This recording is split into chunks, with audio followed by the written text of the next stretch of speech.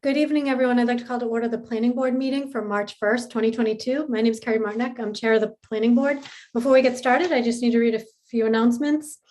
This open meeting of the Planning Board is being conducted remotely, consistent with Governor Baker's executive order of June 16th, 2021, an act relative to extending certain COVID-19 measures adopted during the state of emergency.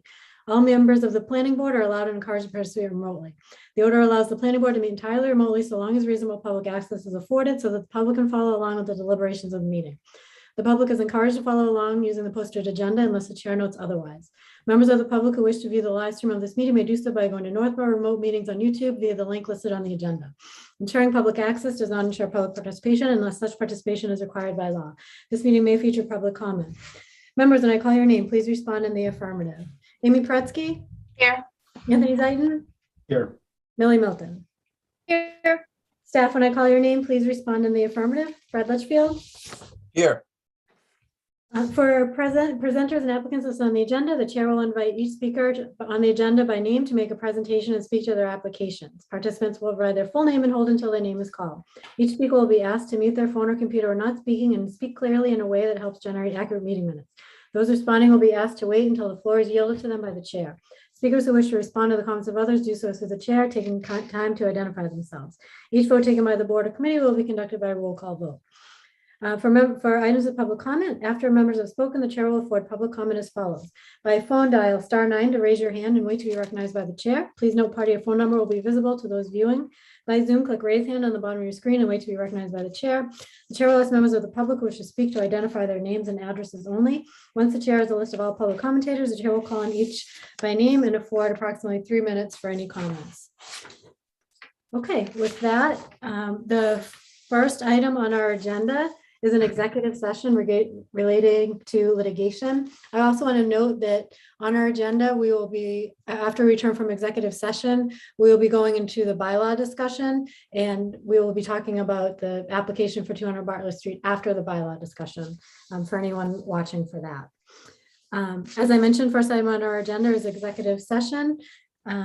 This is executive session pursuant to MGL Chapter 30A, Section 21, Subsection 3, litigation regarding pending land use litigation. The Gutierrez Company versus Northborough Planning Board, Land Court Case Number 21, MISC 000046. The Gutierrez Company versus Northborough Planning Board, Land Court Case Number 21, MISC 00380. Isomedics Operation, doing business as Staris AST versus Northborough Planning Board, Land Court Case Number 21, MISC 000436. And Abu Construction and KA Realty versus Town of Northborough and Northborough Planning Board, Worcester Superior Court Civil Action Number 1985 CV 00178. This is due to the chair's determination that an open meeting may have a detrimental effect on the litigating position of the planning board and or the town. Is there a motion to move into executive session under Chapter 38, Section 21A3 for the purposes just declared and return to open session at the conclusion of the executive session? So moved. Second? Second. Okay, great. All in favor, Amy? Aye. Anthony? Aye. Millie? Aye. And Carrie's an aye. The planning board will move into executive session. Thank you.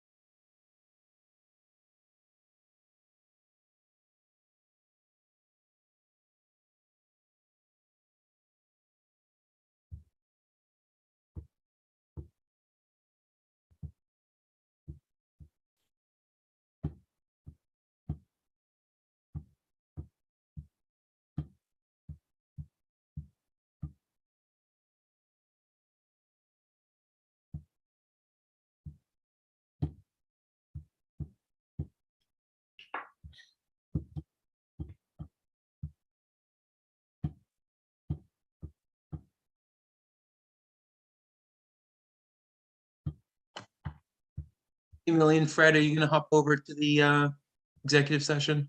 I'm trying to, oh, there it is. Okay, sorry. I Oh, couldn't okay, figure out how to leave. great, not a problem.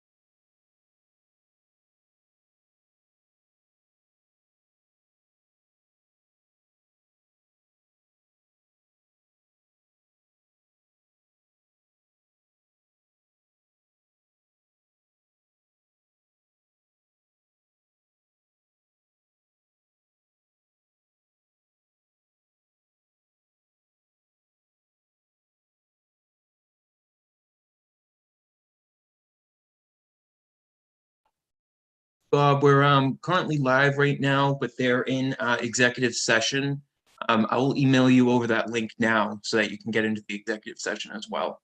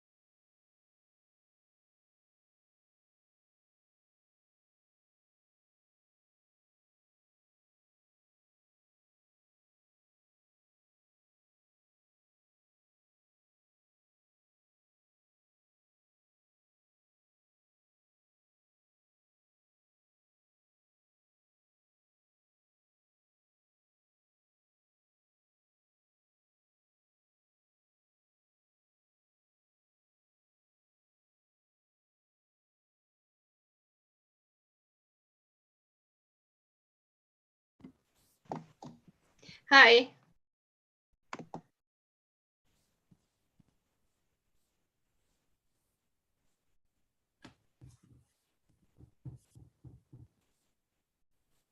Just waiting for everyone to return. Can you hear me? Yep. Okay. Paula, we're going to move you out. We're going to start with the bylaws first, and then we're going to get to 200 Bartlett. Oops, looks like she moved out. Okay, we have 4 over here. Jim, are we set to continue on? Yep, you're all set, and I just made you co-host as well. Okay, great. Thank you. Okay, good evening again. The planning board has returned from executive session and will resume the public portion of our meeting. At this time, the next item on our agenda is to discuss the proposed zoning bylaw amendments for 2022 annual town meeting. We're waiting for our town council to join us for questions. While we're waiting, I'm going to pull up the questions that were sent so we can get through them.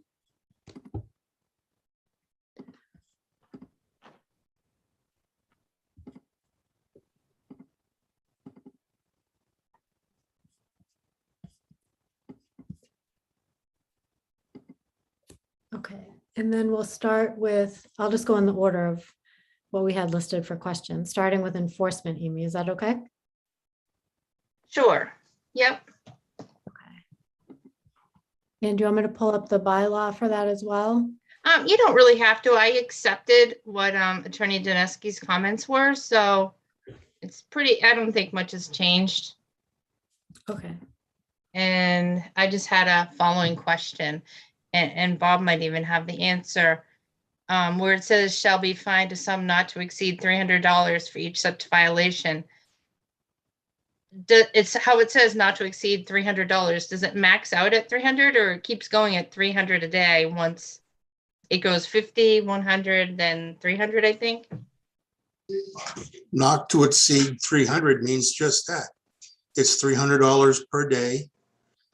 And each day for each violation after it reaches that level. So the most you can give a fine on any given day for any given violation is the $300. Okay, but if it was 5 days and it's 1,500. Well, the first day is 50, the second day is 100, Yep. the third day is 300, the fourth day is 300, and every other day after that is 300 a day. Okay, that's what that was that question. So Attorney Dineski doesn't even have to answer. I just, where it said not max out at 3, I didn't know if it maxed out at 300 total or if it kept accumulating. It was just a general question I had out of curiosity. Now, it's pretty explicit that says each day a new violation. Okay. So it's $300 per day, every day, until it's resolved. okay, great. So Attorney Dineski, welcome. What I think may be easiest, and tell me if you have an easier way, was just to go in order of the questions that were sent to you regarding the bylaws. Does that work as well? Sure, that's fine. Okay. Okay, so the first one we had was for enforcement. And Amy, is there anything you wanted to add for question number 1 or? No, because I just asked Mr. Federico.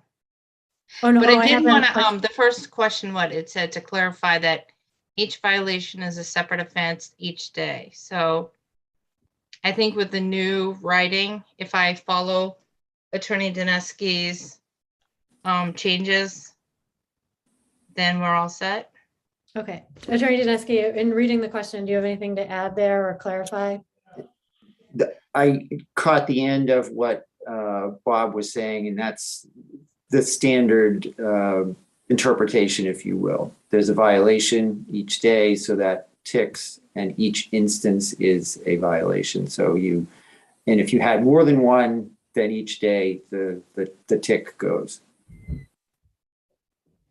So if there were 3 on one site, that would be, if you had hit your max of 300, if there were 3 violations on one site, it would be $900 a day? Yes, if you proceed under the criminal enforcement method. And the $300 is based on the fact that in the general laws, that's the maximum per diem penalty for most bylaws, but it is the maximum for zoning. Yep. Okay, I just was looking for clarification. I had a quick question, Carrie. Since you have this public meeting, you might want to pull up the questions so the public can actually read along with you on the questions that you have for the attorney. It's just in a planning board email, so I don't think I'll do that. It's not actually very clear on what it goes to. It's just random sentences pulled out of the bylaw. What may be helpful is to actually see the bylaw, so let me pull that up.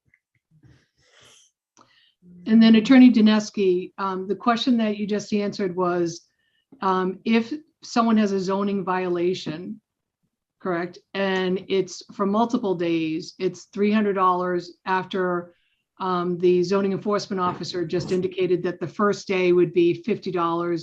Was that correct, Bob? The second day, 100, the third day, 300, and then the fourth, fifth, all the way down, even if it took 30 days, would be $300 each day thereafter.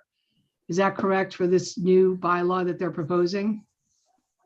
Or does it max out at a certain amount? The progressive numbers, if you will, are based on using the non-criminal enforcement method. And so, as you said, for a first, a second, a third, and subsequent, there are different dollar amounts. And maybe the unusual thing is that until the legislature enacted the non-criminal disposition statute, all bylaw enforcement for penalties had to be by way of a criminal complaint. And so the bylaws in most communities would provide for a maximum amount, and the court would be the one that would determine what the amount would be if a person were found, quote unquote, guilty of the violation. The non-criminal method allows for a ticket process, if you will, and a preset violation penalty, the same, for instance, as with a parking ticket. Mhm. So once, Go ahead. yeah, once you've gotten up to the third and above, that's where the increasing of the amounts stops, because at this provision with 300, you can't go higher for a penalty amount. Okay. Can everybody see penalty for violation? I just want to make sure I'm showing the right thing. Yes. Okay, thanks.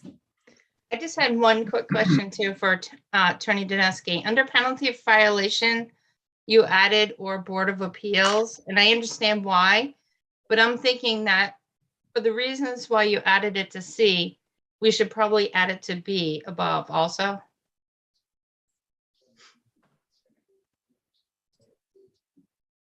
Because it says special permit granting authority, but you added it below to C because the zoning Board of Appeals is not only the special permit granting authority, but they're also allow variances. So for that reason, Attorney Dineski mentioned adding or Board of Appeals. So that was the only change I was going to make if he agrees with that, with B adding or Board of Appeals on the second line at the end there. And what I think we may want to do is just revise that slightly, because the Board of Appeals could be issuing different kinds of decisions, not necessarily a permit, but the concept is understood. So I can provide language that references approvals, or I'll use maybe even more specific language, permit, variance, et cetera, so that you're capturing whatever zoning authorization that may have conditions applicable to any property. Okay, so you're talking right in here? Yes, in those first two lines. Okay. Yeah, Bob, did you have a question? Yeah, I got a quick question for Attorney Dineski. Way back in the beginning of the zoning bylaws, it talks about duties of the zoning Board of Appeals. And one of the things that is a line item is to hear in a judge any appeal of any decision, enforcement, or other action by the building inspector or the zoning enforcement officer. doesn't that cover all this other stuff that, was added, in terms of the zoning Board of Appeals for this section in enforcement? Isn't that already covered further up in the, further upstream in the zoning code? The authority of the board and any decision that it makes, one can make the argument that those decisions become part of the zoning, quote unquote, applicable to a particular property. I think the language here is probably just making that more explicit. So to the extent that we've referenced Board of Appeals below, it probably makes sense to do it in this instance too. It's sort of a belt and suspenders approach, I think. Okay. Thank you. Okay, anything else on this one here? Okay. Attorney Dineski, I have one question, actually. Yes?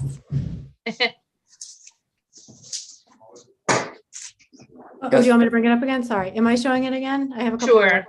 Okay. D on the bottom, you mentioned that, is that what happens anyways? Like, I did see that was added in other towns, but if that paragraph wasn't there, is this what happens anyways? Like, does that paragraph need to be there? I guess is what I'm asking.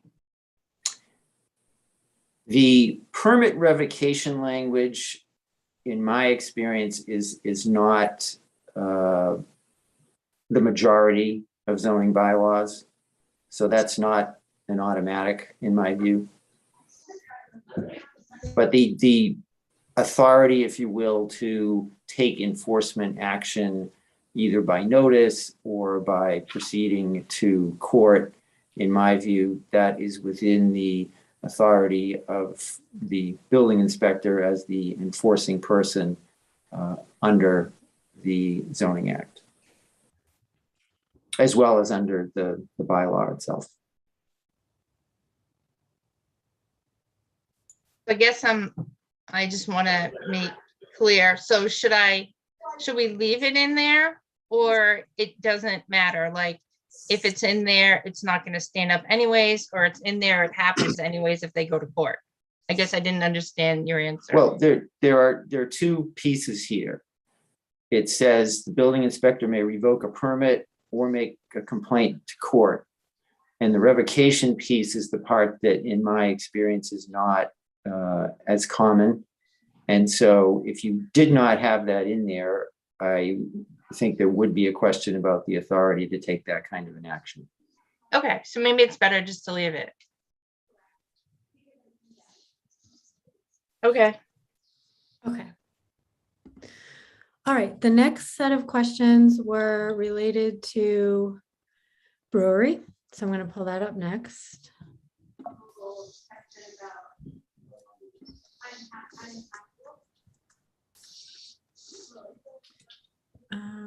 Okay, hold on one second. I think this is it. Okay, does this look like brewery? Can everybody see brewery? Hospitality and food service, yep. I guess what I did was I did accept all of Attorney Dineski's recommendations, and I just had a general question for him because he wanted me to change the to at with the section that just talks about retail and wholesale distribution. This right here. I'm reading my question, so I don't have, I blocked that. With limited distribution at retail or wholesale.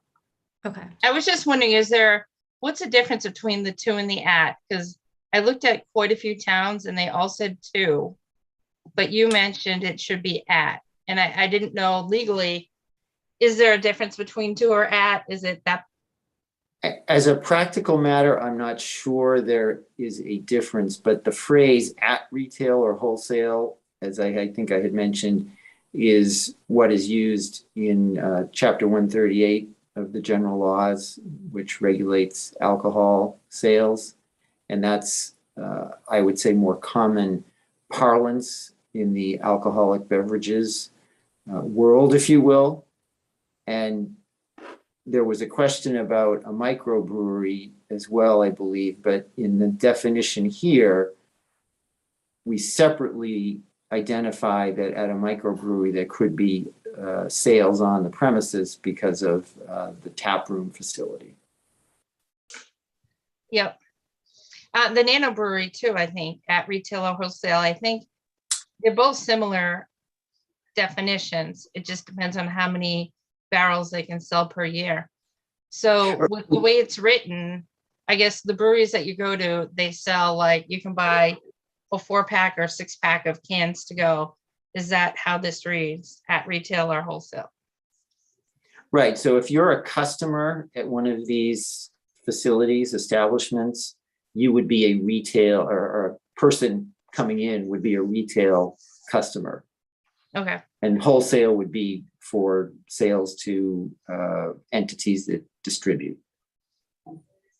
Okay. Well, I guess they sell them straight to like a liquor store, which is why they go for the farmer's brewery license. They actually cut out the distribution middleman. I just want to make sure it's written. I don't see that we're not capturing what we would want with Okay. the phrase at. Now, what we could do, again, belt and suspenders, we could say at or to, which I think would be fine. Okay. I just didn't know if it's overkill though, at or to. Bob, since you're the one, do you that would be enforcing it? Does at or to, does it either one? I tend to like the continuity that Attorney Dineski stated. You know, we're talking alcohol here, Yep. and if the state already has a kind of an accepted language formula, if you will, I think it's appropriate that it stays the course. Okay. So we'll just leave it at. I don't know. I don't know how everybody else feels. I think at or to might be getting too into the weeds. I don't know. What does anybody else feel? I mean, I'm I not do clear think on- there is a distinction, but I don't know if it makes a difference. Do you know what the distinction would be? Like, I know Well- they, sorry. I guess in my interpretation, I could be wrong, but if you are selling at a retail location, you are actually doing the selling, like at a Right. farmer's market. Whereas if you're selling to a retail location, you might be selling it to another restaurant that is then selling it. Mhm. I guess most of them, at least the ones I've been, they sell them at the brewery themselves, but they can also sell it to a place like Julio's Liquors. Exactly.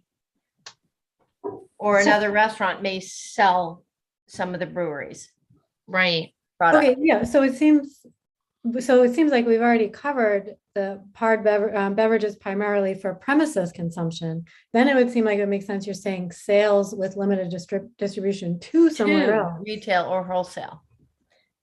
So if you said at or to, I think you're covering two different entities. The phrase at retail or the phrase at wholesale, as it's used in Chapter 138, would be selling in a retail capacity, meaning using the example that we had before of someone who comes to this establishment and buys a case or a bottle or something, or selling it for someone who is engaged in the wholesale business.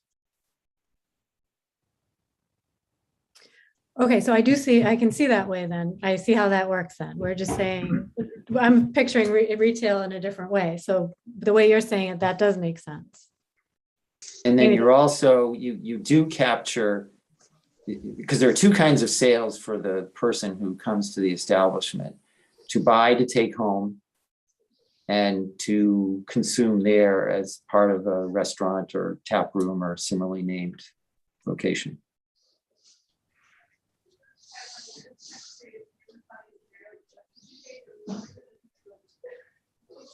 Okay, well, if anyone else, I mean, to Amy's point, anyone else feel, Millie, does that change the way you view it, or do you still view it as two, or?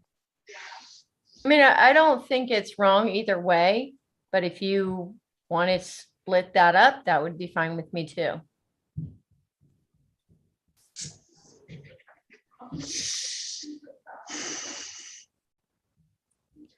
Okay, well, we can always come back to that as a board.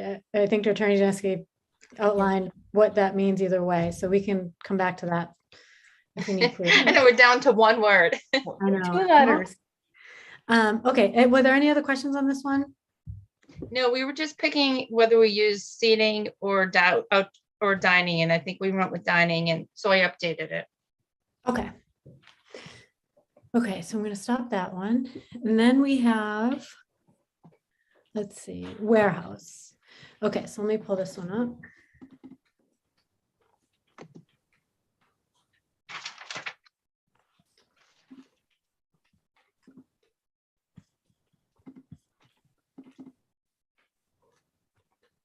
Oops.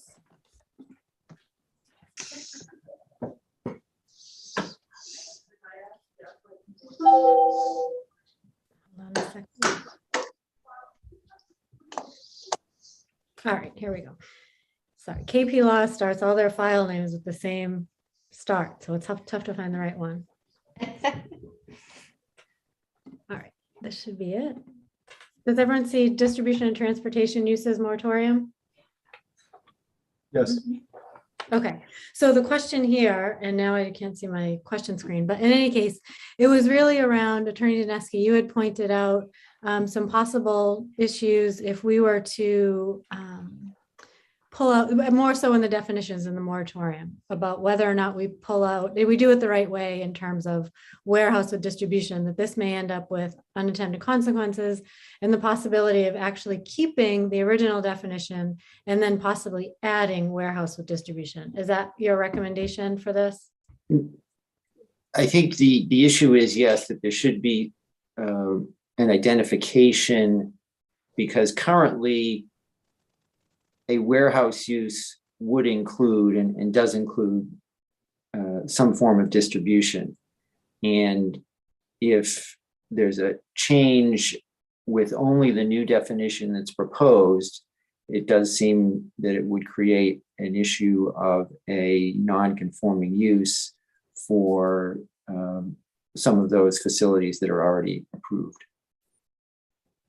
Okay, so Because in you're that- saying it's only, go ahead, sorry. No, go ahead.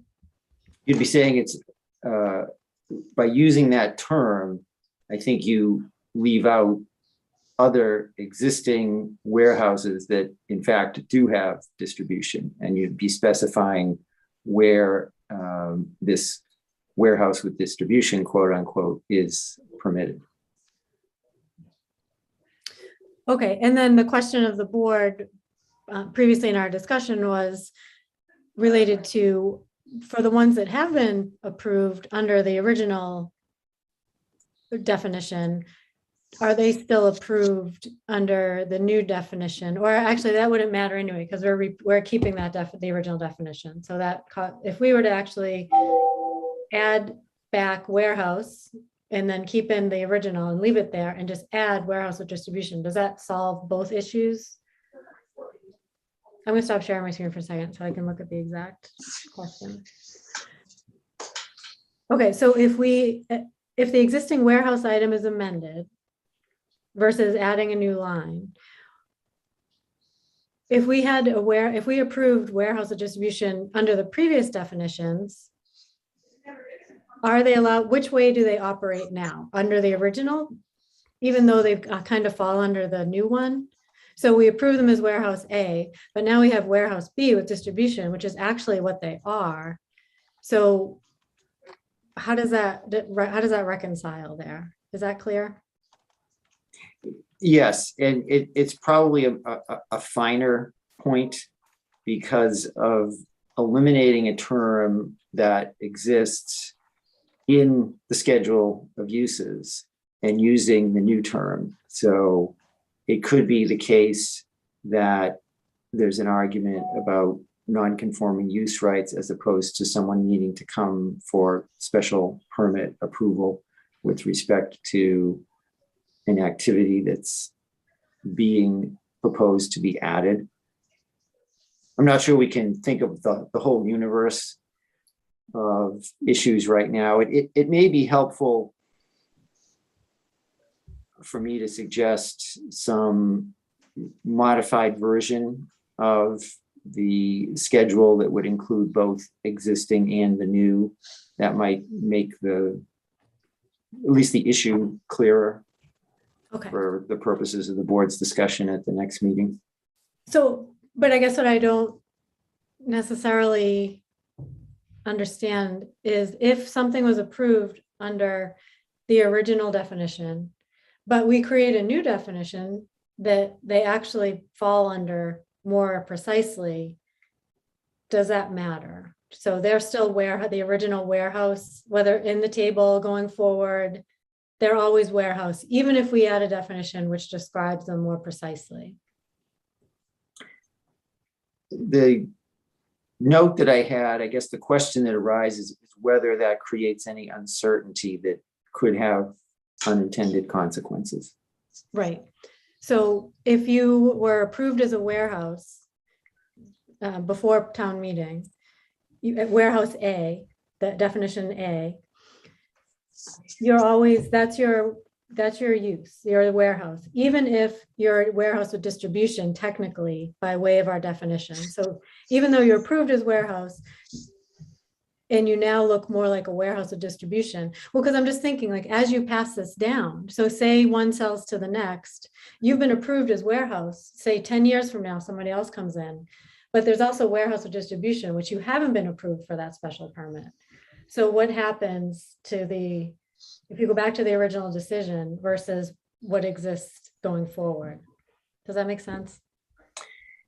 If you were approved prior to this amendment taking effect, the activities there are going to include the storing part, the warehousing part, excuse me, as well as a distribution function, because that's what's happening. And the state of the bylaw then and what your approval was would give you those rights. It's conceivable that if you were looking to make a change or an expansion and the amendment that's proposed only changes that definition and doesn't keep the existing one, that there's a non-conformity there that might give you greater right to do that expansion Right. without having to come for zoning approval.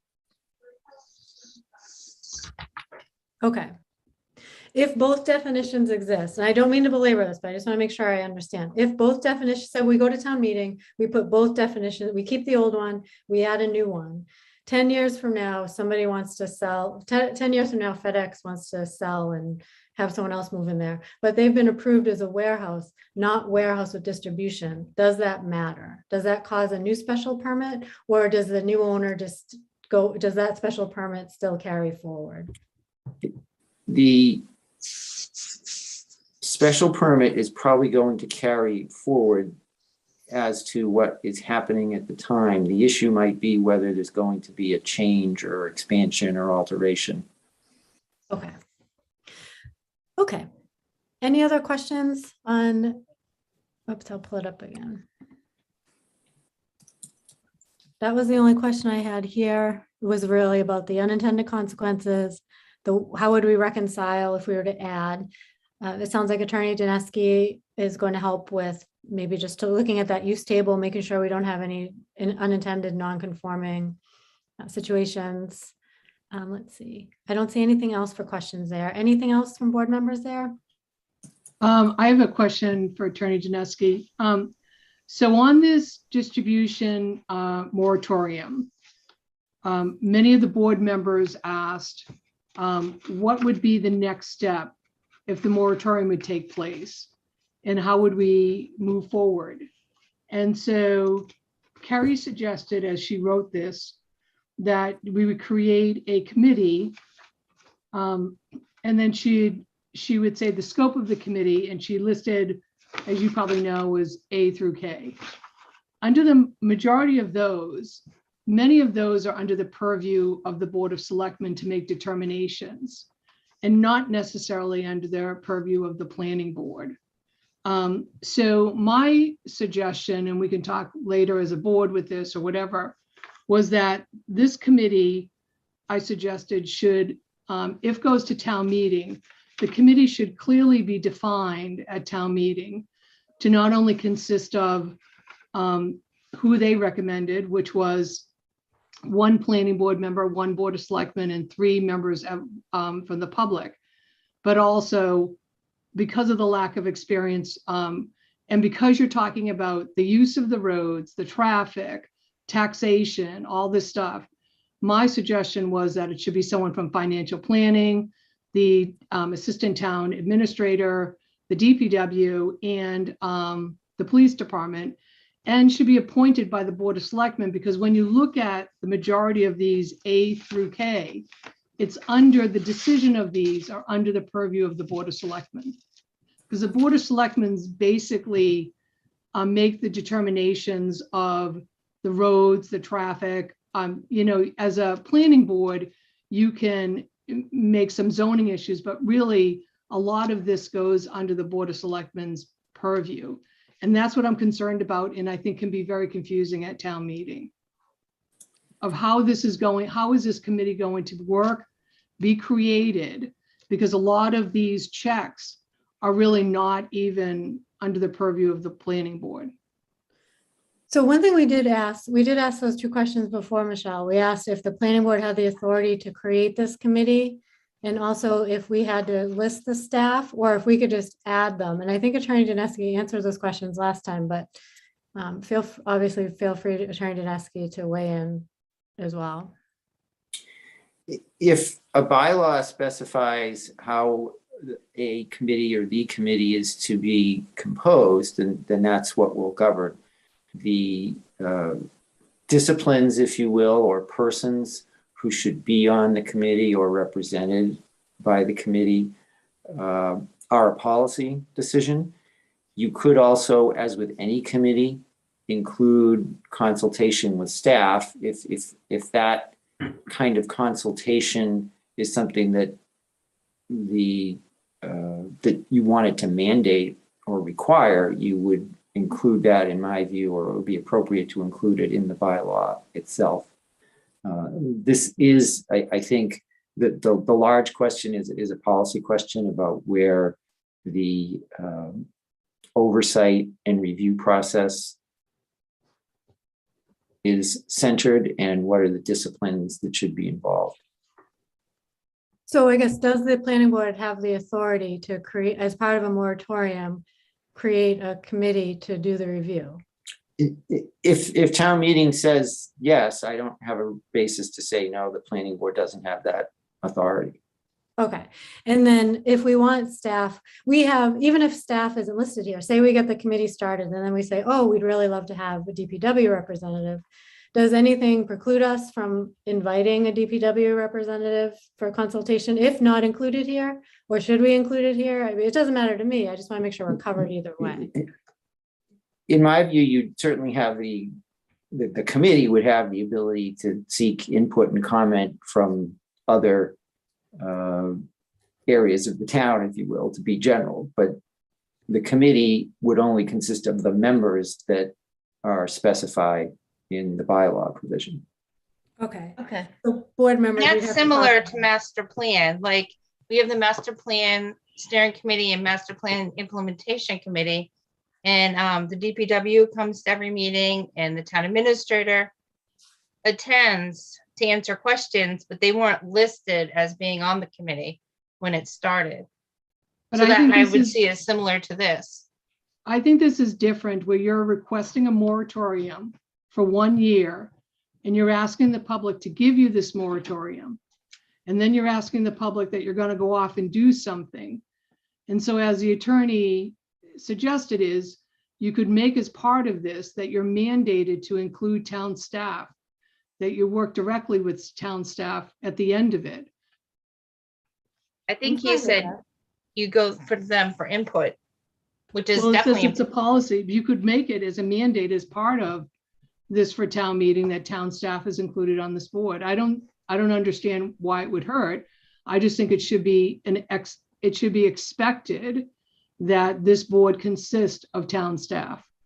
Because you're asking for a moratorium, you're asking for something, and the town residents would like to know what you're going to do and who's going to be on the staff, other than 2 board members and 3 residents. Well, I would just wonder then, do we have the authority to commit town staff to it? Right. Versus like, maybe we put something that allows for the input. I certainly would welcome the involvement. I just don't, we hear that a lot about staff being strapped. Do we have the authority to commit them to a committee? I'm not sure we do. So I guess Attorney Dineski, is it enough to just put something about input from staff, or how do we get around? I don't assume we have authority to commit town staff. The question here is really whether you have authority with a bylaw provision or without it. And when there is a provision that says a committee shall exist and these are the members, unless there's some independent basis for a position or a person to somehow be ineligible or disqualified, I think that the bylaw would authorize the designation. In other words, if town meeting approves of a committee to consist of X, Y, and Z representatives, then that's the authority that's been voted. Now, I suppose it's conceivable that for whatever reason, someone might not be able to serve, but I think as a general proposition, when you're providing for the appointment of a committee and you specify the members and town meeting approves it, then that would be the rule that you'll be following. Okay, well, I guess maybe then a question for staff on the call. So Fred and Bob, I think we at least have here, I can't see everybody. If you were listed here on a committee, how would that be okay with you? Or would you prefer like more of a loosely translated commitment? Or what do you think based on staff general operation makes sense for this? I can speak for myself. It doesn't matter to me. I'm here as a liaison to the board either way, and will participate in as ever how much you need me. I think that sometimes when a board's trying to create a committee, they may specify certain people and then add and or their designee, so that if in the case of, say for myself, if you stipulate the DPW director and or his designee, if he's too busy, he sends me, or the town administrator may send the assistant town administrator. Okay. But it really comes down to a question of, do you want staff to be on the committee or just there as a resource? Okay, so that's good clarification. So why don't, it sounds like in terms of Attorney Dineski's time, we have our answer there. So as a board, we just need to further discuss, unless do we have other questions on that one? So the other moratorium that we did was that for duplexes? That was before I was there. Did they specify town staff on that one as well? Or was that left not We specific didn't to any committee? create a committee. The planning Okay. board just did it. Okay, But yeah, no. And just like master plan, there was no staff committed. And it started with Kathy, and then John Kadir came in. And so I do think it would be important to say and or they're a designee, because we could appoint a staff person who says, well, no, I'm not the right person. I don't want to be on there. So we don't want to lock someone in. right. I agree. Okay. Okay. Okay. Any other questions here? Oh, Bob. Just kind of to echo what Fred said, I'm here to help whenever I can. And, I already, attend meetings with other committees, although I'm not a member of that committee. I think to be named as part of a committee, that would probably have to, I would think, go through John Kadir, because my employment and my reporting authority is to John and nobody else. So I would think that, if from my perspective, and just my opinion, that if I was to be named to a committee, I would think John, as my supervisor for employment, would have to clear it.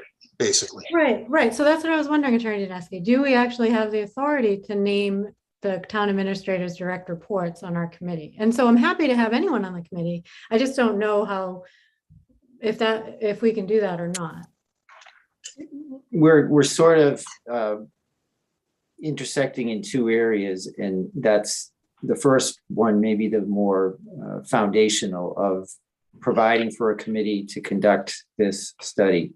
The point that Bob makes goes more to conditions of employment, to use a general term. So one thing that certainly would be a basis for discussion is maybe some internal communication about how there would be a preferred way of approaching this. Okay. Whether by name, by position, or excuse me, you wouldn't use name, but by position or some other board designee type phrase, so that there's not a conflict, though not intended, but a conflict nevertheless that might be in the realm of employment. Got it. Okay. And So that makes I sense. actually, if I could just mention, agree with that on the designee, because if you want someone who specifically understands the traffic implications and you want the police chief, but he's not available, then he could send someone from the police department, likewise from the DPW. If Bob Federico is not available, maybe he could designate Fred Litchfield to go it. The point is to get experienced people on this committee, because that's the expectation at town meeting, that you're creating a committee. As Millie even asked, what are you going to do in the committee? Who's on the committee, and what are you going to deliver in a year? Yeah. No, I think that makes sense. That's great. Anything else here? Okay. Last, we have questions about signs. So let's see. And then Michelle, I know you submitted some additional questions for that. So I'm just going to pull it up to start.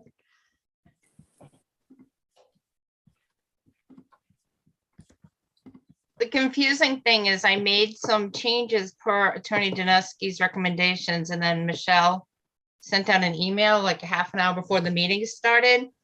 So I haven't gotten a chance to read Michelle's, but some of them might conflict with changes that have already been made, because she wasn't at the last meeting, and then she didn't send the changes, early enough to incorporate them.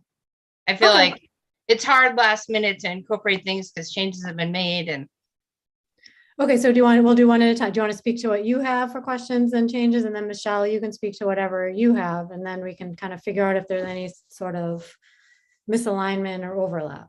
Yeah, Yeah, I it's sent already- it sooner than a half an hour, but rather, whatever. You're right, I sent it this afternoon. yeah, it was Okay, about an I'll hour. give half an hour. I'll give my input as we walk along.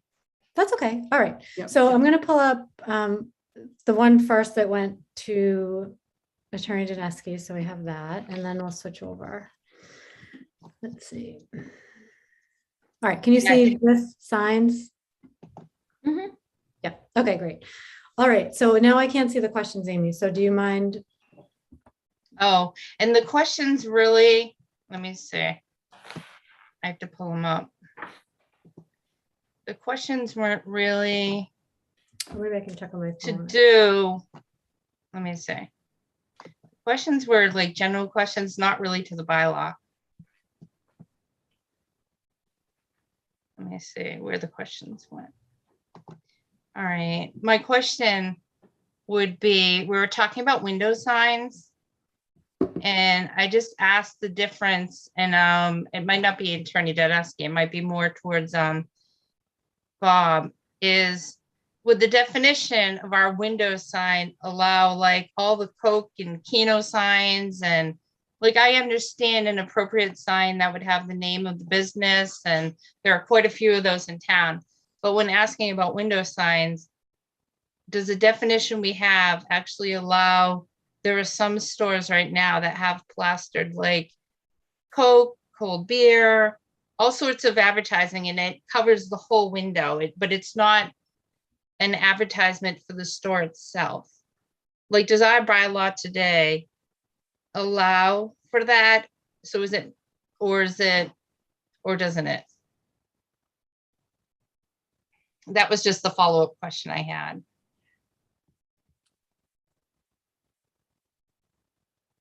Or are you just supposed to be advertising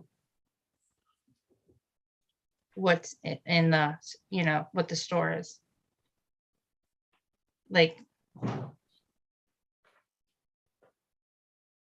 but it doesn't have to do with the bylaw. And I don't know, well, it has to do with the current bylaw, but it doesn't have to do with any changes in the bylaw.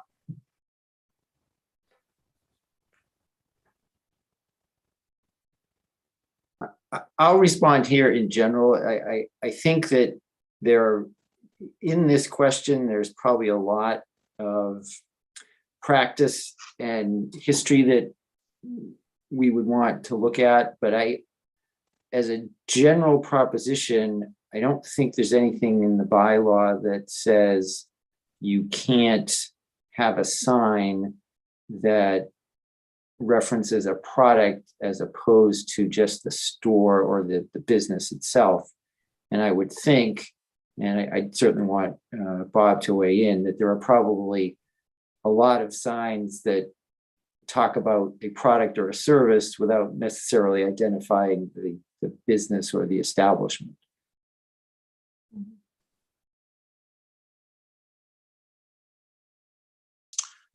I have to agree with Attorney Janeski. And, you know, if you look at it's crossed out 35, it's now 39 window sign. Basically the last line, it's talk about, you know, things that are on the glass visible from the outside, but it doesn't include any part of a customary window display of merchandise or other product. So if you've got, you know, bottles of wine or a candle display or, you know, a bunch of different dog foods lined up in bags on this windowsill, I don't think that it comes into play. You know, there are a lot of stores that have, you know, posters and stuff plastered in the windows. To be honest with you, I've never received a complaint about any of it until recently, and I think it's an individual who's targeting businesses. But because it is a complaint, I will be looking into it in time. But I think it's a very gray area in terms of, you know, how do you handle it? You know, if somebody comes in and they've got a bunch of posters in the window and this passes with a change, and, you know, how do I know what are they changing out? You know, the Bud Light guy comes, puts a poster in the window. The package store owner certainly has no idea that there's a sign violation. I don't frequent those stores here in town, so unless it's pointed out to me, I'm likely to not notice it.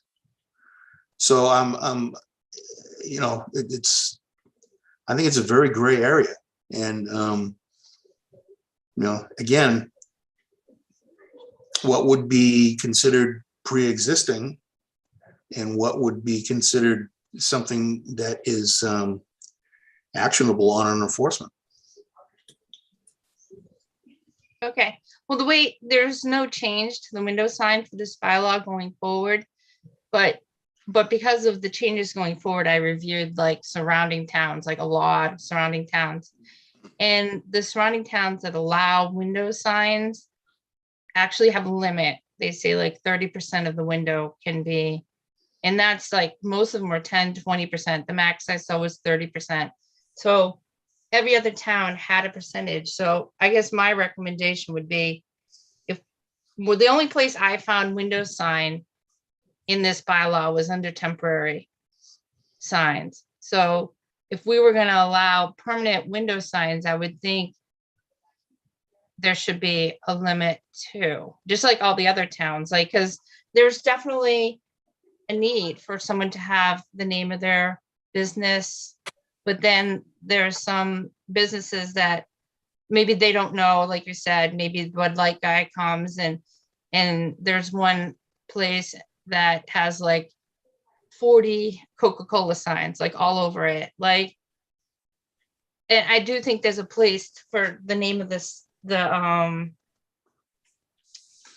business, but when we're talking about downtown revitalization and the look of our downtown, there's also comes into play if there's too many like signs where it becomes sign blight.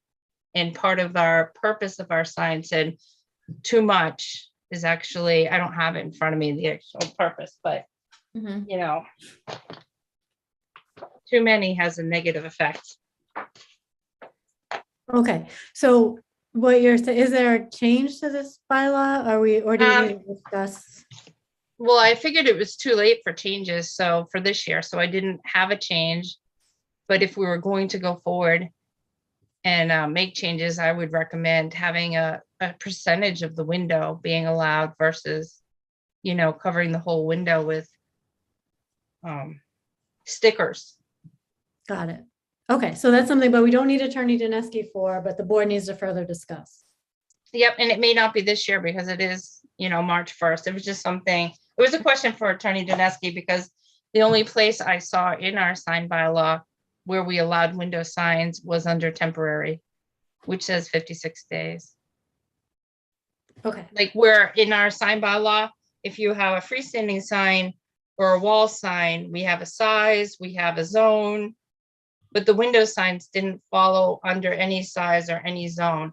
So I thought going forward, if we don't have time this year, that next year there definitely should be a sign in a zone if we do want to allow it other than being temporary. okay. But other than that, I didn't go through it bit by bit. I made the changes that Attorney Dineski recommended, Okay, but that was And- before Michelle's came in. okay, so that's okay. Before And- we switch over, Hey, It's- Carrie, yeah, with regards to Attorney Janeski, he doesn't even have to go through my changes. This has nothing to do with legal. This has to do with one board member's, whether my view on it. This is not, I'm not asking for legal counsel to weigh in on it. oh, I'm okay, just- I didn't know if you had additional questions. No, I didn't. These were Amy's questions for legal counsel on the sign bylaw. Okay, so I guess we don't need to go for Michelle's Attorney Dineski, but there was one more question for, or unless Amy, you don't have this question anymore, about it sounds like there's no automatic approval of a sign if the building permit isn't approved in 30 days. Do you still have this question, Amy? Well, I think Attorney Dineski answered it. He did say that there was no 30-day automatic approval of a sign. And then I just asked them a general question, is a wall sign considered a structure and needs a permit, or just freestanding signs on the ground are the ones that need permits? I guess that was my, The building permit question, I would defer to Bob, but at a minimum, I would think we'd be talking about a structure before you need a building permit for a sign. Mhm.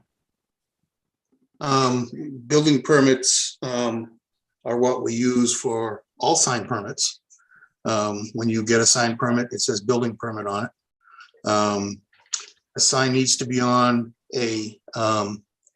some sort of a substrate that can be removed from this wall surface. It cannot be applied directly to the wall, like painted on brick or something like that. So it has to be on some sort of a suitable surface. In terms of the 30 days, I follow what is required in the building code. Once a successful and complete application is submitted to us, we have 30 days to either issue the permit or deny it in writing with specific reasons. And that's how we handle it. It's rare that our permit wait times go over 30 days. Most of the time, the sign permits go out a lot sooner than that because it's in the grand scheme of things, in terms of reviews, it's kind of low hanging fruit. And it's a fairly simple permit to get out the door. So if I've got an extra 15 to 20 minutes, I can knock out maybe one, or if we're really lucky, 2 permits for a sign. So, I follow the state guidelines, for the 30-day.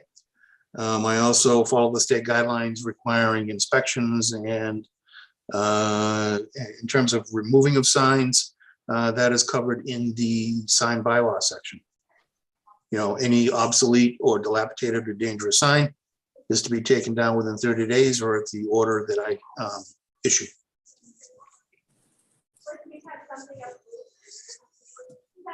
Okay, anything else on that part of it? Also with this regards to the sign bylaw, there's a question in there that you have no use variances would be allowed. And if you guys are going to town meeting, eliminating the use variances, and you're going to ask legal counsel about that. Did he answer the question? Yes, it looks like, You mentioned it was okay to leave in that area the no use variance, and that would apply to the signs. And that was a question I had for later for our board, because there were a couple where I individually listed no use variance, but Attorney Dineski said in the section where it says no use variance overall was okay to leave it there. okay. It was the way I read the answer. Yeah, it's really sort of the issue of, again, belt and suspenders. You can have a general provision, but you may also have it for emphasis in a particular section. Okay, and then Michelle, I didn't get to see your changes before, so just looking at them now, I just want to quickly ask a few questions with Attorney Dineski, just based on, you indicate discrimination, so I just want to make sure we're not running into any problems here. Well, I can start off right away and I can help to understand the process. When the last time the planning board had a major change to their sign bylaw that was as significant as this, what the planning board did was they went out to their business community and asked feedback on how this would impact them economically, how they did their businesses, how would it financially impact them from an economic standpoint, from the design of their signage. We did all of that. We had several meetings with the business community, with the Chamber of Commerce, and it wasn't done in such an insular way. And the message from the business community now is that it's going to create a financial hardship, the way it's written as now. So that's why throughout this highlighting in red, I've asked to remove it because I believe that it will create a financial hardship. Okay, to but the just small in terms businesses. of And discrimination. then as far as discrimination, they may feel like they're not allowed to have the signs like Amy was just talking. She wants to eliminate the signs from the windows. They're saying, well, we've always had signs like this on the windows. Why can't we do this? Someone might ask in the case of a flag, they will put a flag out that says it's open for business, but it's a flag. They're going to say, well, this is going to be used against me, that I can no longer have a flag out open for business, right? So a lot of people see these things that are being put forward all the way through as working against their allowing them to do their business. Okay, so in the legal sense of discrimination, Attorney Dineski, I just want to make sure when we're looking at, taking out these, changing what we allow or don't allow for signs, are we in any sort of area of discrimination in that sense, or? I am taking the comments to relate to not technical legal discrimination, but a form of regulation that has a different or greater impact on a particular group. And in this instance, that group would be the business community. Oh, okay. No, but I'm just wondering, like when we talk about national flags, political subdivisions, state, municipal, The- U.S. military.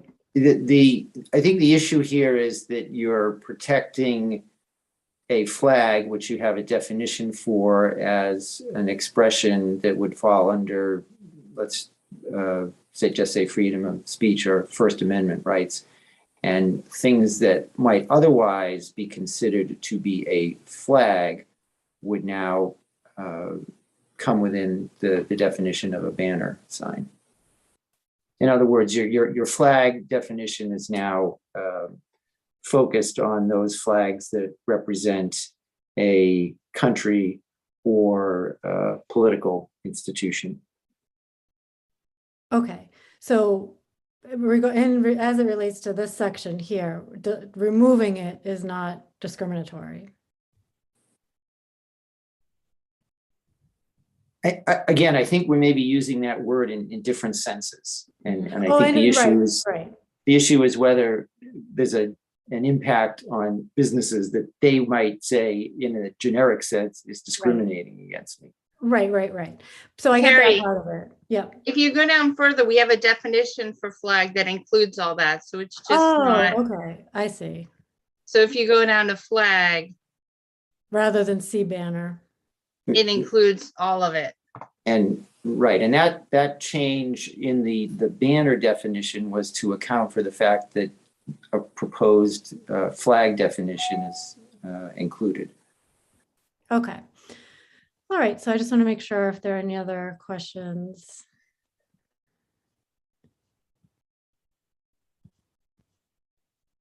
Is that mostly the extent of your comments, Michelle? The same one, or is there something any more specific? Nope, that was it. I did add one more line too, Okay. but I emailed it out, but it's not on Michelle's. Oh, okay. But there was just a section in our bylaws for signs, and it's signs in downtown business, business east, business west, business south. There's a whole section in our site design standards that talks about signs. And because it's in a different part of the bylaw, it gets overlooked. So I just added a line that signs in the downtown business, business east, business west, business south must also follow 709-020 D2. Just so when the person is going through a sign, whether it's Bob or design review, they know, oh, there's that section too that we're supposed to be following. It's not just the sign bylaw. We actually have a specific area for signs under site design. Okay, so there are no related questions to that. I think that's- No questions for Mr. Attorney Dineski. Okay, so then as a board, we need to get back to a couple of items that don't include any sort of legal counsel. Unless there's anything else to ask Attorney Dineski, we can let him go. Anything else? Okay. Attorney Dineski, thank you for joining us. You're welcome to stay, but I'm sure you want to wrap up your evening. You're welcome. Thank you. Thank Okay, you. bye. Thank you. Thanks. Okay, so why don't we get back to a couple of things that we wanted to get to that we don't need counsel on, but we do need to resolve as a board. So do you want to start backwards? We'll start with signs, or do you want to go back to the beginning, starting with the brewery? The brewery is probably easier, so why don't we go back? So we talked about whether or not we go with at or to, and do you want me to pull that back up? If you want to. I guess we just have to decide at or to. And or both. All right, well, if I don't have to pull it back up, are there any thoughts on that? Any general thoughts on which way to go?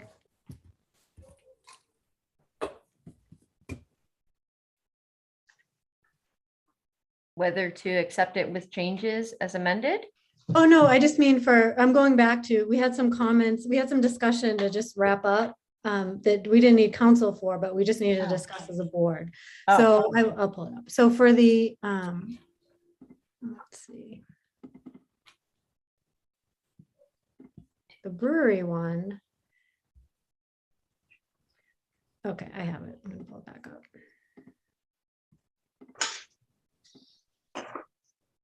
Okay, so for the brewery one, we had this question, and I think it might be in two different places. So we did do we want to do at, what do we mean to say, at or to?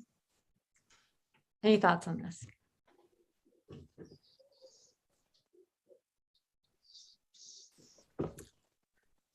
I think it's fine either way, at or to, or at Yeah, and I to. do too. But if I think either way. If Attorney Dineski liked at and Bob likes at, then maybe we'll just leave it And at. add it is. At it is. I agree, follow legal counsel. Okay. So that was let's see. Then we had, okay, let's get to next one. We had nothing else for enforcement. Attorney Janeski is adding some language to Part B. Then we have the moratorium. So actually, Michelle, I didn't see you had a document for that as well. I didn't catch it till right now. So let's see. It's actually the language I just discussed with Attorney Dineski for the board to consider. Yeah, all right, so I'm gonna pull it's that up. just- Again, I think Millie asked the question too, and I think the public will ask the question, if you're gonna ask for a moratorium, what are you gonna go off? Who's gonna be part of that committee? What is a commitment? And obviously, you're probably gonna come back with wanting some zoning changes, so you'd probably ask them to come back no later than October so that you could plan for it for a town meeting in 2023. So I think that composition of your committee you need to work on. Okay, so I don't agree that it should be appointed by the Board of Selectmen. I don't know how other board members feel. I like the idea of putting some sort of component about coming back to town meeting. And I don't mind including the staff. I think there was a good idea to put or their designee. But I don't know if other board members have thoughts on, it looks like a couple different changes here. I like the original bylaw, but if you want to add a staff person or their designee, that's fine too. I just assumed we would reach out, if it's me or whoever's on the planning board, would reach out to staff just like they do in the master plan. And I'm sure staff, would want to be, and it might be different people. It might be the DPW 1 month, and it might be the town engineer the next month. It might be the building inspector the third month, I think it's implied that whoever's on the committee will definitely have to get input from staff. But I think when it's designated, it's going to make it tricky. Just like the master plan, like they didn't pick a staff person and it has swapped around. So I disagree. We're going back to when you look at Kerry's A through K, you're looking for expert advice, and that's why you should have someone from your police department who understands the traffic, someone from your DPW who understands the limitations of what you can and cannot allow on the roads, someone from your financial planning committee, and your assistant town manager. I don't understand why you would push back and not ask for them to be on it. None of them have said that they're too busy that they can't be on it. And you're certainly only talking about what, June through October to meet and then give some direction for the zoning board. Could be direction to the Board of Selectmen for them to do things, but I don't understand why you'd want to push back and not allow that if you want to be open and inclusive on this. Oh, I definitely don't. I definitely don't want to push back. I definitely think staff should be involved. I just think it's going to be hard to pick just one, and I don't think you should name all of You don't have to pick them. one, you pick 4 and you put it down, and I'm sure they can manage their own schedules, Amy. Okay, well, it sounds like a couple of things we have to do. Either way, we would have to maybe regroup internally over our, talking to the town administrator about if we are to put staff members, what does that look like from his perspective? Can we do that, or get some insight there? I think we need, to Bob's earlier point. The only thing I would say is if we do put a whole bunch and it's actually just intended to be rotating, we just want to be careful to not run into any sort of quorum problems, because if it's a 9-member committee, it obviously changes the number that have to attend. And if 4 or 3 of them can't come or don't come or whatever the case, we just want to make sure we can still do business. So that's one thought there. I wonder if you can just write one appropriate staff member or their designee, for whichever meeting it is. Like, I don't know. I mean, I think that makes sense to have staff members designated, not specifically, but appropriate staff members. I don't know that, certainly at times the financial planning would want to be on some of these, but I don't know that they would want to, be on one that is really just for site plan and review or approval process. It just depends on really what's being focused on for that meeting. Right. And do we want, so we're saying may include, and these are the ones that we've opted to include. If we feel like something is just way out of purview, or I mean, really, it's just about finding the recommendations. It's not like this group has authority to take action on these items. If there's any, on the Right. flip side, though, if there's anything here that is just way off, does anybody see, looking at A through K, something that may not belong on this committee or just unrealistic? I guess I am curious as to what the K has impact with on a moratorium. Yeah, that would just be future looking. So what's coming down, what's the next thing that we need to be thinking about? So we're not just solving today's problem, we're Mhm. projecting what may be tomorrow's problem. And I don't know to what extent we have expertise there, but Mhm. you know, we obviously, we also have our LPA hours with CMRPC. So if there was something on here that we really just didn't have, whether committee members, staff, or whatever have that expertise, maybe that's something we could allocate some time to. What are other towns seeing anything, or preparing in any specific way that we should prepare as well?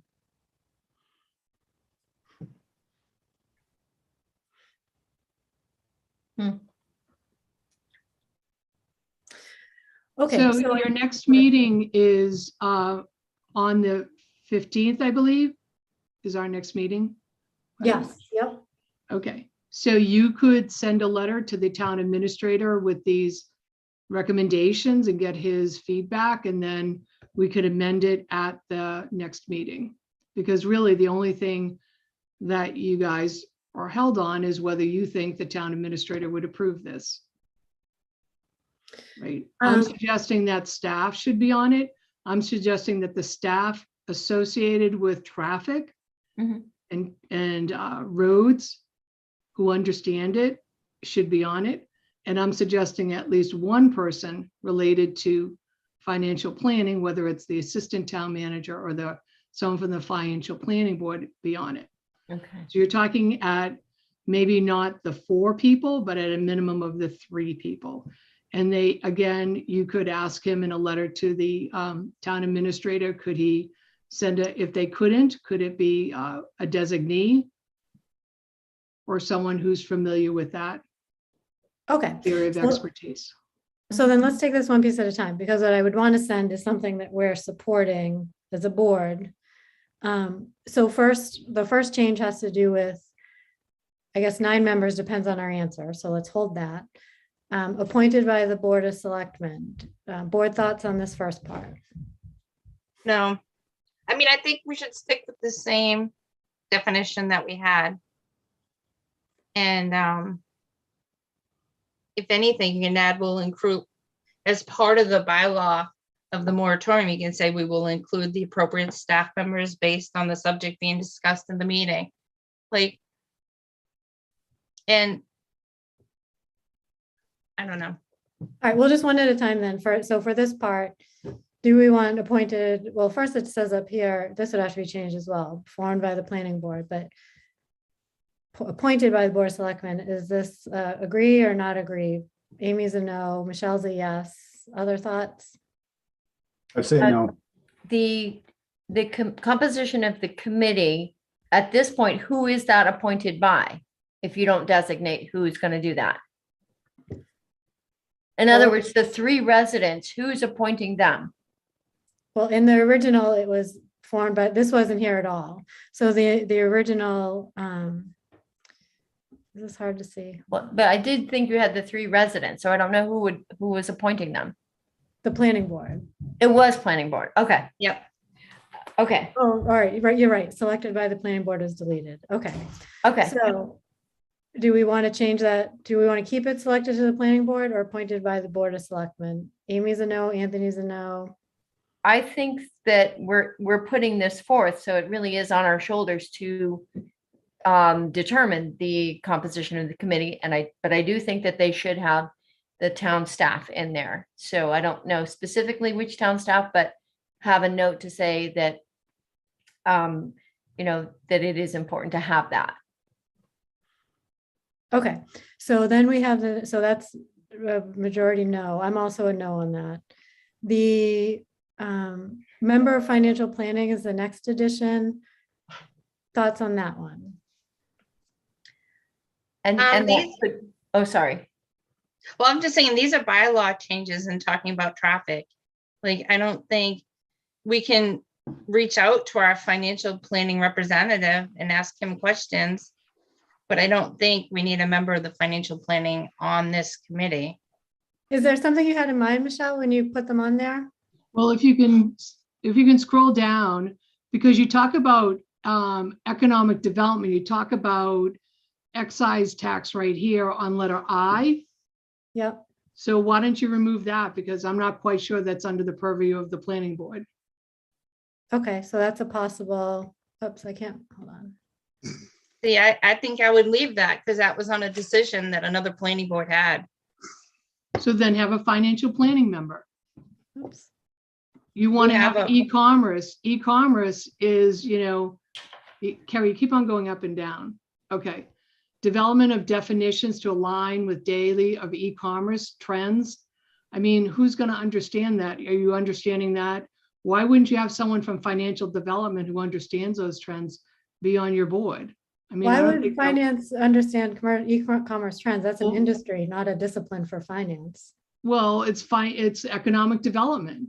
Or That's not a if you don't finance have them, discipline, how do you though. know? Do you guys know anything about financial trends with e-commerce?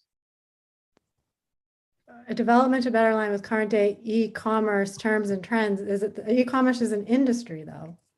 Well, How I'm would they talking, know about it? I'm talking about the financial impact. I mean, your moratorium is going to impact e-commerce and how you're going to do business in Northborough. And so it's in your moratorium is going to reduce e-commerce, reduce distribution centers. How is that going to impact your town? Mhm. Those questions, right? I don't see why not having someone who is from the financial planning on your committee. I don't understand what would be the negative of not having them on the committee. I don't think it's a negative necessarily at all. I was curious to see what your thought process was for that. Because of So- your moratorium, the intent of your moratorium. Okay, so in that spirit, are there thoughts on financial planning? Well, and then that might be one of those letters that you add is, find out what is the impact of this, not just traffic impact, but financial impact of this moratorium. Oh, Somebody and would into this ask that. section. What's that? So you mean in terms of like, if we were to add here, for example, financial impact? I think Attorney Dineski said we could reach out to any staff member for input, and I think adding all these and making a 9-member board is gonna, I don't know.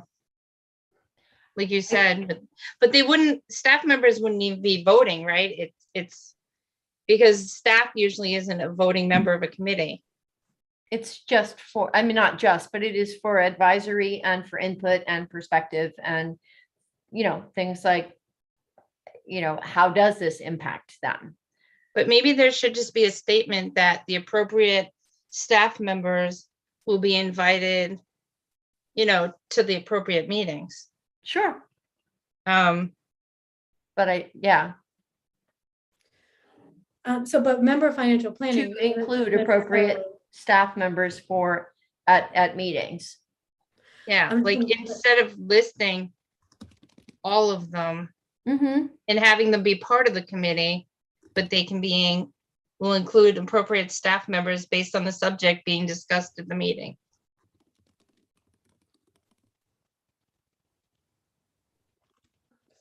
But these staff members are going to advise you and educate the members of this committee on how to move forward. I mean, Carrie's opening comment when she started this was, can we take a break, regroup, and see how we want to bring this industry back to Northborough? Why do you think 2 members plus 3 residents can do it who lack the experience? I guess in my opinion, I always thought the staff members would be included anyways. This committee will sit down and they'll look at this list and say, okay, who do we need to reach out to? And your legal counsel said earlier, it's okay to mandate that they're there. And he also said it's okay to invite them.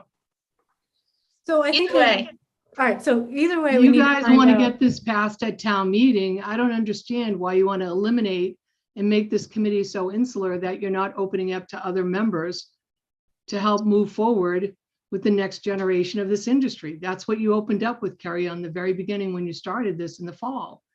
And so these groups, your public safety, your DPW, your financial planning, your assistant town manager are all going to give you guys great input on how to write and make the next generation for e-commerce in town. I don't really understand what the problem is here. The only so- thing I could see that is a challenge is getting all of these members, if they're members and mandated to have the same schedule and schedule the meetings. And I agree that it's only August, September through maybe November, but at the same time, it can be a challenge. So I think if you mandate certain members, then you are then restricted to whether or not they can make it. I do think that maybe having the town administrator, designate the appropriate meeting attendees for that meeting, or the chairperson to designate, might be helpful. Okay, so why don't I at least send a note to the town administrator to figure out what the preference is for handling that, with the understanding that the board in general wants staff involvement, but we're not sure how to phrase it or what are the extent of our authority or ability to say, we want all of these staff members, if that's not really possible for us, or it's going to make it harder. So the spirit is the board wants staff input. How do we do it? So that's one. Yeah, and to Bob's point is he doesn't report to us. He reports to the town administrator. So we Right. can't really mandate people show up to our meeting or a committee without knowing whether or not that's an agreeable option. Okay, and then financial planning, this isn't necessarily staff. This could just be, a member. So I guess that doesn't matter. Do we want financial planning? Are we keeping financial planning? Well, you have a member of the Financial Planning Committee who's a designee to the planning board. That could be that member who you asked to attend. Or it could be someone from the Financial Planning Committee that you ask them to, as Millie said, if that person can't attend, then a designee can attend. Okay. So we have a question about, so financial planning, member from financial planning, board sentiment on this edition. I think if it is going to be one, if board wants it, I do think it should be our representative because we've wanted him to attend some of our meetings and get input back and forth. So it makes sense versus pulling another representative from another board, Sure. but whether they're listed, I don't know. Okay, other thoughts?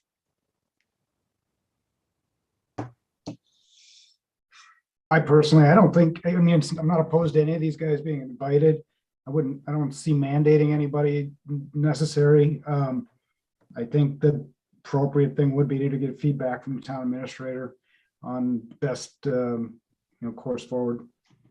Okay, so that is something we'll get further opinion on and amend if need be. The next part is, let's see, report back by October 1st to give the board time to work on changes and amendments for town meeting. So I do like putting some sort of framework on it for time. What I'm wondering about is if we don't get approval, we can't form the committee, according to Attorney Dineski, until we can't form the committee until after the AG approves it, which could be 90 days. the committee is formed within 30 days. So now we're 120 days out from town meeting. Does this, and it's a year moratorium. So I guess, does this give us enough time if we're not working until 120 days after town meeting? Where does that put us? So That it could could be be tight. August. What? That It's could a be tight tight. term.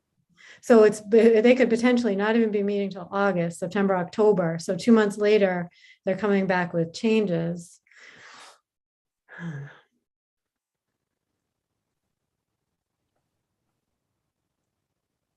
Maybe we just need to put like some sort of wiggle room in there. Or X period of Or- time after committee creation or something like that. Yeah, maybe that's the thing, is anchor it on that committee creation, because then you're not locked into a date line. Yep. What does the board think about that? Sure. Yep.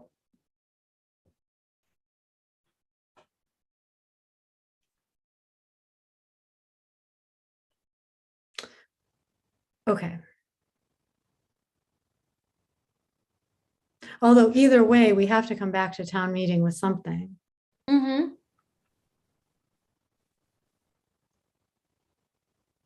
I think after you talk with the town administrator and you think it over, I think the way you suggested creating a framework, whether it has to be this specific, I just wanted the board to consider a time frame and understand if you're going to go to town meeting, you got it. This is when you got to work on this, right? So I think that's, if you're going to go to town meeting and sell this and say, we're going to go off and work, like Millie has been asking all along, how are you going to work it? What's it look like? Who's on the committee? What are you going to do? Okay. So timing, does the board in general like some sort of timeline here addition? I don't know. I think one of us is going to be the planning board representative, and we can have a discussion after and say, okay, does it have to be, do we have to belabor it like for town meeting? I think we know we have a year, whoever's on the committee, to get it done. Then they can set the first meeting, they can set up a schedule of what they want to do by when. And since there is a planning board rep on it, we can say, okay, we got to get to work because we don't have that long. And there's a lot to do. I don't know. I don't know if it matters. Okay, other thoughts? Any other thoughts on that?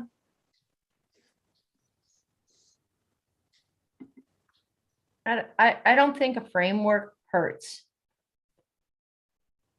I mean, you can leave it a little bit loose, but I do think that, again, if people are, I think there's a tendency to expect something once something has been voted on by town. And when they don't see something coming through, it can be disappointing. Mm-hmm.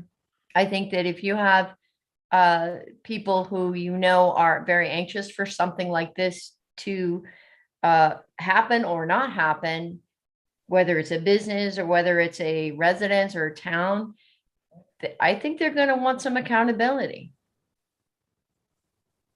for action. And if you can explain it by saying, we are looking to have this, formed in a certain time frame, then they might be less anxious. I mean,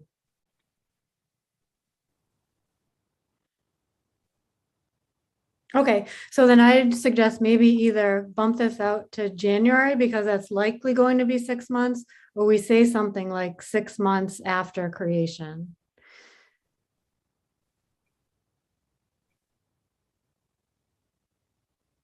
One question we should have asked maybe is, when does the clock start for the 12 months? Is it at the time of the vote or at the time of approval? Well, I think there is a date set that has to be from next year's town meeting, which is 12 months from. But we Okay. could go up to 18 months. You can have a moratorium up to 18 months. But everything has to be decided before the next town meeting if they're going to get implemented. All right, so Most this towns do 2 town meetings. They do one in the fall and one in the spring. So 18 months wouldn't matter. But it's hard because our town only does it once a year. Well, if you need to call a special one, you may need to call that. It may come down to that with the It's a committee, pretty important topic. but the moratorium will end, yeah.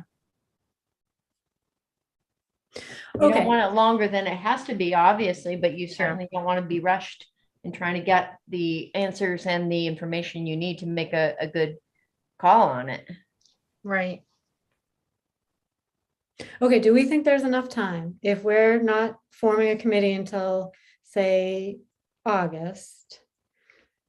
April, May, June, July, so August. So we start really doing the work in September. What gives this, so if we're looking at all these items, A through L here, what do we think realistically would be enough time to, I mean, we'd have to really scramble to get this in shape. Right. And it's probably gonna include even getting like a consultant or CMRPC, Mhm. which means it goes out to RFP.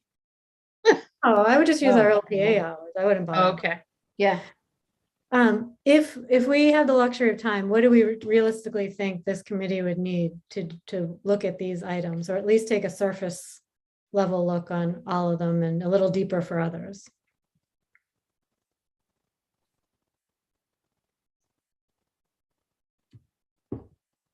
Can we do it in is 6 months reasonable? Because then I think we can make it. Yeah, maybe they just have to meet twice a month or 3 times a month versus once a month. Like once a month isn't gonna cut it, I don't think. No. No, but The 3 other times thing a is- month is a pretty big commitment for people. Yeah, you already have a lot of data. You already have your traffic study. You already have a lot of data. That's true. Okay, so it's not like you have to wait and get your data. Data's already there. I certainly think that, if you get the approval and you start right, it says start within 30 days, doesn't mean you can't start sooner. So Mhm. you could start, as of July when you get your approval. You've got July, August, September, October, November. That right there is 4 or 5 months. You already have your data. Okay, so with that in mind, do we think it's realistic to say, maybe even just bump this to January 1st? So we at least know there's 6 months there. Worst case scenario, if we happen to be looking at August for whatever reason. Yeah, and just say you have it by January 1st, but you can certainly have it before. Yeah. Okay, does that sound good to people, the board? Yes. All right. Yep. All right, so the outstanding item there is I'm going to follow up with town administrator about the component about how to handle staff involvement. And then I think that's it. Oh, and then, so do we want to add something about financial impact? Let's see, do we already cover it somewhere? Not really. Okay, so anyway, we want to jazz this up, or, No, that sounds good. okay. If anybody thinks of something else, we can obviously amend it. Okay, so I'm going to save this. And then why don't we have one more. So let's see, hold on, let me make sure I save this so I don't lose it. Okay, so for Michelle's recommendations on the sign bylaw, why don't we look at that next? I wonder if we should go to 200 Lyman and then come back. Just because there are so many sign things, or is that too confusing? Well, is everybody okay to go over 200 Bartlett, I think, right? Oh, 200 Bartlett. Yeah, I'm okay. The applicant's been waiting a long time. Okay. Let's see, Fred, do we have a public hearing notice to read for 200 Bartlett? If Michelle didn't send it to you, I can see if I can do that. Okay, I don't think she did. All right, just give me a minute then. I got it. Okay. Let me double check too.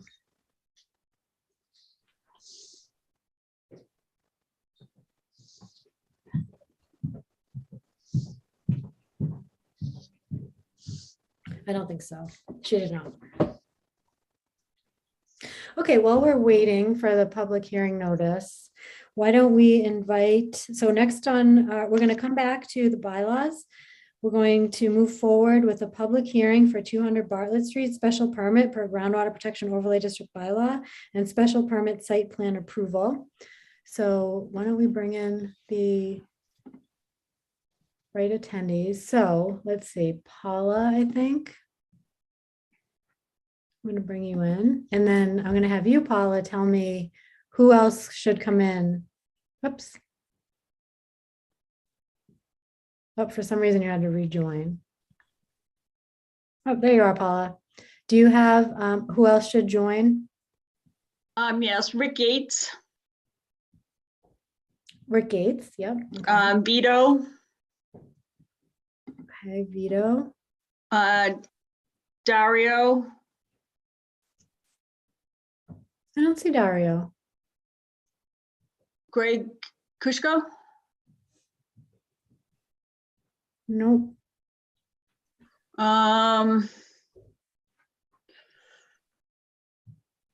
Rick, who else is with us? Yeah, Dave Veron. Oh, yep, okay. Oh, thanks, Vito. Anyone that I missed? Oh, wait, Dave Allerhart, is that your team? Is Dave at Allerhart? Corinne Tobias. Oh, okay. Oh, yeah. And then is there also Dave Allerhart from Allerhart.com on your team? No. I No? don't think so. Oh, okay.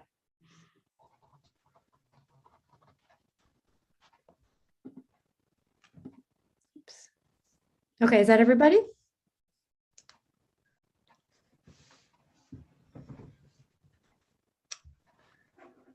All right, great. I'm just waiting for the public hearing notice.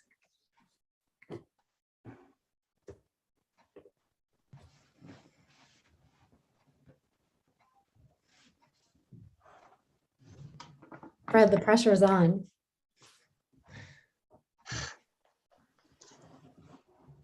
Well, in the meantime, I'll at least welcome you and thanks for coming. Thanks for hanging in. I know we're running a little late. Also just wanted to mention that your application was really well organized and put together. So I personally really appreciated that. It was a really good, the narrative, everything was really helpful. So thank you for doing that. Well, thank you.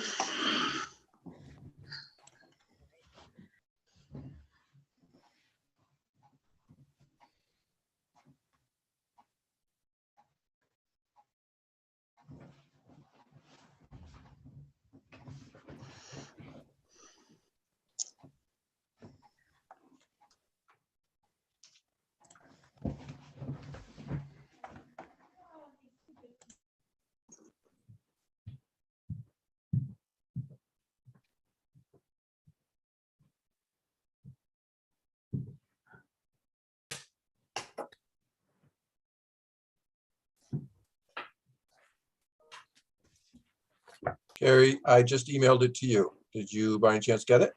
Yep, so thank you.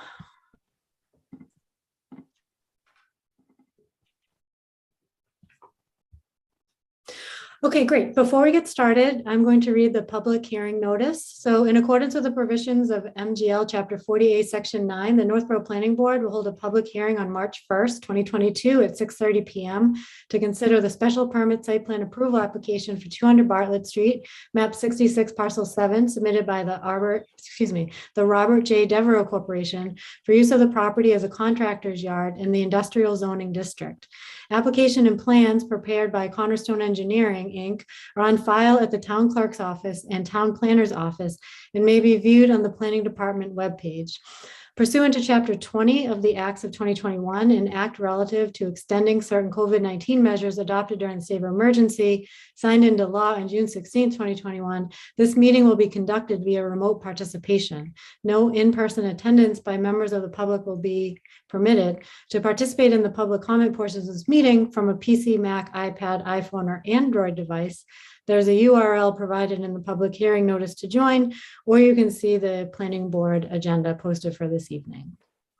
With that, I will welcome you again and ask you if you wanted to present. Now, I understand that we don't have a groundwater memo, Fred, correct? That's correct. There's actually not going to be a groundwater memo. There will be a memo, a re-memo from myself reviewing the entire application. This proposal received a variance from the groundwater, so they're not required to go back to groundwater, just adhere to the requirements in that variance approval. So once I confirm that and review the rest of the package, you will have a review memo from me, but unfortunately I don't have it for you tonight. Okay, so that's fine, but I think in the past, if you've had conditions, groundwater conditions, we've added them to the site plan in the end. So is that something that at one point we will have in this case? Any conditions from groundwater? I will, the Groundwater Advisory Committee made recommendations to the ZBA that if they were to add those to the variance, the Groundwater Committee was in agreement with the granting of the variance. So there's nothing coming from the Groundwater Advisory Committee regarding the special permit for the site plan, for the special permit for the contractor's yard and the site plan approval for the site plan. Okay. So I will confirm that they met all the conditions in the variance, and I will propose any modifications or additional conditions that may be appropriate based on what's been submitted so far. Okay, thank you. So in that case, it would probably make sense at this point if you wouldn't mind presenting your overall plan. I know you provided a really thorough narrative. So did all the board members have a chance to read through the narrative submitted by the applicant? Mm-hmm. Okay, so you don't necessarily have to go through and read that verbatim, but maybe touch upon anything that you think would be important to note or highlights or anything like that. So I will give the floor to you. Okay, thank you. My name is Paula Devereaux. I'm a partner at the law firm of Pierce Atwood, and I'm here representing RJ Devereaux Corp. In this application. I don't know if you remember, but back in May or June, I think June of 2021, I did come just to sort of talk things through. And since then, we've been very busy with very many committees of the town. And we've tried to work with each of the committees in order to allay any concerns they may have. But since that time, we have met with the Groundwater Advisory Committee, as the town engineer, Fred Litchfield, just stated. We also met with the Zoning Board of Appeals, and we had two meetings with them. And in the second meeting, they voted for the variance for this use in a groundwater protection overlay district. And in December, well, actually in February, in December we filed, but in February we received approval from the Conservation Commission as well for the site work that is going to be done on the property.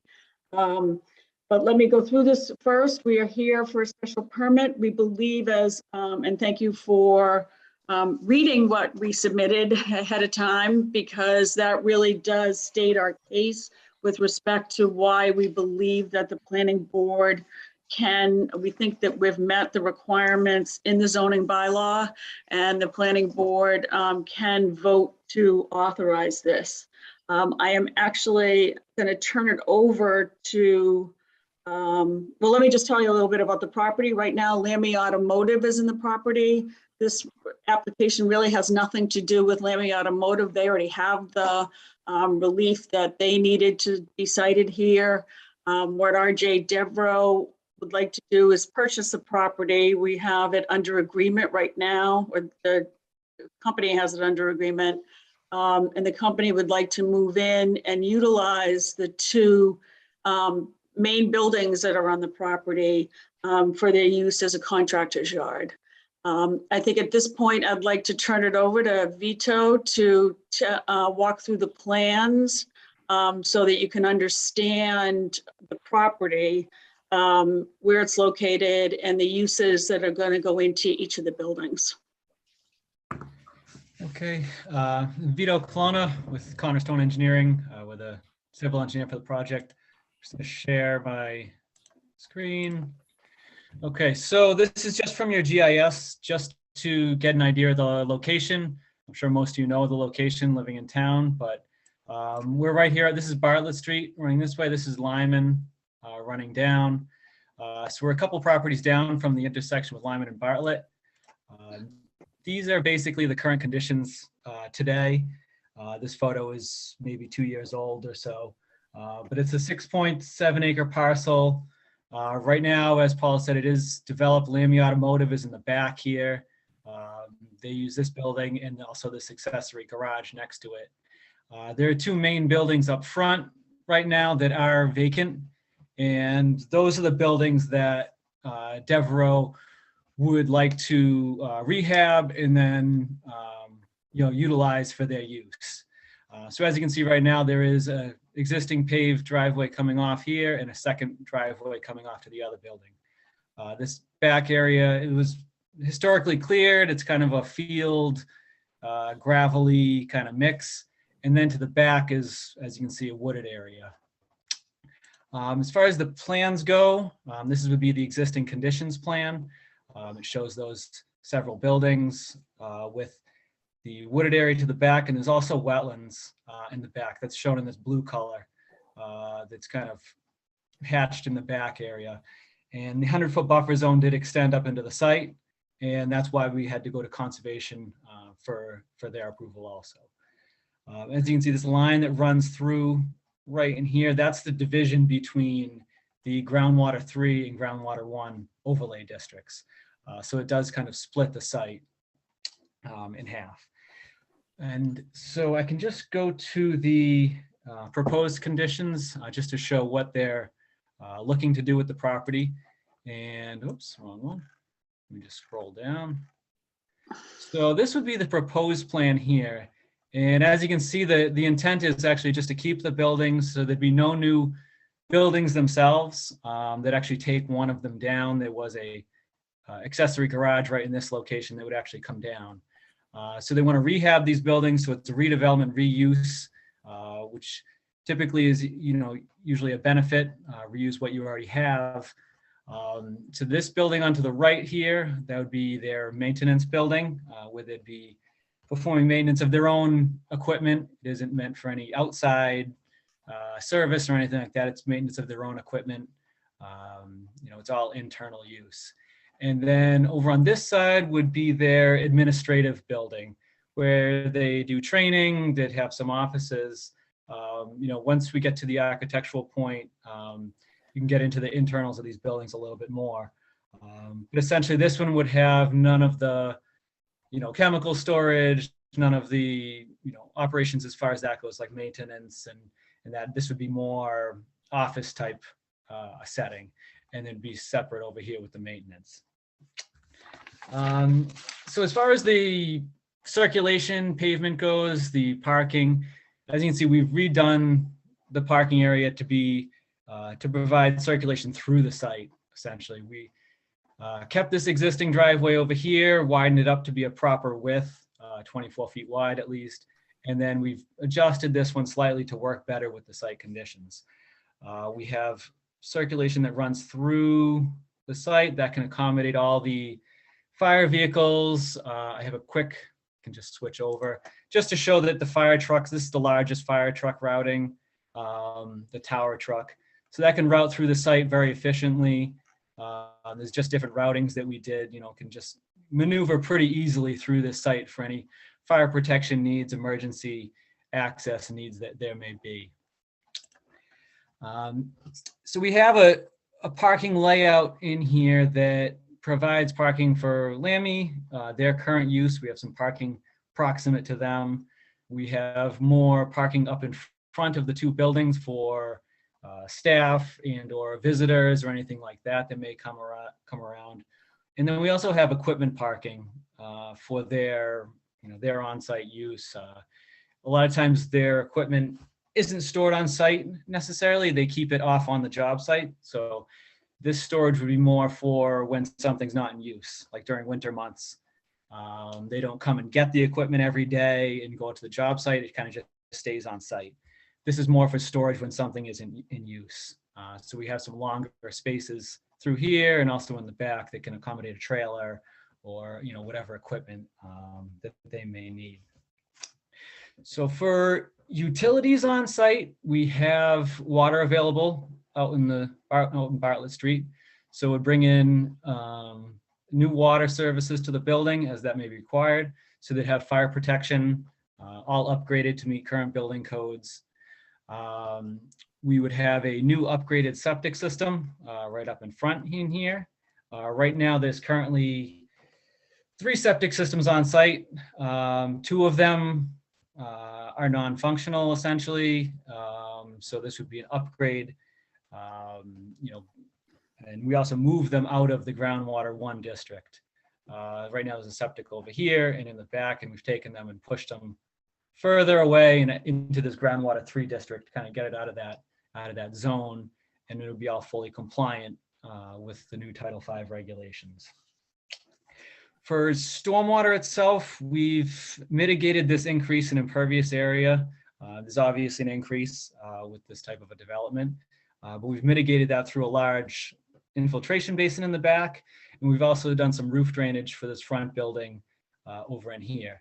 And we've also added, it's a little difficult to see, but some infiltration down on this side in here, which would take runoff from the front here.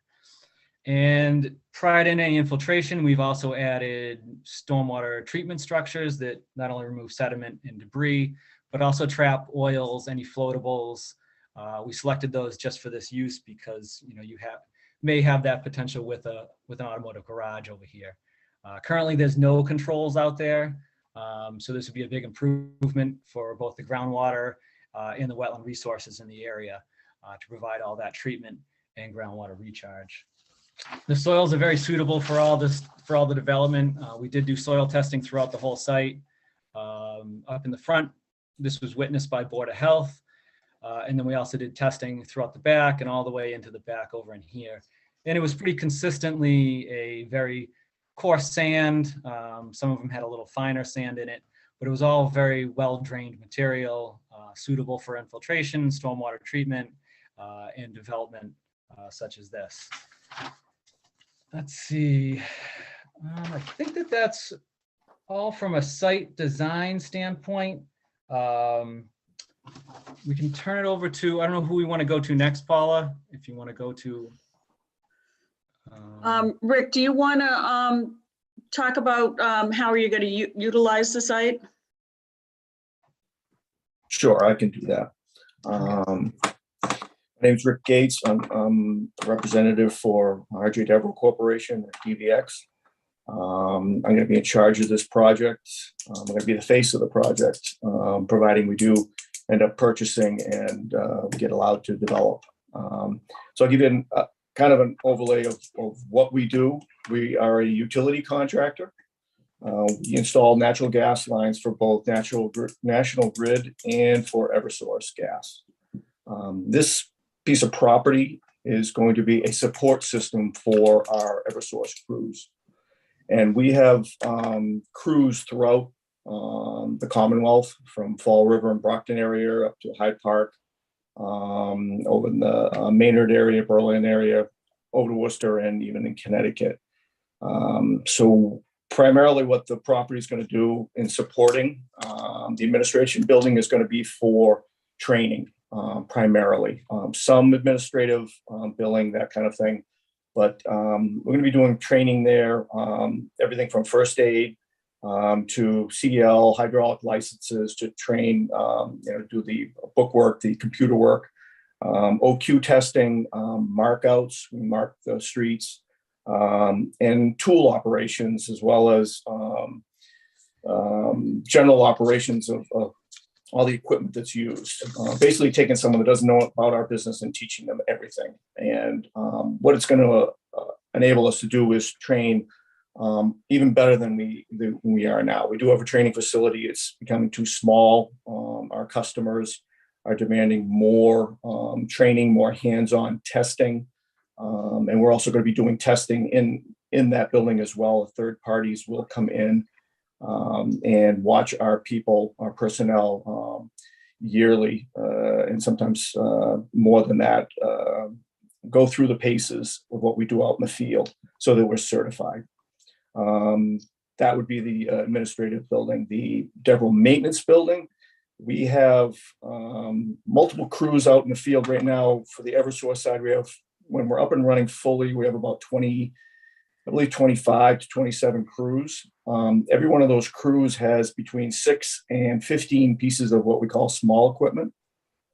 And the small equipment is basically lawnmower size engine equipment, generators, ground pounders, compactors, plate compactors, that kind of thing.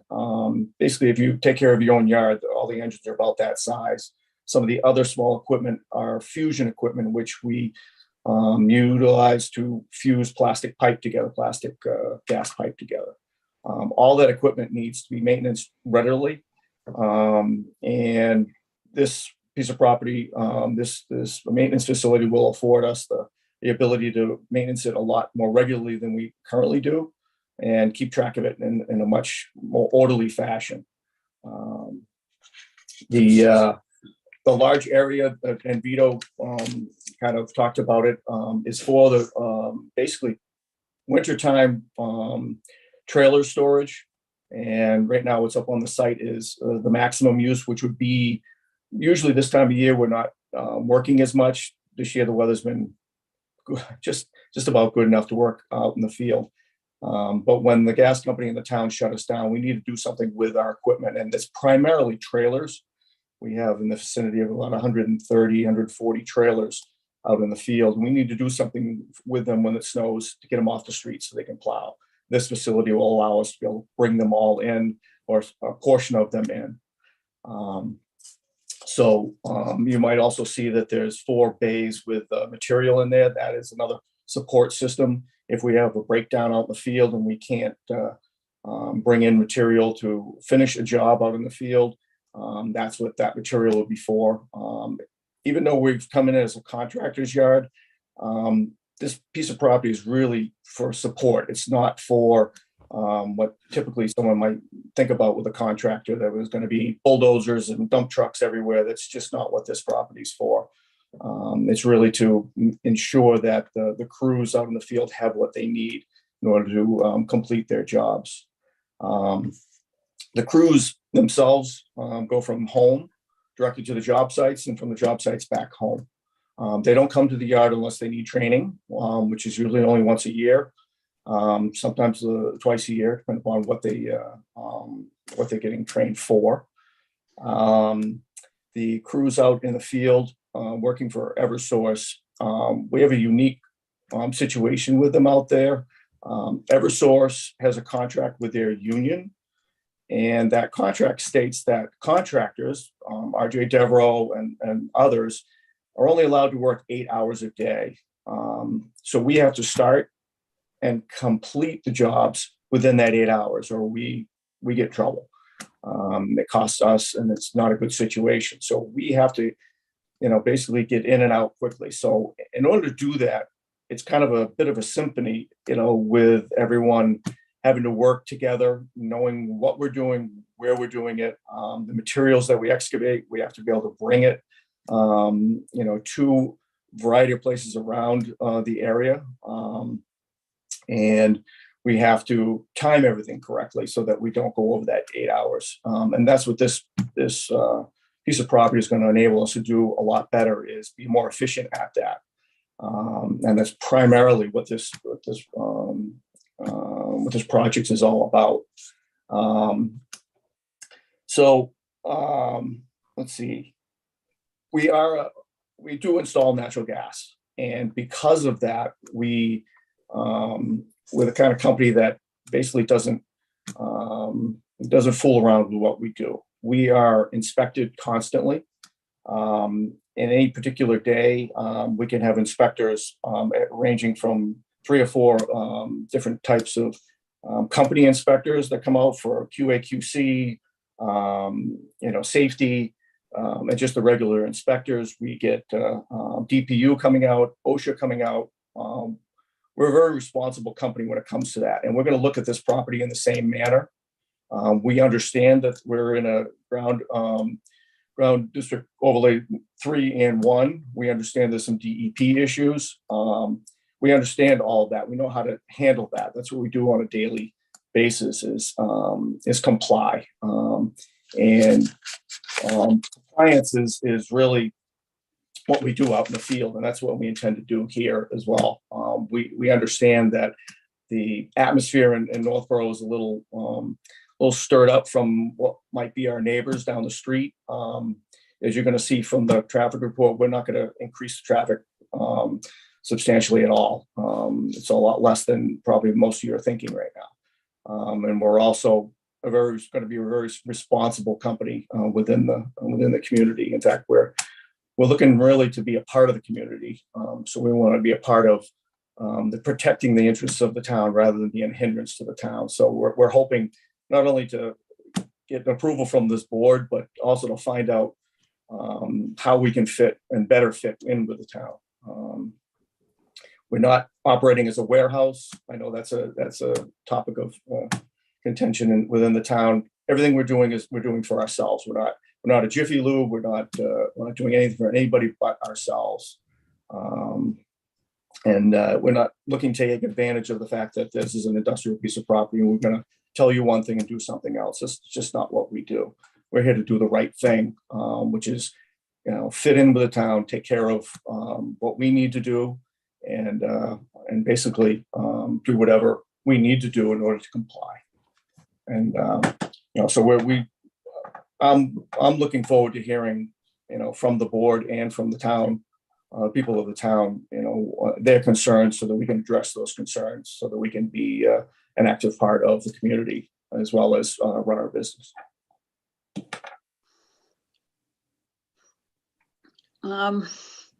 Great, thanks, Rick. Should we turn this over? Corinne, do you want to discuss a little bit about the traffic? Sure. So just kind of very briefly, I'll talk about kind of what we did for our trip generation and how we came up with what the impacts will be. Because this is kind of a non-standard use, we felt like, we have existing data from other sites that are very similar for this developer. And so rather than going with kind of standard ITE data, we use the data for their other operations on other sites to get a really much more accurate picture of what it's going to look like from a traffic perspective. So having said that, one of the things with a site like this is that a lot of the traffic is off-peak. And most of the traffic, will not necessarily be coming and going at the same time as everybody else is currently today, during rush hour in Northborough. So, with that said, there, just to kind of talk about a couple different numbers for the site, the total trip generation for the site is going to be about 300, just over 300, 314 cars per day, but only, under 50 of those will be happening during the morning and the evening peak hour. And so really it's going to be quite spread out. In addition to that, because they're reusing 2 existing buildings, you have to kind of compare it to what it would be if those buildings were built out in the future, because they won't just stay vacant. They are permitted in the town. And so relative to, other uses that could be in those facilities, you're looking at, almost no change during the peak hour in terms of trips for this site, as opposed to, what could be allowed by right on the site. So with that said, there's pretty much no change for the morning peak hour and only about 6 additional cars during the PM peak hour relative to kind of the by right use for the site. So we just wanted to point that out, that most of the traffic will be off peak and relative to kind of other uses for the site with the existing buildings already being permitted, there's almost no impact. And then, as far as the traffic analysis goes, there are some existing congestion issues at the intersection of Bartlett Street and Layman Street, but the site drives will work well and there will be no, real impact even to the other intersection from this site. And, with that said, I'm happy to answer any more specific questions that people might have about traffic. Oops. Do you have, the shared screen is actually still the site plan. Do you have the traffic study that you could just pull up for a second? I can pull it up. It's 134 pages. with Oh, the well, just if appendix. there's like some sort of chart, like the numbers you're referencing. Sure, yeah. Just one moment, please. Sorry. We can pull it up for your screen if you want. Yeah, if you can share the We've got it. We'll pull it. trip generation, I believe is page 19. Oh, okay. I can always look here too in the packet.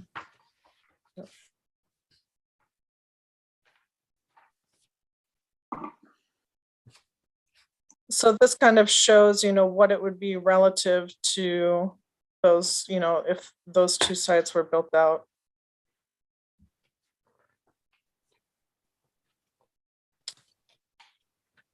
And that would be kind of this lower, the net trips, but if you're looking at just the 200 Bartlett Street development, you can still see that the majority of traffic is off peak.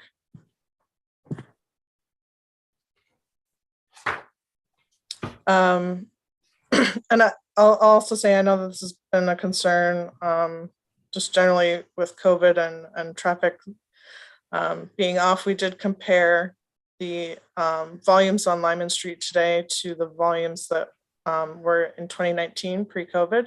And we found that the PM peak is just about bounced back and the AM peak is a little bit lower. So we did adjust those AM peak volumes, the existing volumes up to account for pre-COVID conditions. Mhm.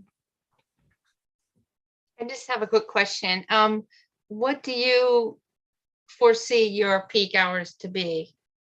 You said there that most of the volume wouldn't be normal peak hours. What hours are the trucks going to be coming and going from this site?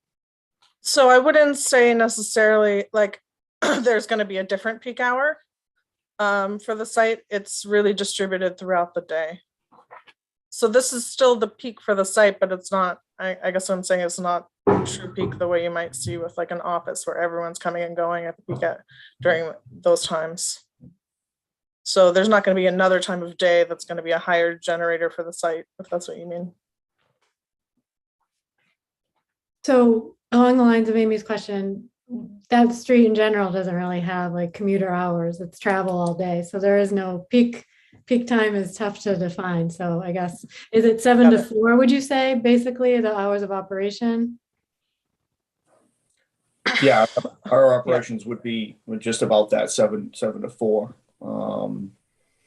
And yeah, everything's going to be spread out throughout the day. There is no, again, the workers go directly to the job sites. We'll have a mechanic and some runners that come in generally first thing in the morning, but they come and go during the course of the day. But 7 to basically really, because we shut down earlier out in the streets, it's really like 7 to 3, something like that. But it's not like a site where people start coming at like 5:36 in the morning and No. all the trucks start Nope. up and they all go at the same time? No. Like I said, that all of our crews go directly to their sites, wherever they happen to be, whatever towns they happen to be in. They will not be coming here. Strictly, we're going to have 2 mechanics, one welder, an admin, a yard manager, and then there's going to be runners, upwards of 3 or 4 runners and supervisors, and none of them we won't all be there at the same time. Everyone has different scheduling, different timing. A lot of the individuals go directly to the sites to work with the crews, either delivering parts or fixing something or supervising. So it's very, very sporadic. There won't be that morning rush hour for us. It never ends up being like that. And generally speaking, during the day, in fact, I was in my Shrewsbury office today, and I sat there alone for about 4 hours. So the impact, even though all the information that I fed to create this matrix is really what my team said, worst case scenario, it's going to be lighter than what you're seeing, quite frankly. Maybe in 20 years, if we expand and grow big enough, we might be up to this, but it's a lot less than it's actually showing. So when you say there are 314 daily trips for the proposed, based on the estimates, but then total trips is 143, what's happening there? Is that? So what's the that's kind difference? of, yeah, that's where I was saying when you compare it to, so these are existing buildings that are permitted by right in the town. So when you compare it to other uses that might go in, that's kind of this bottom net, you know, because you can't just compare it, you know, it's not a brand new site. It's not an empty lot that hasn't been permitted. So, you know, these buildings could be filled by right. And so that's kind of what that last line comparison is. So 314 is what this site would generate. And then, you know, compared to some other uses that could go in the facility by right, this is kind of the net difference in the bottom line. Okay, but you're generating 314 Correct. strips per Yeah. day. Okay. Okay, did you want to go through, board members, do you want to ask questions or do you want to let them finish their presentation, ask questions? Anything we want to interject with, or do you want to present any landscaping or anything like that, or? I have questions, but I could wait till the end if you want. Sorry, we should go through landscaping as well, because that's an important part of this as well. Okay, and then is that pretty much the conclusion, and then we can ask some questions and figure out what's next? Sure. I think that'd be good. Okay, all right.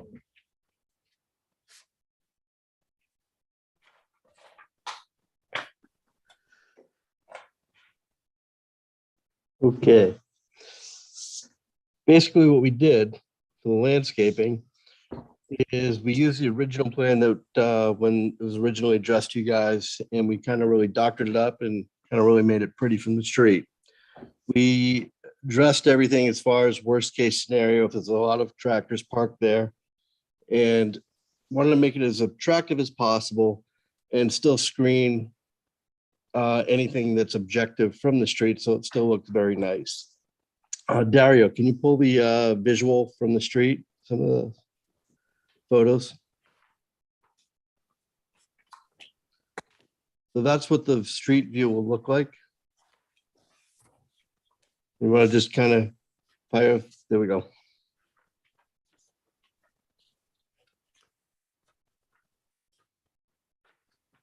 Basically, we're using the evergreen screen, deciduous, kind of nice entrances, looking down, a lot of different color, using the existing buildings.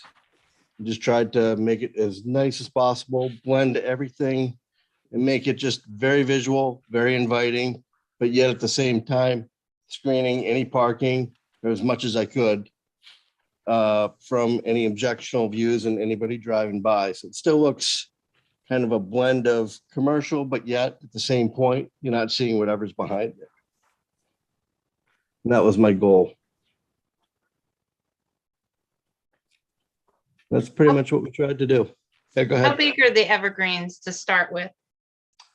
Basically, we had a commitment, you know, they'll do whatever they want to do, but what we spec'd out was probably about, I'm going to say 18 to 20 footers. Oh, wow. Okay. That was the intention. You know, and obviously everything grows. Yep. But I didn't want to go complete evergreen and hide everything. I just wanted everything to work in unison and make it as inviting as possible. Making it visually appealing. Looks nicer than my yard. Okay. Anything further to present? No, unless there's anybody having specific questions or, Dario, I know you've worked out on the outside, but, you know, I don't know if there's anything you want to add, but I think we're pretty much set with that. And we can answer any questions that the board may have. Okay. Dario, anything from you? I mean, I think we pretty much said everything. I will obviously recuse myself when it comes to the design review committee, but knowing what we would want, this is how we tried to work with Devereaux, and I think in most cases meet or exceed what would be good for Northborough. And I think one of the things that you may or may not have noticed is we did pull all the paving back from Bartlett to give ourselves a lot more green on Bartlett, because the current parking lot is much closer to the street than where we are now. We did try to mix, as David said, the deciduous and the conifers to not just make it look like a big wall hiding the world, but to make it look nice and also screen the parking. And I think Rick knows so much about this, but putting it in English for people like us to understand what's going on. When we went and visited a similar location that they had, and I don't think that we've ever really stated this super clearly, when we went out there to measure to do the interiors of the buildings, I think there were 4 people there in the middle of the day. And there may be 6 here in the middle of the day, which would be a lot. Just to give you some magnitude of who's here during the day, I think the big thing that we did discuss, but just want to emphasize, is the one time if we ever get close to filling the parking lot is when we're not doing business. It's there, is in the middle of winter when the ground's frozen, we're not out, digging holes or putting in pipes or fixing anything. I think it's also much, much different than the warehouses, which obviously we've been, just beaten up with. Their normal procedure here, it's not 24 hours. So we don't have trucks coming by at 2 a.m. The only time that would ever possibly happen here is if a gas line blew up in the middle of the road. So it would be an emergency. It's not the day-to-day operations. And I think Rick explained it wonderfully, but just so you guys understand, most of their workers take the vehicles home. They go to the job. All of a sudden, if they need a supply, they'll come here with a runner or someone else and bring it out. So there's not a whole lot of action here ever at any time. And the big rush hour, when everybody's arriving at the office, would be, both people coming at the same time, or maybe 4 people. And if they happen to have a training session at 10 in the morning, then 10 or 12 people will show up for the training session and then they'll leave later on. So it's much different than a lot of us look at this as a warehouse or maintenance than what we have up the street from us. They're not distributors. They don't distribute anything. They don't receive anything except normal parts just to do their job, which is, for me, living in Northborough, awesome. I mean, I couldn't ask for a better use. And yes, they're my customer, but I also live here. And from day one, the Devereaux family has fundamentally said we want to do the right thing. They hired us because we were in Northborough and we were working with them to do the right thing. And hopefully what you look at now doesn't look like a big ugly warehouse, which was their intent from day one.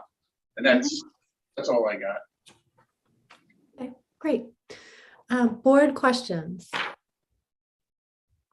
I do have some questions just to understand what the business is. If I understand correctly, it's the maintenance and the installation of gas lines. That's Is that correct.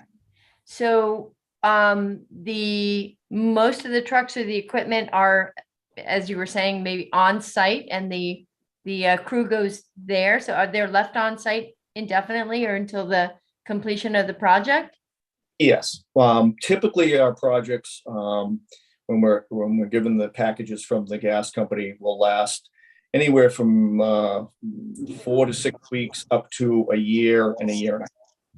So these crews will be in a neighborhood, putting in new gas main, and then all the lateral services, and then retiring the old main. And that can take obviously quite some time.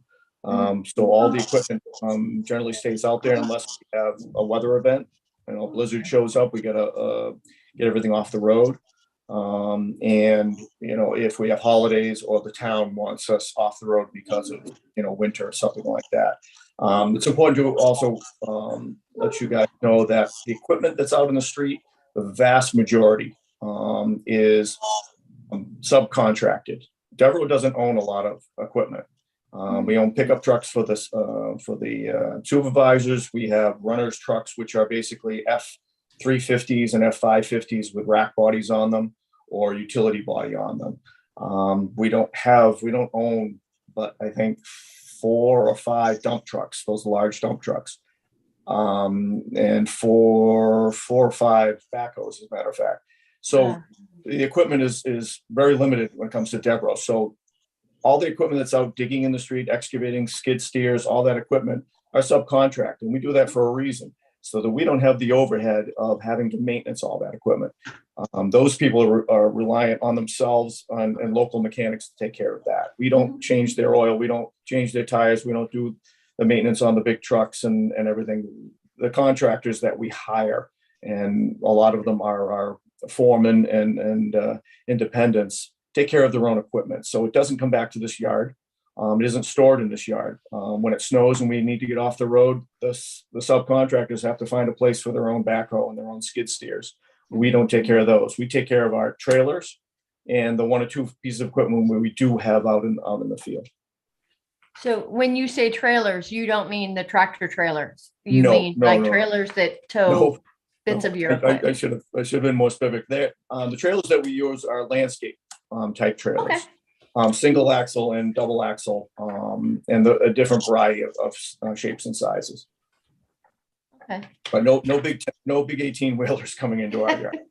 And Millie, this is Dario. Hi, Dario. Yeah, hello. I want to make sure that's a point that we all forgot to mention, and Rick mentioned it, but as a course of business, Devereaux doesn't use any tractor trailers ever. The only time that they would have a tractor trailer show up, it would be no different than the office building I'm in, because we do have a dock for that, would be if a trailer came in to drop off bottled water or something.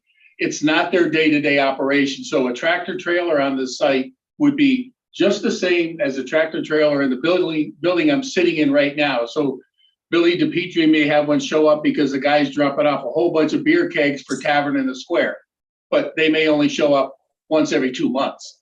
So that's not part of their standard operation. I think that's a big deal because everything down the street from us is. Yeah. And I think it's weird too, right? Because when you say trailer, you know what you're talking about, but all of a sudden we're thinking, you're on mute, Rick.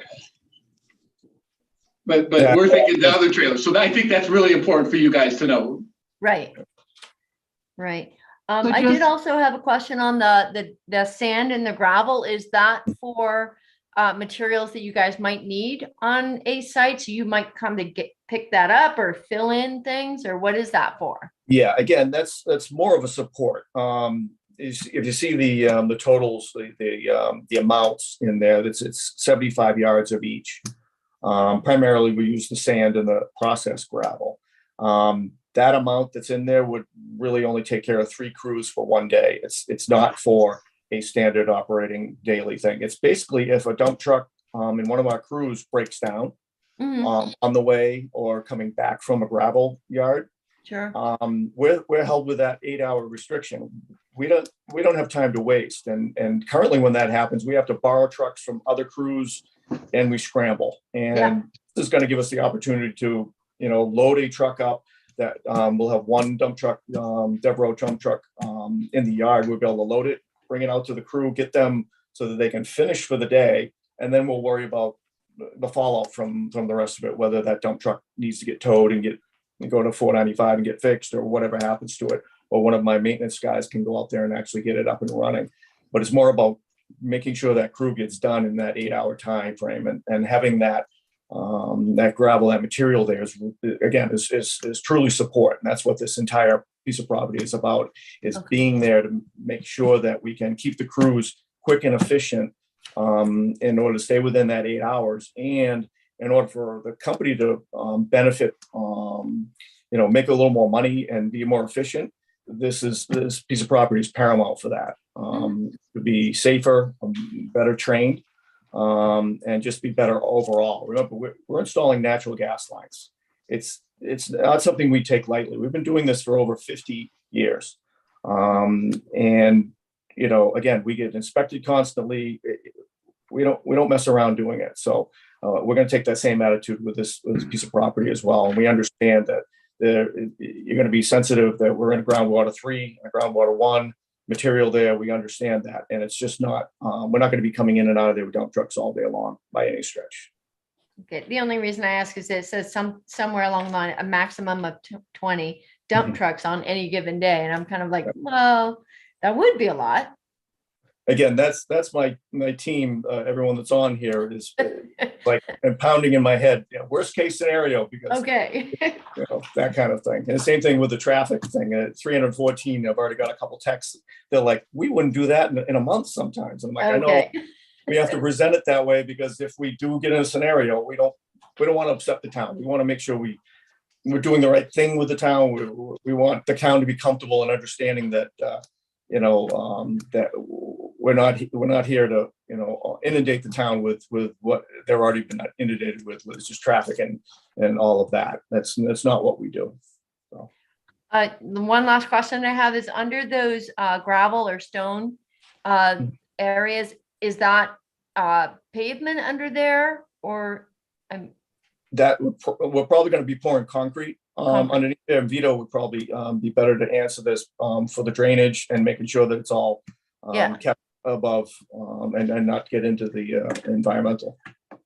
Okay. Yeah, typically you'd have a concrete pad under there though, just for a stable base, something you can work on.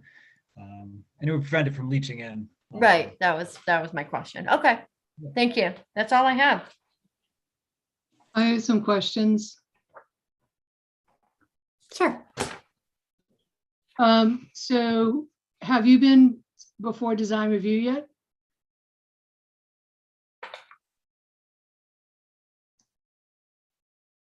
Paula? No, but I didn't, no, but I didn't think that under the bylaw that we're required to go through design review because there was nothing new. I agree. I think I did check it really fast. I don't have it in front of me, but I did check about design review. And I do think in industrial, it was for a new building. Yeah, just because it's industrial. If it was in the other zones, I think it might trigger it. Yes, if it was in the business zones and a change would trigger it, but in industrial, I think it said it had to be new, because I did check that. That's correct. Interesting. There's Okay. no trip to the design review committee. There's no new construction, no alterations to the exterior of the building. Thank you. Thank you, Fred. So, and any input from staff? Do you get a staff letter? That's what Fred had said he was going to give us next time. Okay, okay. And then I know Dave Veron well. I sat with him many, many years on the design review committee, so his work is excellent. With regards to the 40-yard dumpster, is that covered, or how is that done? Looking on your one of your plans, your proposed site plan. All right, you want to switch back to the other plan?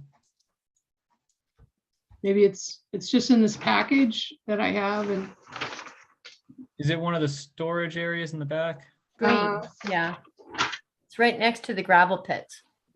right there. You Oh, got it. that's the trash dumpster pad area.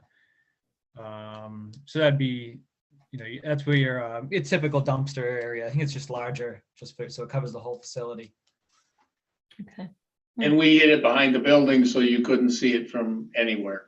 Mm-hmm. Yeah, but typically, so what covers that dumpster? Is it going to be lattice fence, or what is covering the dumpster area? I don't think we proposed a specific screen around it. We could probably show that on the next set of plans, though, some type of screening to contain that. Okay. Yeah. So typically, if you use some screening as far as evergreens, which I wouldn't recommend, or just use some sort of fencing around it, even though it's in the back of the building. Yep. Typically done.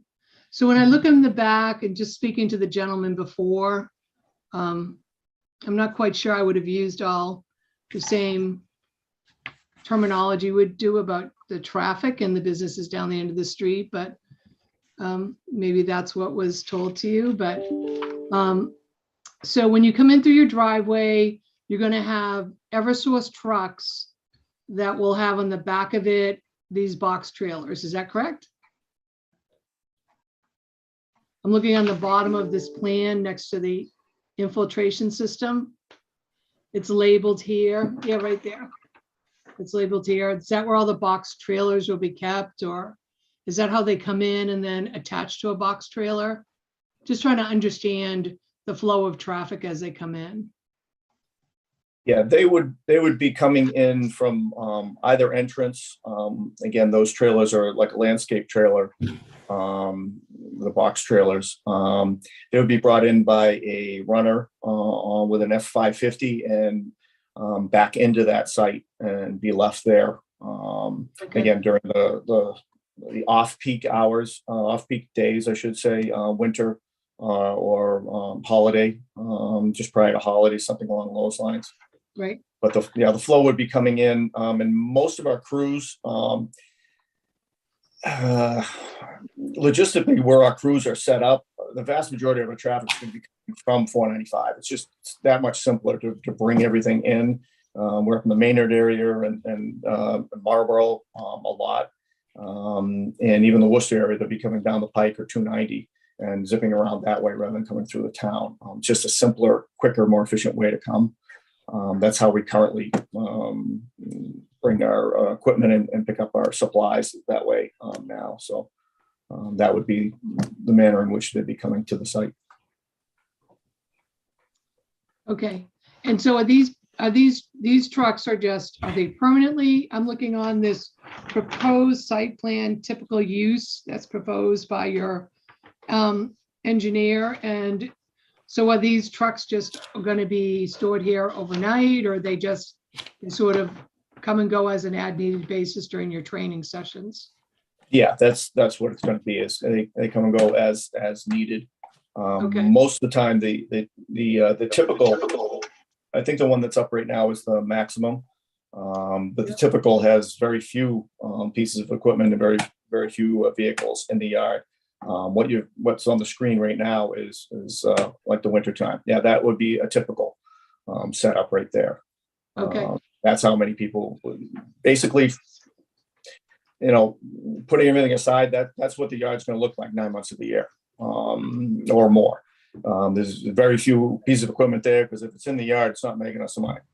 It needs to be out making us money. If it's on the job site, we're able to charge for it. We're utilizing it, et cetera. That other depiction was really, again, a month. Generally speaking, January into February, we have a fair amount of those trailers. And even then, that maximum use is literally maximum. Even during the winter months, you're going to see about half as many trailers as were in that maximum plan scenario. Okay. And then Dave, you could probably talk to this about the snow removal. What are your plans for snow removal on this site? Yeah, they have enough space to put it kind of where some of the trailers aren't. And even if they put them in front of them down by the infiltration basin. Okay, also, got it. Inside, Okay. there's plenty of room over there. Okay. Those trailers don't move anywhere in the winter. Okay. All right. I believe on this plan, you'll see some snow storage on this plan here that Vito drew up. Yeah, I mean, as far as the use goes, I have no problem with it. I think it's a good location for you guys. And welcome to Northborough if the board approves it. Okay, any other questions, Michelle? I'm all set. Thank you. Okay, other board questions? Anthony or Amy? No, I had seen a lot of this sitting on groundwater, so I'm pretty familiar with the site plan. The only thing that kind of piqued my ears tonight was the traffic, but I think Mr. Gates addressed that as being an anomaly or, worst case scenario. So other than that, I'm good. Okay, Amy, questions? Yep, mine is going back to the gravel, sand, and other piles. Do you bring anything back to the site? I know you had said there's supplies on site in case there's an issue, but do you ever bring back used materials from a job site? We may, and only those materials, when we excavate in the street, it's basically the same materials. It's all the materials that are underneath the street, which is going to be, a gravel mix, something that we can reuse. Anything else we don't want in the site. I'm quite frankly don't want anything to do with it. Anything that has any bits of asphalt, roots, cobblestones, anything like that. That's going to the gravel yards we do business with on a daily basis, because it's something we don't want to deal with. It's not what we do in here. We fully understand where we're in a groundwater overlay district.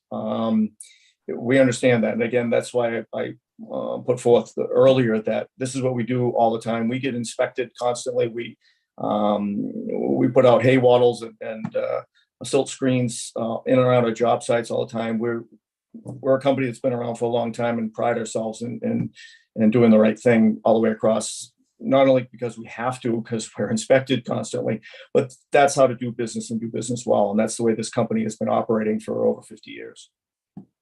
Where would you pilot if it comes back, if you bring back used? Anything we would bring back would be in the, what would be either you can call it the gravel area, that's 75 yards of gravel. It would be in there. And then the processed gravel would be something that we would store that would be basically when we backfill for the gas pipe, the stones have to be smaller than a certain size so that eventually the frost doesn't push it down and get it close and damage the gas pipe. So the processed gravel we would need, and with a cover on it too, and dry so that we can compact it properly. The sand goes around the piping, and the stone will never have 75 yards, we'll probably have about 10 yards. And that's only if we run into a drainage issue when we need to put stone down to keep people dry or put pumps in order to pump out water. So that area that would be called gravel, straight gravel, would be something, if we had a truck breakdown and we had to use a yard truck, that would be where we would store it. And it's not a lot compared to what every crew puts in the course of a day. It's strictly for emergency basis, because quite frankly, I'm going to be running this yard. I don't want that crap in my yard. I don't need it. That's not what this yard is intended for. Okay. So I'm not saying, so you'd be okay with any used material has to be under the canopy? Oh yeah, absolutely. I would want that anyway, regardless. Yeah. Okay. And there are a couple of vacuum trucks on site. What is usually in the vacuum trucks? That will be gravel. What we use the vac trucks for, we excavate around other either existing gas mains that we know are there or other utilities, so we don't damage the facilities. And we use it when we scope out a job. Before we start actually digging, we'll locate things so that we don't hit them as we excavate and start digging a trench. So that's the same gravel that we were just talking about that would be in there. Maybe in those, if they didn't vacuum up too much, they may leave it in there, but for the most part, that gets brought to the same gravel yards that we bring all the other materials to and get rid of it there. Again, something we don't need in the yard. They're going to be out and closer to those gravel yards than here anyway. And that's where we'll be doing with all that material, is getting rid of it, in the variety of gravel yards that we use right now, Worcester Sand and Gravel and American out in Berlin, I think it is. Okay, so there's no liquid in the vacuum trucks? There is liquid. That's what that's what they use, is water to vacuum it all up. And that's why it's not coming to the yard, because it's just going to make a sloppy mess that we don't need at the yard. That strictly back truck is going to be parked there. It's not going to be stored there, full of material, that kind of thing. Okay. All right. And what about washing out trucks? Do you do that on site, like No. in the maintenance? You wouldn't Nope. take a hose and wash out trucks on the parking lot? Absolutely not. Not in my yard. That's I'm what just thinking because of the groundwater and No, I fully understand. And again, that's why I say that we understand where we are. We understand where the GW3 and 1, and we understand that you're going to be sensitive about that, and we are too. We're intending to be here for the next 50 years. The last thing we're going to do is alienate the town and get the inspectors down there, every week or so, seeing what we're doing. We're just not interested in doing that. That's not what this property is for. Okay, so there's no washing trucks on site? Nope, no, we may, do the soap and water, wash the pickup truck, that kind of thing. We're gonna set up that's gonna be in the maintenance, inside the maintenance building that's gonna be full of that, for, taking the salt off, that kind of thing, winter, but not hosing down and cleaning dump trucks. That's what the subcontractors need to do on their own, on site. Okay. Want to go through my questions. A lot of them were answered already. Okay, cool. Let's see. So for hands-on training, you mentioned one had to do with hydraulics training. Right. That's not with any hydraulic fluid or anything in No, the no, admin building. That's simply for, you need to take a test with the state of Massachusetts in order to get your hydraulics license. And we'll be utilizing the computer room to basically teach them how to take a test. As you can imagine, a lot of our workers come work for us because we dig holes and fill them back in. We're not hiring people that are proficient at taking tests. That's why we do what we do. So basically, a lot of our training in there, I shouldn't say a lot, but a fair amount of our training is training guys how to take tests. And the hydraulics test, the CDL test is all that you have to do in order to pass the written tests, or now computer tests, in order to obtain your license. So there'll be no hydraulics going on. There's no fluid in there, and nothing along those lines. Okay. If I may, as a point of clarification, when people talk about hydraulics tests or hydraulics examinations, it's actually a Massachusetts registered hoisting license, which allows you to use hydraulic equipment to hoist things up and down. Okay. Correct me if I'm wrong, Rick, but it's hydraulic license is almost kind of a misnomer. It's more of a hoisting license where operators are licensed by the state. That's correct. Okay. Anything One else? question I had was for Fred, and maybe it's something you have to ask Attorney Dineski, I'm not sure. But when I look at the use variance for the groundwater, it was for the maintenance facility on the groundwater. So does there have to be a special permit to allow the contractor yard on the groundwater? I think they already applied for that, didn't they, earlier? I believe that the variance was granted was to allow them to operate the contractor's yard on the site and the accessory portion of the contractor's yard that might spill over into the groundwater one, but all the maintenance building would be for anything that might have any toxic or hazardous materials. And that was stipulated in the variance that it all be contained within cabinets within the maintenance building. I don't believe there's any other special permit from groundwater required. They were given the variance to perform the use that they want. What they're looking for now is a special permit for the contractor's yard on the site, and then the site plan approval. Yep. Okay, when I read the variance, though, with the decision, it says a variance to allow the accessory use of automotive repair on the property located at 200 Bartlett Street. But not the contractor's yard. But not the contractor's yard. So I didn't know. And I think in Bob's original interpretation, it said it would need a variance for the maintenance on the groundwater, and then a special permit for the contractor yard on the groundwater. I just think, I didn't know if that was something you just might want to check. I can check that, but I believe it's the special permit for the contractor's yard that they need to get from the planning board. But the special permit for the operation of the business within the groundwater area was already afforded to them by the variance. But the variance was only. That's the way I understood it. Okay, so I guess our question would be maybe for council is if the variance was for the maintenance, not the contractor's yard, does that variance actually cover the special permit required for the contractor's yard? Because the one's in groundwater 3, one's in groundwater 1. I don't know, is that transferable? I'm not sure. I'm a little confused too. It was my understanding that the variance covered the truck maintenance and the maintenance that was happening, and that the planning board was issuing the special permit for the contractor's yard for their entire site, as well as site plan review. But you need Yeah. a special permit to operate on groundwater 3 for the contractor's yard, right? Yeah, in both districts, I think. So then you don't have it in one, I mean, maybe it's fine. I had the same thing that sort of. I didn't either. Bob, can you shed a light on that? Because I think we got the relief that we needed from the zoning board of appeals, and now we're getting it, we've applied for it and getting it for the planning board. Right, I mean, the special permit is in a groundwater district. And in the industrial district is all through the planning board. The Yep. variance was for the accessory use in the groundwater.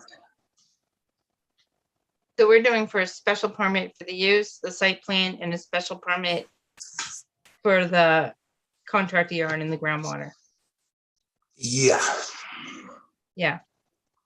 Okay.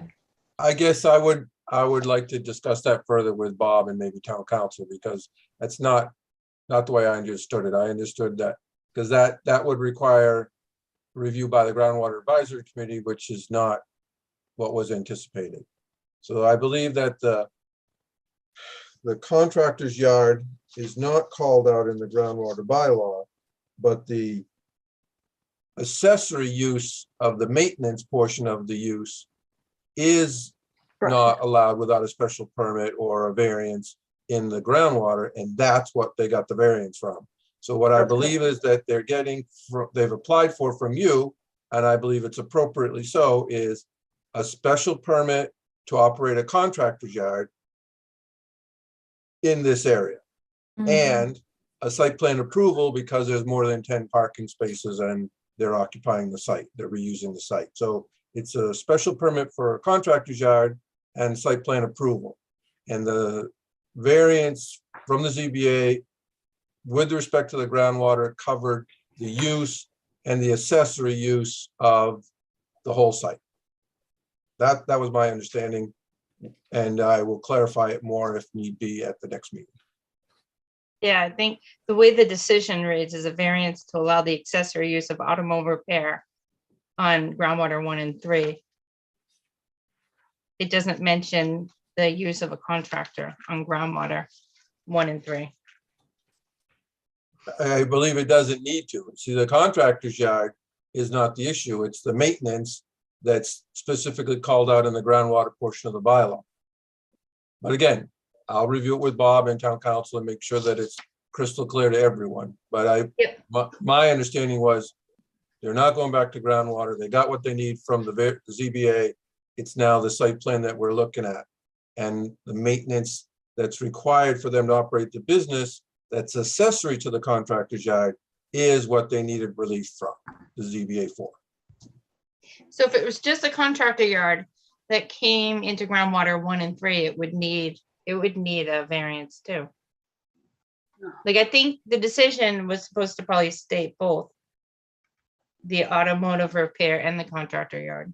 No, I thought that the contractor's yard just required a special permit from the planning board and not a variance.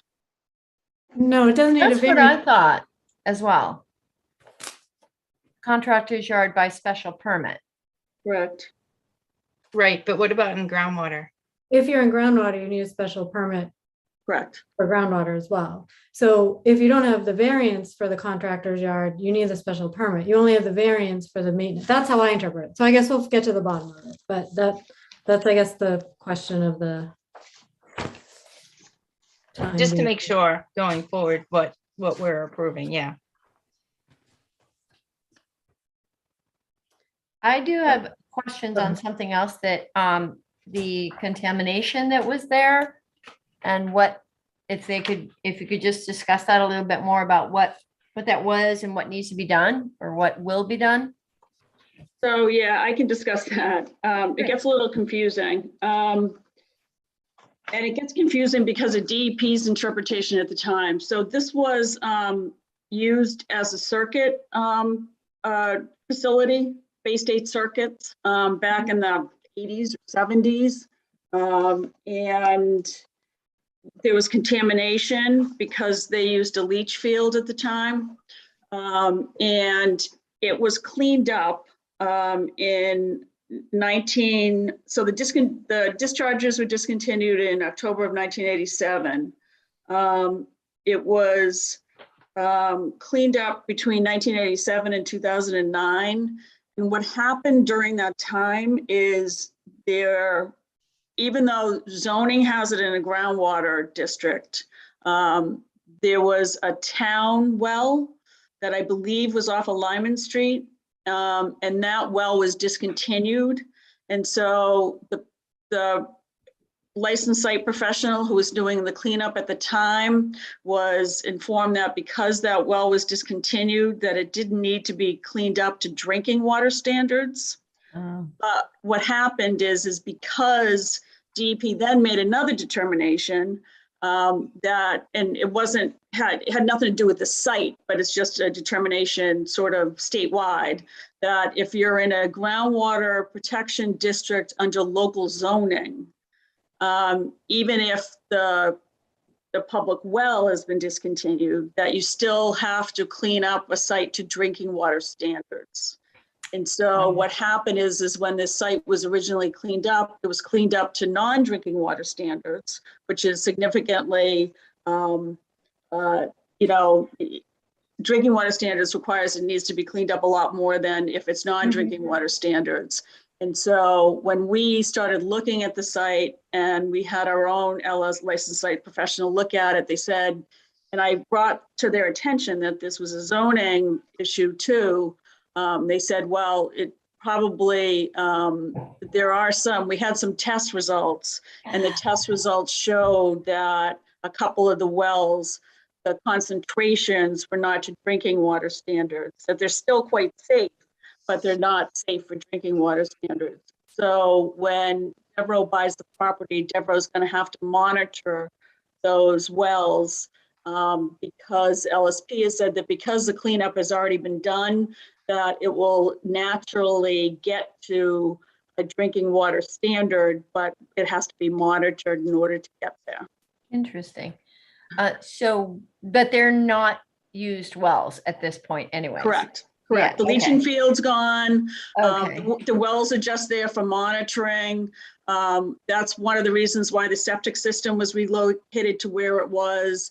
The Conservation Commission had a question about roof drains in the Lammy's Automotive site behind the Devereaux Administrative Building as shown on the site plan.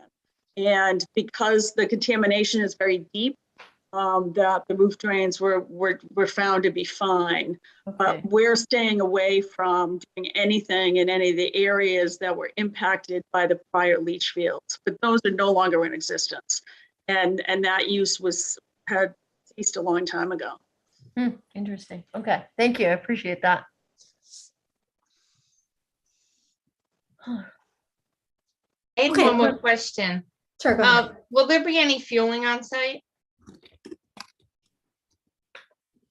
I don't No. believe so. There's no fuel tanks or anything. Okay. And we don't plan on doing that at all. Okay.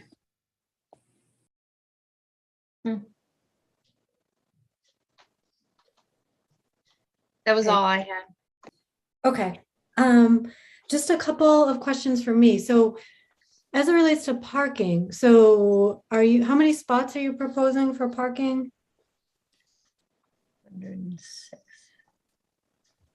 Is it the 104? 4, yeah. I can pull up this, if you pull up the site plan, I think we have it on there. Okay, I just wasn't sure with all the numbers. So, well, I guess my question is, while you're pulling that up, is how, did you say you were having 140 trailers or 104 trailers? Hold on, here we go. I'm not sure how many trailers they have on site. We sized this. Oh, Gary, you want to just let me share my screen? I'll just jump over to the site plan. Okay, yeah, and we don't have 104 trailers. We have 104 total parking spaces. Yep. We're not even close to 104 trailers. And Oh, okay, I must have misunderstood. For some reason, I had a note here that you were going to have 140 trailers, like if there was some sort of. no, not even close. He showed all the trailers in the one little section in the middle. Yeah, I think, Carrie, you got that from me, because that's how many trailers we have throughout our entire company. Oh, is okay. Trailers. So I misled you with that, and I apologize for that, but. No, not yeah. at all. I just wrote it down. Sometimes I gotta think back to why I wrote it. Let's see, the peak question, I did have quite, we already talked about the peak hours. So hours of operation are the 7 to 4. You had, okay, so 104, that's fine. I don't know if it was something that I saw before along the way. Is there, do you set up a staging area as well where there's digging and piles of dirt and all of that, like as part of training? I can swear I saw this at some point. Yeah, down near the infiltration basin, there's a small area, right where that cursor just was, right in that area. That's going to be a mock street. And what we're going to do there when we develop the site, we're going to bury some piping underneath there. Our mark out guys need to know how to locate things below ground. That's what they do, and paint the lines, those obnoxious lines that everyone sees, the different colors. It's also an area where we'll be able to teach the guys how to use some of the street cleaning equipment, and it's a general hands-on area, and that's where we're going to propose to do that off to the side there. We're not exactly sure, what exactly we're going to end up doing there. I got to work with my training guys. We're going to put a curbing in there. We might put a street sign to, kind of mock a regular street to give the guys a real feel for hands-on. And that's really what we want to do with the hands-on training here, is get it a lot closer to what they're going to see out in the field. And that's where you got that from. So is there like digging into the ground and piles of dirt, or is that just, what does that look like? I'm just wondering, is that going to be a big mound of dirt there that? No. If we are probably going to have a strip of area that we will be digging, but if we do that, it's going to be 10, 15 feet, and we're going to be doing what we do during the course of the day. We're going to be digging it up, make sure the guys don't rip into what we've buried below ground, and then we're going to fill it back in, compact it, and we're literally going to pave it every time we do that, or put a piece of steel plate over the top of it so that it doesn't turn to mud on us, that kind of thing. But that's what we're going to utilize it for. And right now, I'm not sure exactly if we're actually going to go that far, but that's kind of what we're proposing to do in that area. Okay. And I guess, Anthony, was that part of groundwater discussion as well, or Fred? Does that create any variables or no? No, I don't think so. I need to look at the details on that a little bit closer. It may be something we want to move to a different location, so it's not in the groundwater 1 area, but they're not burying anything that's toxic or hazardous. They might have a backhoe, but that's about it. There's no toxic or hazardous material. So I'm not sure it'd be a problem, but it may be something to look at. I'd like to see some more details on exactly how it would lay out and where it would be. And additionally, this is Dario. The entire site is curbed as well. It's not curbed today, but it's all curbed to contain anything. If there was a spill, it can't get out to begin with. So the entire site will have a curb around it, kind of like a bathtub. It's a belt and suspenders thing, but it's what we're doing on the whole site. So if there was something, which we don't anticipate, but even if there was, it's still contained. It goes into the catch basins, and then we've got oil separators and everything else. If in fact there ever was some event, no different than any parking lot anywhere, in the city, we did go kind of above and beyond with that as well. I think, Gary, I'm sorry, Carrie. No, go right ahead. I think that what Carrie was alluding to was that if there's digging going on and there's a spill within the trench that's below the pavement and below the curbing, that it could get directly into the gravel and the groundwater. That's what we'd be concerned about. So it's not so much the parking lot is curbed and the pavement is appropriate. It's this digging area that would not be held within the confines of the curbing. So I just need to see a few more details on that and maybe talk about a different location if necessary. Mm-hmm. The other question I had was related to, so Laramie's or automotive is continuing to operate there. So for all, do they use projections, whether estimated employees or traffic, does that include what their business brings in as well, or is that a separate piece? So I can speak a little bit for the traffic. It's not included in the trip generation numbers that you saw, but we did a count of the existing driveway, and so it would be included in that, and then those numbers were added on top of it. Okay, and then an employee, this may not be your wheelhouse, Corinne, but in terms of employee numbers, does that include Laramie or is that separate? And also I'd ask hours of operation, are they the same? Are they also only operating 7 to 4 or are there different hours? I can probably answer that. I believe Kevin's open at 8 and goes 8 to 5. Okay. And I didn't supply Corinne with anything from Lamy Automotive as far as employees. That's okay. I just wanted to make sure that I understood that. Okay. A question came in from the fire chief about it has addresses listed on the plans which are wrong. Was that fixed? Or it looks like the addresses for the 3 buildings need to be cleaned up. This is best accomplished by staff. I don't know if that's been addressed yet. Yeah, the plans show 200-220 and it should be 200-202. The Devereaux maintenance building is 202. The Devereaux administrative is 200. I'm not sure what Lamy is, whether they're 200A. I'm not sure what that's designated as. So I'm thinking he cares more about if there's a fire, he needs to know which address belongs to who. So I don't know what his issue was for the 3 buildings need to be cleaned up. So it seemed beyond just the site plan addresses, something's going on there. I'm not clear on what that is. Maybe Fred, do you have any idea? Is there a problem there that needs to be? Well, the problem is that the site plan said 200 to 220 and the building next door where A. Dewey Pile is located is 210. Oh, okay. So what the fire chief was suggesting is that staff work to determine what the building numbering should be for each of the plans, whether it's 200 A, B, and C, or 202, 200, 204, 206. It just can't go to 220 because the one next door is 210.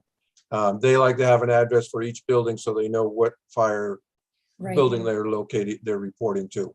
That's all. It's a simple correction with the assessor's office. Oh, okay, that's good. Did the police chief happen to review as well or no? I did not see anything from the police chief. Okay. Do you know if it went to him? I know there was a time where we weren't sending plans to him and then we agreed to send plans to him. And I don't know if that crossed over when Kathy left. Do you know if the chief received anything? I don't actually know if it got distributed to him or not, but I will reach out to him and see if he has any thoughts he wants to share. Okay. So, and then in terms of looking at the typical plan versus max plan, I'm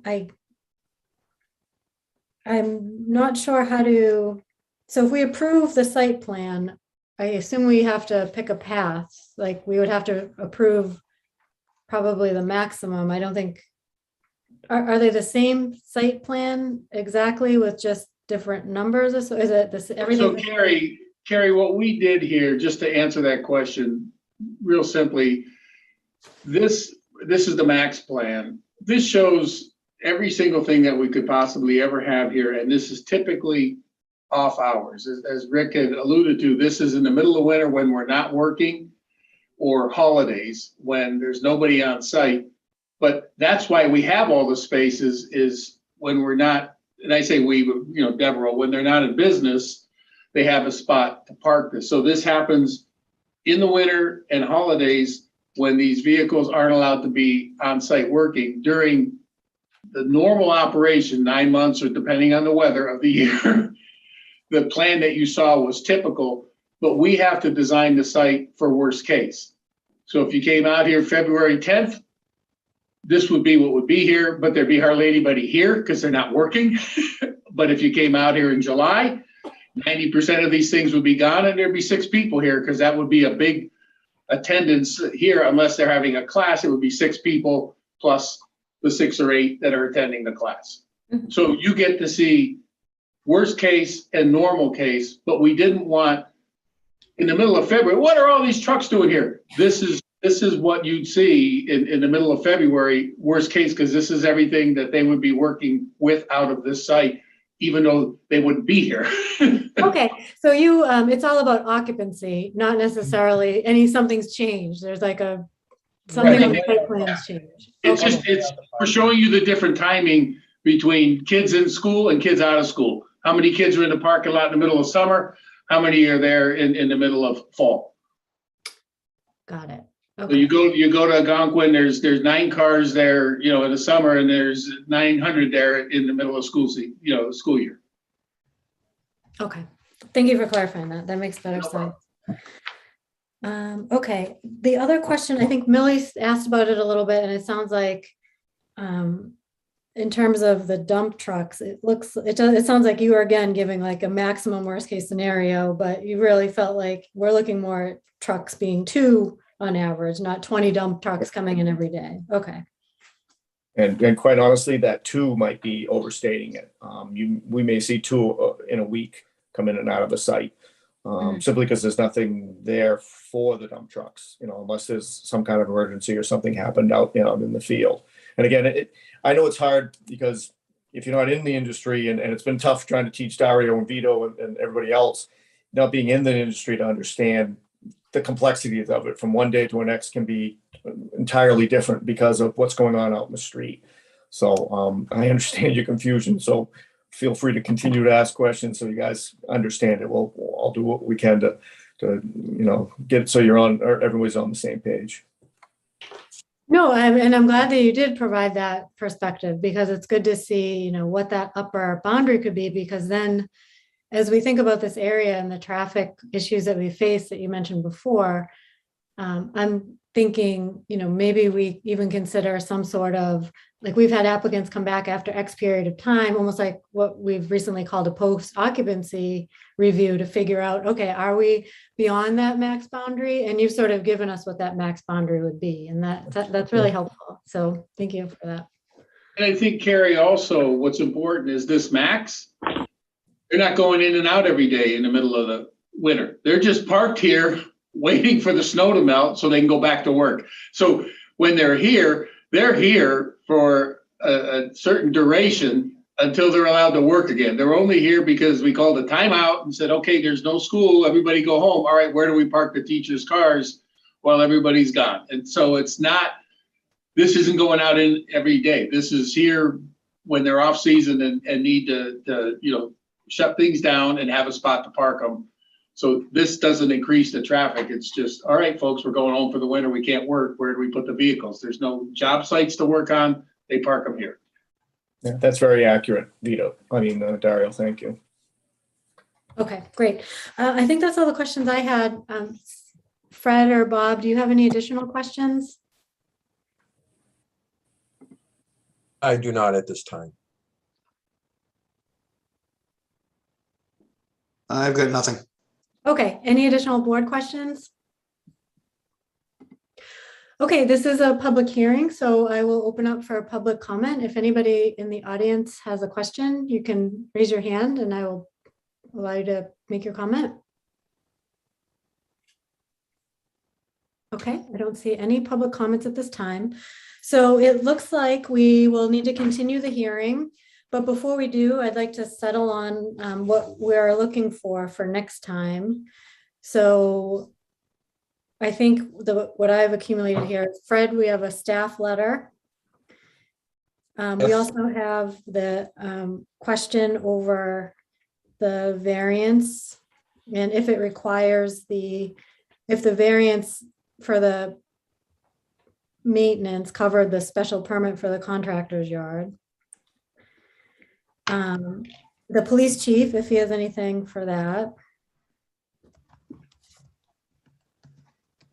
Michelle, was your dumpster question addressed, or do we need to see something for that?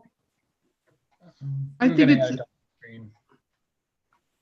think he said that he would put some screening on it, so I'm fine with it if you want to add it to the decision.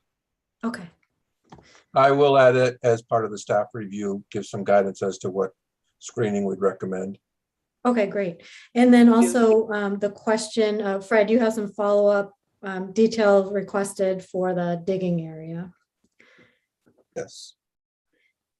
Is there anything else that the board is looking for at this time?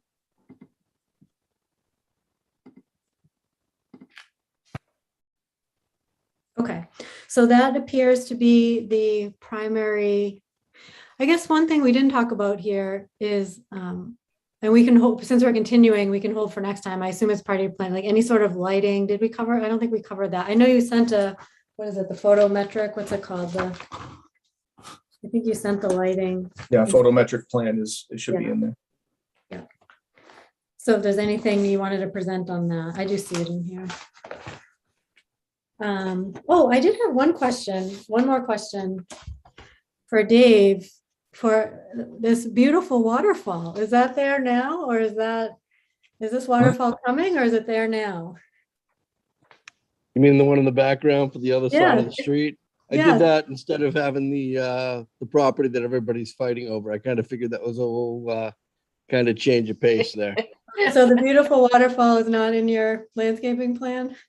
No, it's the other side of the street, but I figured it was a nice little change of pace. If it helps at all, we'll pay to put it in. If the town wants that, we have no problem in doing that. We'd like to have that view.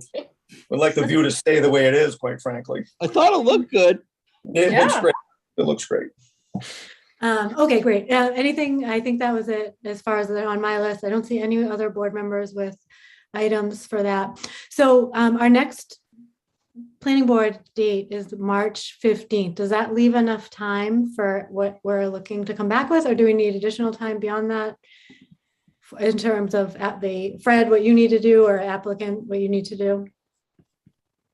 Well, when I talked to Paula earlier today and explained to her that my review letter wasn't complete, I agreed to get her comments in time for her to revise the plans and address those comments. So I believe 2 weeks is enough, but I did want to talk to the board about their plans going forward with some other items.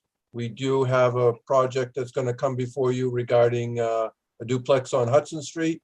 And I think they're waiting I think the meeting in April. We had discussed, but I'm not sure we confirmed the date for the public hearings for the zoning articles. We need to advertise 2 weeks before, and the ad has not gone in yet, so it can't be the March 15th date. Oh, for the public hearing for the bylaws? Yeah, so we need to do it after that, but clearly before town meeting. Also, you should know that the Board of Selectmen will be closing the warrant completely on March 14th, which is no. Yep, March 14th, I believe. Yes. So if something changes at the public hearing for the bylaws, what can we make? When does it go to print? When does the warrant go to print?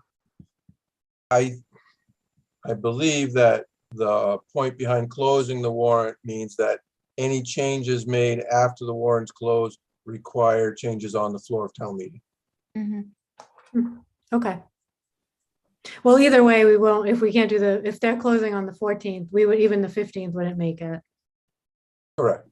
We need to get some, they have a draft, they have the drafts of everything that we've done. They have a layout of all the warrant articles, and so I've assigned them numbers, but those numbers may change slightly in the next few weeks, but they will need the actual language that you're going to propose at town meeting for that 14th, which we're very close based on the discussion with town council earlier, I think. Okay, all right, so let's settle then with this continued hearing, and then afterwards we can figure out our bylaw hearing. So the 15th then would seem like a good time to continue this hearing. It would. Okay. I will do my best to get the letter out in time for them to make changes. I'll work with them along the way with what's coming so they can anticipate them. I did have a discussion with Vito with some issues today that just jumped out at me when I was walking through the plans, but a complete letter will be coming forward. Okay, so does the March 15th at 6 p.m. work for your team? Yes. Yeah, Rick, that's fine with you, right? Yep. Absolutely. I have a quick question. While the lighting plan is up, can we just quickly, are there any like poles on the site, or are they all safety lighting around the building? Just while it's up. Yeah, there are poles out in the parking area. You can see these kind of the blue areas out and then along the edges too. And then there's also wall packs along the building itself. Okay, so how many poles are there? 1, 2, 3. 3, 4, 5, 6, 7, 8, 9, it looks like. 10. Is that last one down there? And none of the light spills over. Right, yeah, everything was meant to be contained on site. Okay, thanks. Okay, so then is there a motion to continue the public hearing for 200 Bartlett Street special permit for groundwater protection overlay district bylaw and special permit site plan approval to March 15th at 6 p.m.? So moved. Second? Second. Okay, all in favor, Amy, Aye. Anthony, Hi. Michelle, Aye. Millie, Aye. and Carrie's an aye. Okay, great. We will see you back in a couple weeks. Thanks so much. Thank you. Thank you, everyone. Thank you. Thank you. Thanks. You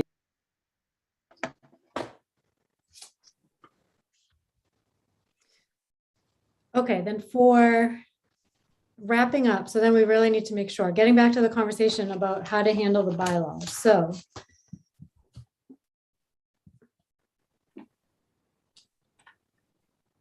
if we have changes come in from town council, so we asked him to draft a few different pieces. Is there anything that would make the board not comfortable with town council's language to use? Or, I mean, otherwise we'd have to schedule another meeting before the 14th. I wonder if we tell him that, ask him if he can get it in a week, and Oh, then that's right. if we see it and we're okay with it, then we don't have to schedule a meeting. I think you still have to vote on it though, right? Yeah. That's what I was trying to think. I think we would have to vote on it. So it sounds like we're gonna have to have a meeting before the 14th. My recommendation is to schedule a meeting next Tuesday on the 8th. You also are looking for feedback from John Kadir's office with regards to, the staff input, and then you're looking for legal counsel's input. So, Can Jim do next week? Like, do you think it can? I believe I have a meeting scheduled that night, and I believe the webinar license is taken. I actually have a meeting with Groundwater on the 8th. I believe that our meeting is 7:30, and the reason Jim is not available, I believe the Board of Health is meeting at 6 o'clock Oh. that evening. Can people do Thursday the 10th? Or Jim and Fred and Bob? I will I not cannot. be available on the I cannot. 10th, and I know Jim is in class on Wednesdays and Thursdays, which is part of our whole hosting problems. So then we meet on the 15th. Okay. That's a day So late. we'd just be voting on it after the warrant's already closed. I guess we'd have to be pretty sure of where we stand. I mean, I guess we could do that. Yeah, go I'll try to ahead. confirm with the town administrator if the language has to be approved by the planning board before the 14th, or if there's some flexibility. But I believe the way the schedule lays out is that it goes to the selectmen, they close the warrant, and then it goes to town council for review. So if there's minor changes that the town council proposes, I think we're okay. But if it's substantive changes that the board has about how the article is going to be worded, that may be problematic. Okay, so then let's be as close as we possibly can here so that we understand where we're at across the board. So, and then Fred, we still haven't seen the floodplain either, but I'm assuming that's That's with town council. So let's forget that for now. It seems like for the ones that we have, are there any bylaws? So we have to get back to the sign one, but has there been any bylaw that we reviewed tonight that we, aside from the piece where we're going to confirm with the town administrator about the composition of the committee and how to go about that, is there anything that we are, like the brewery, are we good with that? We picked at, nothing else in there is changing, we're good. Yep. Okay. Enforcement, we went through all the changes there. Are we good? Yep. Okay. And this doesn't mean you're voting yes for it. It just means like you think we're in a good spot. The moratorium one, we have that component to confirm with John. Other than that, is there anything on that bylaw that we're not close to being good on?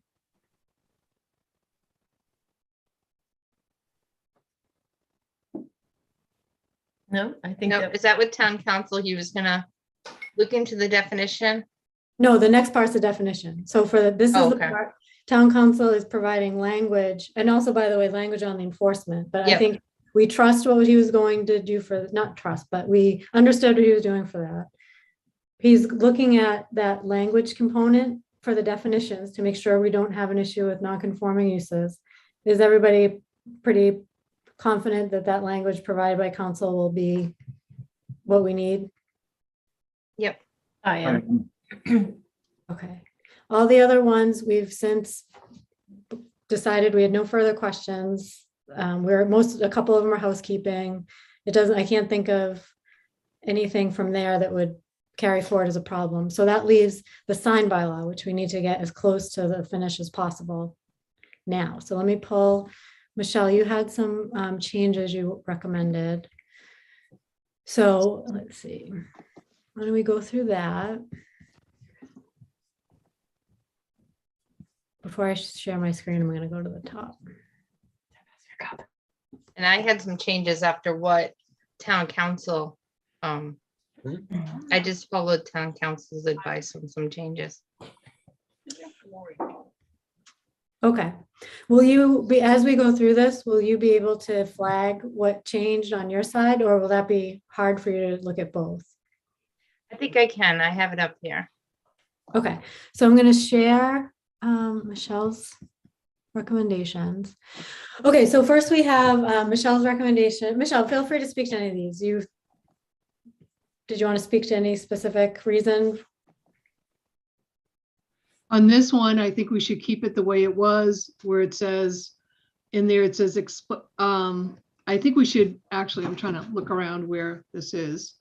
I think we should remove what Amy put in, which was except when displayed for commercial purposes. That's what I'm asking to be removed.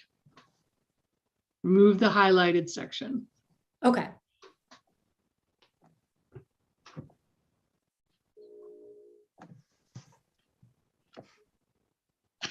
Isn't that helpful to the business if that's granted? It's an exception that gives them the right. Am I reading it wrong? Well, it means that when you have a flag, it's for all the uses allowed as a flag. But if you decide you want to draw attention to your company and put like 20 flags in your front yard and have them 50 feet high and flapping or whatever, it's not really under what a flag is intended to be. So now you're trying to draw attention to your building just by adding flags because they're allowed, because they're a flag. So I guess what other towns do, and many towns do, is you're allowed to display your flags because a flag is meant to be for, you know, to fly a flag. But if you're going to put up 20 flags, then you're really just using the flag to, you know, to draw people that are driving by to say, hey, what's all those flags? You know, I guess a flag is meant to be a flag and not You're an talking attraction. about, Amy, are you talking about someone puts up 20 American flags and they shouldn't do that? Is that what you're talking about? No, it's not the way. It's like, it's not supposed to be for commercial promotion. It's supposed to be because people are proud Americans and they fly a flag. But this I doesn't think say quantity at all. it's just commercial promotion. What about a flag that just says open? So is that allowed because it's commercial promotion? I'd have to say no. Because you're trying to draw people into your commercial establishment. Oh, so wait, it's not So commercial? they're allowed, They're allowed with this line. right? Not Flags if, would not not if be this considered. passes. Well, flags would not be considered banners or otherwise signs for the purpose of the zoning bylaw, except when displayed. So that's what I'm confused Could about. be It sounds like considered that's giving banners. them an out. Have you properly differentiated banners and flags? I think in the, No, you I haven't. didn't, but in the definition of flags. Which was where, Amy? There.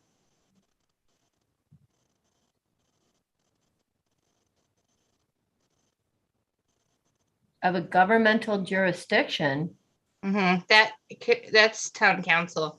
That it includes everything, whether it's military, Oh, USA. Like it supposedly included everything. If you'd Google it. Okay. I mean, because I've seen some businesses that have flags that are, that they support, I don't know, maybe a Black Lives Matter or some movement. That's Would that protected be- by the First Amendment. Yeah, would that not be allowed? No, it's allowed because it's protected by First Amendment. It's a political Okay. sign. It's a Okay. political flag or sign or whatever. Sure. During the election, I had, just as a backup story, I had several complaints from people who had Biden flags on their property, and I had a number of equal complaints that had Trump flags on their property.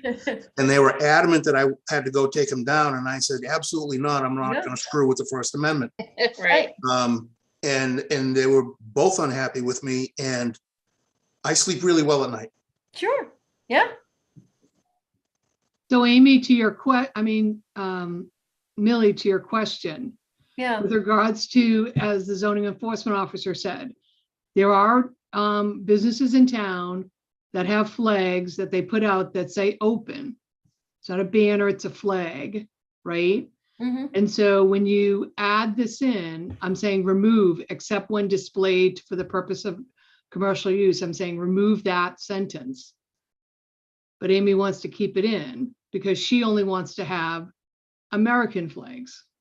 No, not only American flags, but there is a flag too that I saw in town that is on the side of a building and it says caffeine on it. Like, is that? I guess you can go both ways. Is it a flag or a banner? Well, it looks like a flag. It's an American flag. Well, had the stripes. I don't know if it's a real American flag, but it was a flag and it said caffeine on it. If it looks like an American flag and it has the word caffeine on it, it is absolutely not an American flag.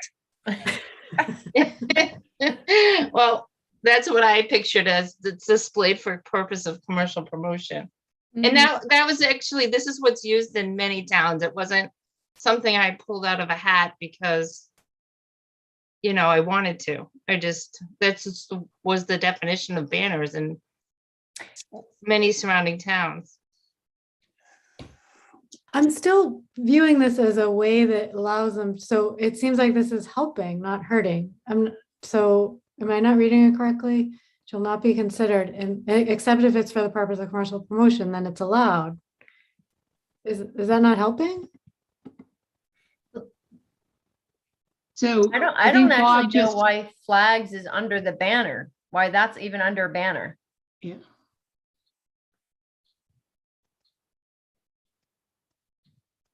It was under banner before. And I think it is in other towns too. I think flags and banners are similar. Not really, but. Do we just take flags out of here to not make any confusion, or does that make it worse? I think you just take it out. Because then we have a whole separate definition for flags. Right. And you removed C banner, so we no longer, do we any longer need it in there? Nope. But then where are flags allowed and not allowed? Is that? I mean, are all flags are just allowed? Well, Oh, I guess, well, here, flag, it says it has to be a government jurisdiction. I don't know if I would agree with that though, because I mean, if somebody, I've seen some businesses that do have things like I had at one point, just a French flag out there. If it's a flag of a Government. nationality, Yeah, yeah. it's a governmental institution or jurisdiction, and that's Okay. allowed. But another one that was like a French symbol, it was I don't know, something. I had it out there at one point, but also, I mean, if some people I have know that they have a rainbow flag out, which, that's a message from their business. It says used as a similar emblem. It's, I mean, a rainbow flag or something like that could be argued both ways. It could be say, that we are LGBTQ friendly or an ally, Right. or it could be understood as a political Affiliation. emblem as well. Yeah. So, if you were to have a rainbow sign, I'm not going to touch it. No. Wait, so these are just the definitions though, not whether they're allowed or not allowed, correct? Is that where we are? Well, you have to be careful when you're writing definitions because a lot of these are you shall or shall not. And if you go back to the banner sign, it's talking about restricting the types of flags. So it is common to have in the definition area requirements where you either have to or you cannot do something. That's why the definitions are so important. I see it all the time in the building codes that we work with, is that the definitions very often have that restriction or that allowance that says, aha, I got it, so you've got to be very, very deliberate in the I'm sorry, it's late, in the definitions. And, you have to be very clear because that's where everybody starts. Okay. So what do we want to do? What's this board sentiment on this one? Well, further down the flag says no longer referring to banner. Right. So I would go back up to banner and take out the flag setup, the flag line. Yeah. Okay. How does If you have anything to say about flags themselves, put it under the flag definition. Mm-hmm. How do we feel about that? We're taking flags out of here in total. Now that we no longer reference it, does it still belong in this section? Right. The other thing I just want to point out, and this might be getting into the weeds, it says flags properly displayed. Yeah. The United States Code has very specific requirements in terms of how to display the American flag. Properly displayed means we're also policing, or somebody could ask a legitimate question, well, if it's an American flag, is it properly displayed? I would just say, quote, properly displayed, just take that out. I don't mind taking the whole sentence out if it's, I'm not, if it causes confusion. Anthony, thoughts from you?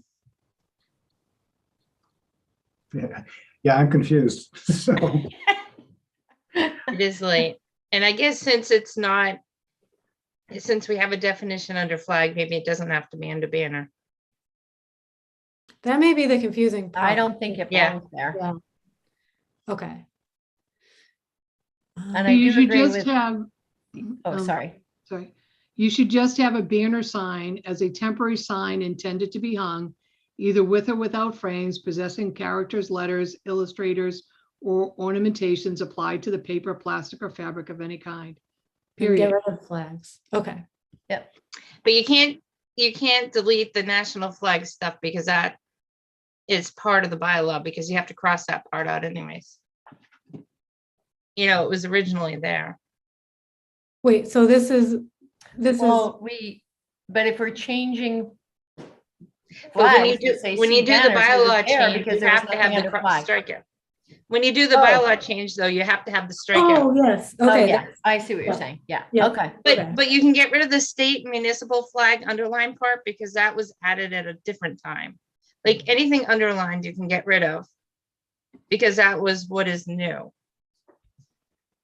I don't even see where you're talking. Oh, So then flags Flags properly was properly, made? yeah. But then that doesn't make sense because how did this sentence start? No, Hold on. I'd take that out. Because that was added. So flags properly displayed should not be considered as banners like that. yeah, I'm pretty sure. I've got the zoning. yeah, I bylaw. don't think you need that at all. Well, let's see. I'm gonna make sure it wasn't there before. It Now we- wasn't, I'm just No, looking but now. You I just might read it imply the now. opposite, that flags improperly displayed would be considered banners. Just kidding, really. All right, so I'm gonna delete this. I'm looking at the bylaw right now and it ends with the word section. Okay.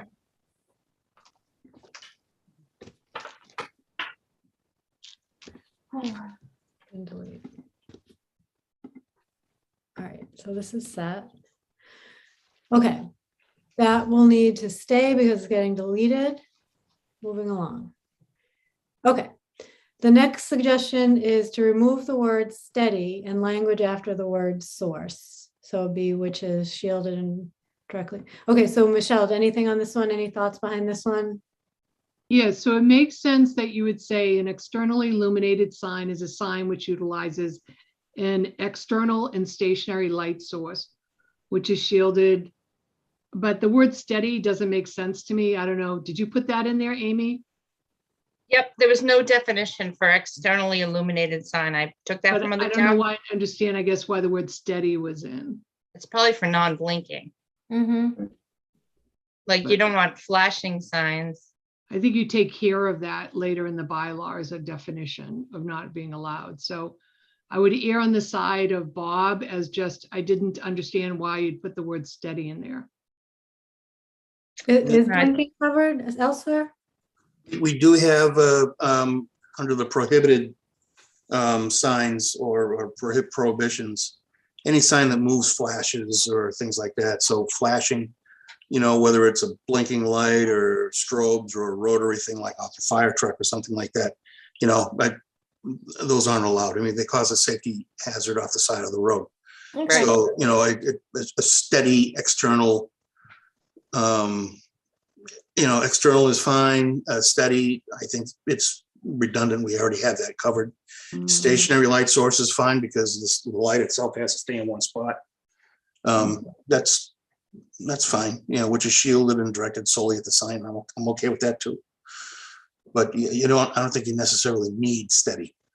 Okay, so Michelle, does that, if Bob's okay with the language after the word source, is that something that, I'm fine with that. It's just the word steady. okay, do board members have an objection to removing steady? Understanding that it's covered elsewhere in the bylaw? As long as we definitely don't get blinking lights. I'll Okay. come back and say, hey, we discussed that All right, because it is distracting. Mm-hmm. And Okay. externally illuminated signs are allowed in residential, so people probably don't want strobe lights. so I don't know, is this, Michelle, that's not you. You're red only, Michelle? So you want to go back up to flag because you haven't finished that yet, right? So flag is, you've defined what a flag is. And it can be used as the symbol or an emblem of a government jurisdiction. It still doesn't answer the question that you had is what if someone puts a flag out there? Right? So I'm assuming, Bob, let me ask you this question. If someone puts a flag out, like Millie said, with a, you know, French symbol and open, is that allowed under this flag definition that's been created? Under this one right here, Yes. Because this is the only definition now that we have for flags. No, because the definition talks about it's a piece of cloth or similar, attachable by one edge to a pole or rope and uses the symbol or emblem of a government jurisdiction. So if you've got an open sign with, say, just a fleur-de-lis, which is kind of a French symbol, but it's not part of their governmental jurisdiction, I'd probably have to say no. Right, so it Because- goes back to where I was thinking, businesses use flags to say open. So how do you put language in there that says open? You Or could- so that's why before would say for commercial use. You could say something, flags used for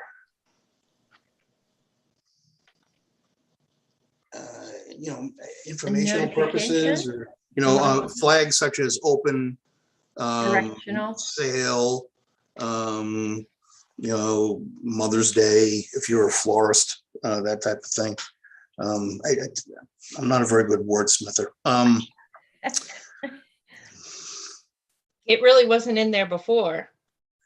Yeah, and like I've said before, I've seen it all over the place. You see, florists will hang a flag out, or if a bar is out there and they're having a special event, say with, I don't know, Cinco de Mayo or something like that. If they want to hang it for a day or two, I don't necessarily have an issue with that personally, but you got to find a way to, if that's what you want to allow, you got to find a way to state it. Mhm.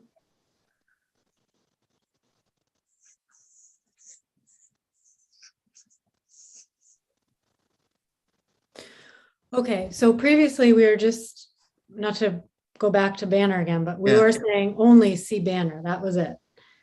Right. And in banner, we only defined it as this. So if we were to copy, this wouldn't even help us, if we were to copy and paste what was previously referenced for flags. Right. No. Okay, So it wasn't allowed to begin with. Now it's the same, but at the very end of the bylaw, down under permit not required, under K9, it says non-commercial message. And it talks about opening closed signs are subject to the approval of the building inspector. So maybe it wasn't considered a flag before, but if you go all the way down to the bottom. oh, right, Well, so it's- K, go ahead.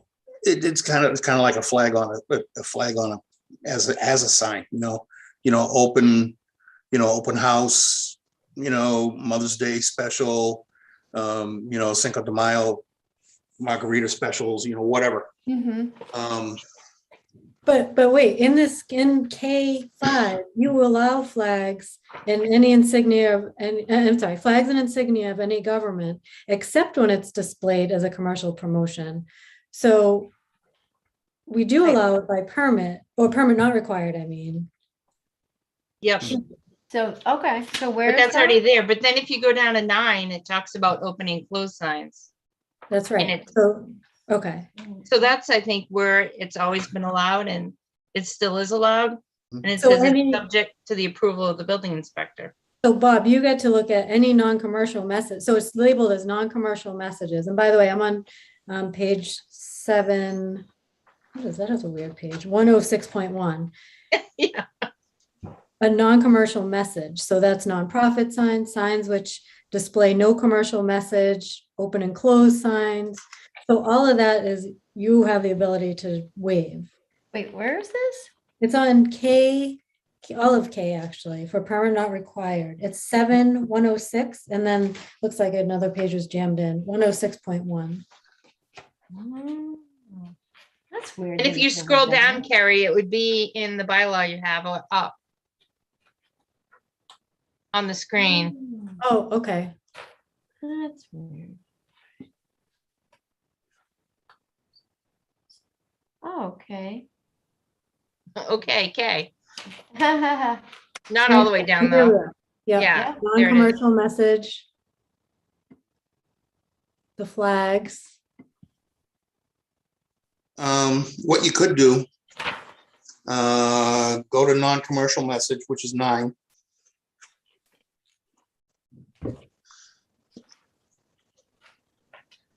you could say, non-commercial methods, because they talk about open and closed or similar type of sign. You could also say flags displaying this type of messages are allowed. Yep. Because it lists, I'm gonna go back. Yeah, don't go away from it. I'm just going to show that it's the message before it opens it up to it being allowed. I just want to make sure if this covers what you're trying to say. So Okay. all of this under K is permit not required. Right. So do not require a permit from you. Right. Yeah. Okay. Great. Yeah. Perfect. And if you go to go back to 9 and just add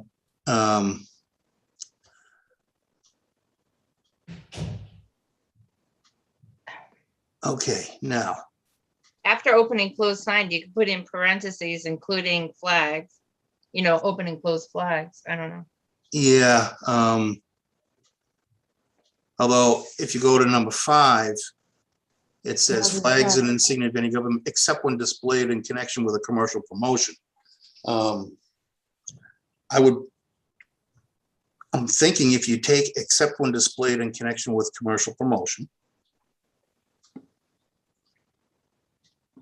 That was there before, though. Yeah, that was there before. Yeah, we're just trying to, if I'm not mistaken, we're just trying to find a way to allow flags that, say open, closed, special for a day or something like that.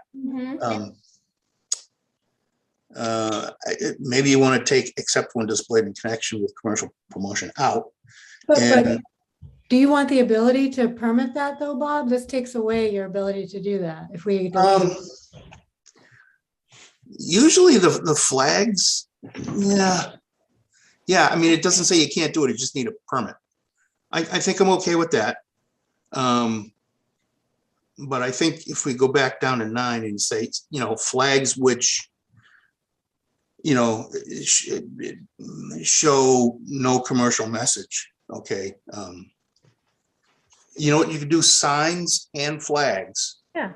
Which display no commercial message. Okay, should that be or flags? And then open and closed signs and flag. So would the caffeine flag be allowed? Keep going. Where it says open and closed signs and flags. Signs or flags, yeah. Okay. And just leave it at that. And I think you've got it. Okay, and then cut this out. No, No, let's leave that there. keep that one, because if it's with a commercial promotion, they may want to have something up for, a period of days. And that way we can limit how many days they're up there. Okay. All right, I'm going back then. So this is a long scroll. Okay, so back to the issue at hand. So Bob, can I just ask for clarification? So Yeah. number 9 takes it, if you've got an open and closed, right? They can Yeah. go up daily, open, closed. Yeah. It can be a banner or a flag, Yeah. right? Okay, we're back to like commercial, using it instead of a banner as a flag, like Right. Millie indicated, or like you said, what a florist would do, Yeah. or like say a restaurant might put out for a special holiday. Yeah. Where would that be allowed in this bylaw if a I would- business wanted to put a flag? I would say it would be permitted under the flag. Right, but your flag, your definition of a flag says it's only got to be a government thing. That's why I want to add for commercial use in there. Yeah. And Well, then it says, but except when displayed in connection. Oh, these are allowed or not allowed? They're not, permit not required. Oh, I see. Yeah. Okay. So does that mean that the permit would be, well, oh, that's interesting. That's interestingly worded. If you're hanging a flag to draw people in for a commercial purpose other than open, closed, open house, that sort of thing, I think having the ability to permit that would allow some sort of a timeline. Typically, it's kind of like a temporary sign, which is 56 days out of a calendar year. Mhm. I think that would be reasonable.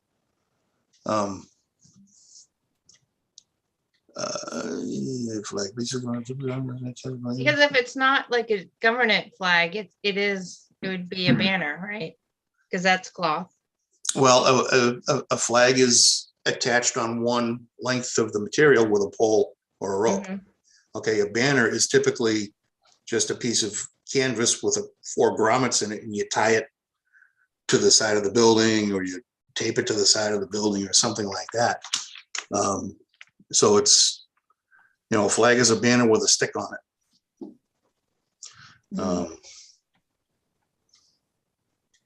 And what's the example of what this could be? If someone had open on it, that wouldn't fall under, open falls under non-permit needed. Yeah, open or open house or something like that. So what would a commercial promotion be on a flag? That would seem unusual. Well, it would probably, if you've got, maybe, like if you drive by a Mexican restaurant and it's Cinco de Mayo, drink specials or something like that. It's kind of a grayish area in a lot of ways. Yeah, I wouldn't think that there'd be too many of the flags that are specifically designated for just a commercial promotion. Yeah. I mean, and again, if they're putting out a flag that's other than open or open house or whatever, it's for a short amount of time. Yeah.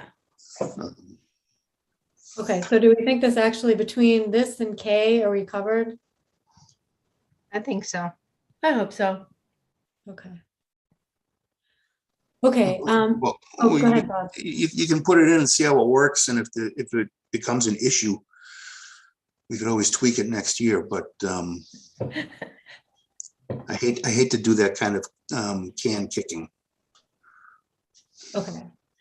Well, if the board feels good about it, and I think we sorted through a couple of examples, then let's hope we can articulate that. Yeah.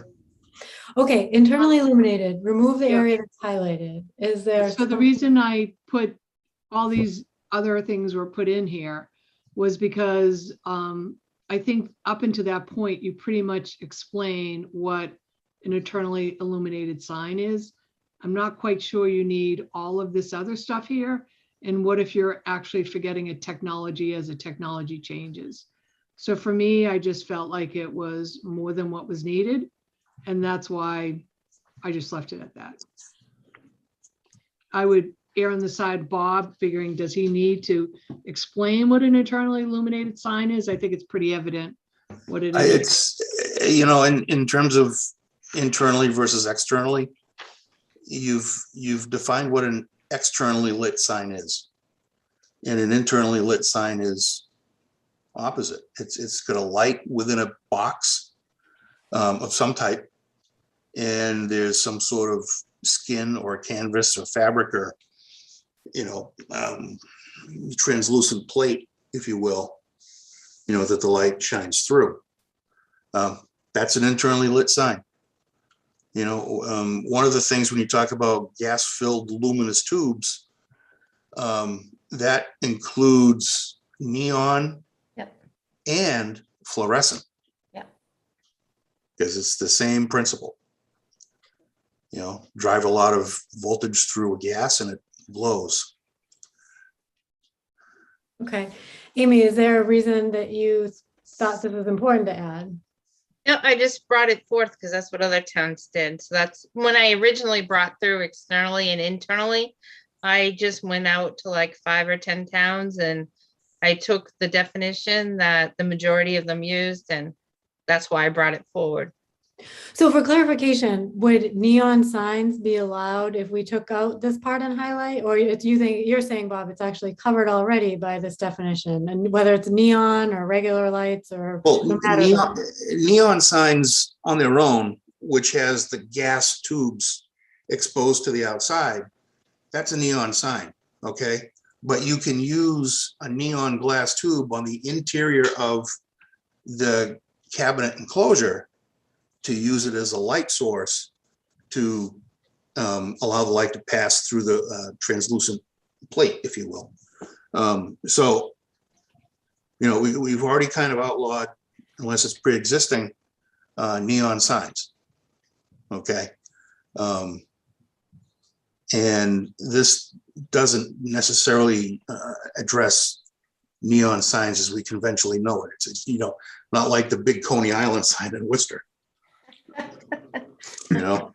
Did you have to note the letters though? Because there are some places that it's just the letter and it's, I don't know, I'm just reading it again. Because Just it the letter. says you know, like you can light up, say you write Amy's Cafe, the Amy could be lit up as just a letter, but it's not a translucent panel.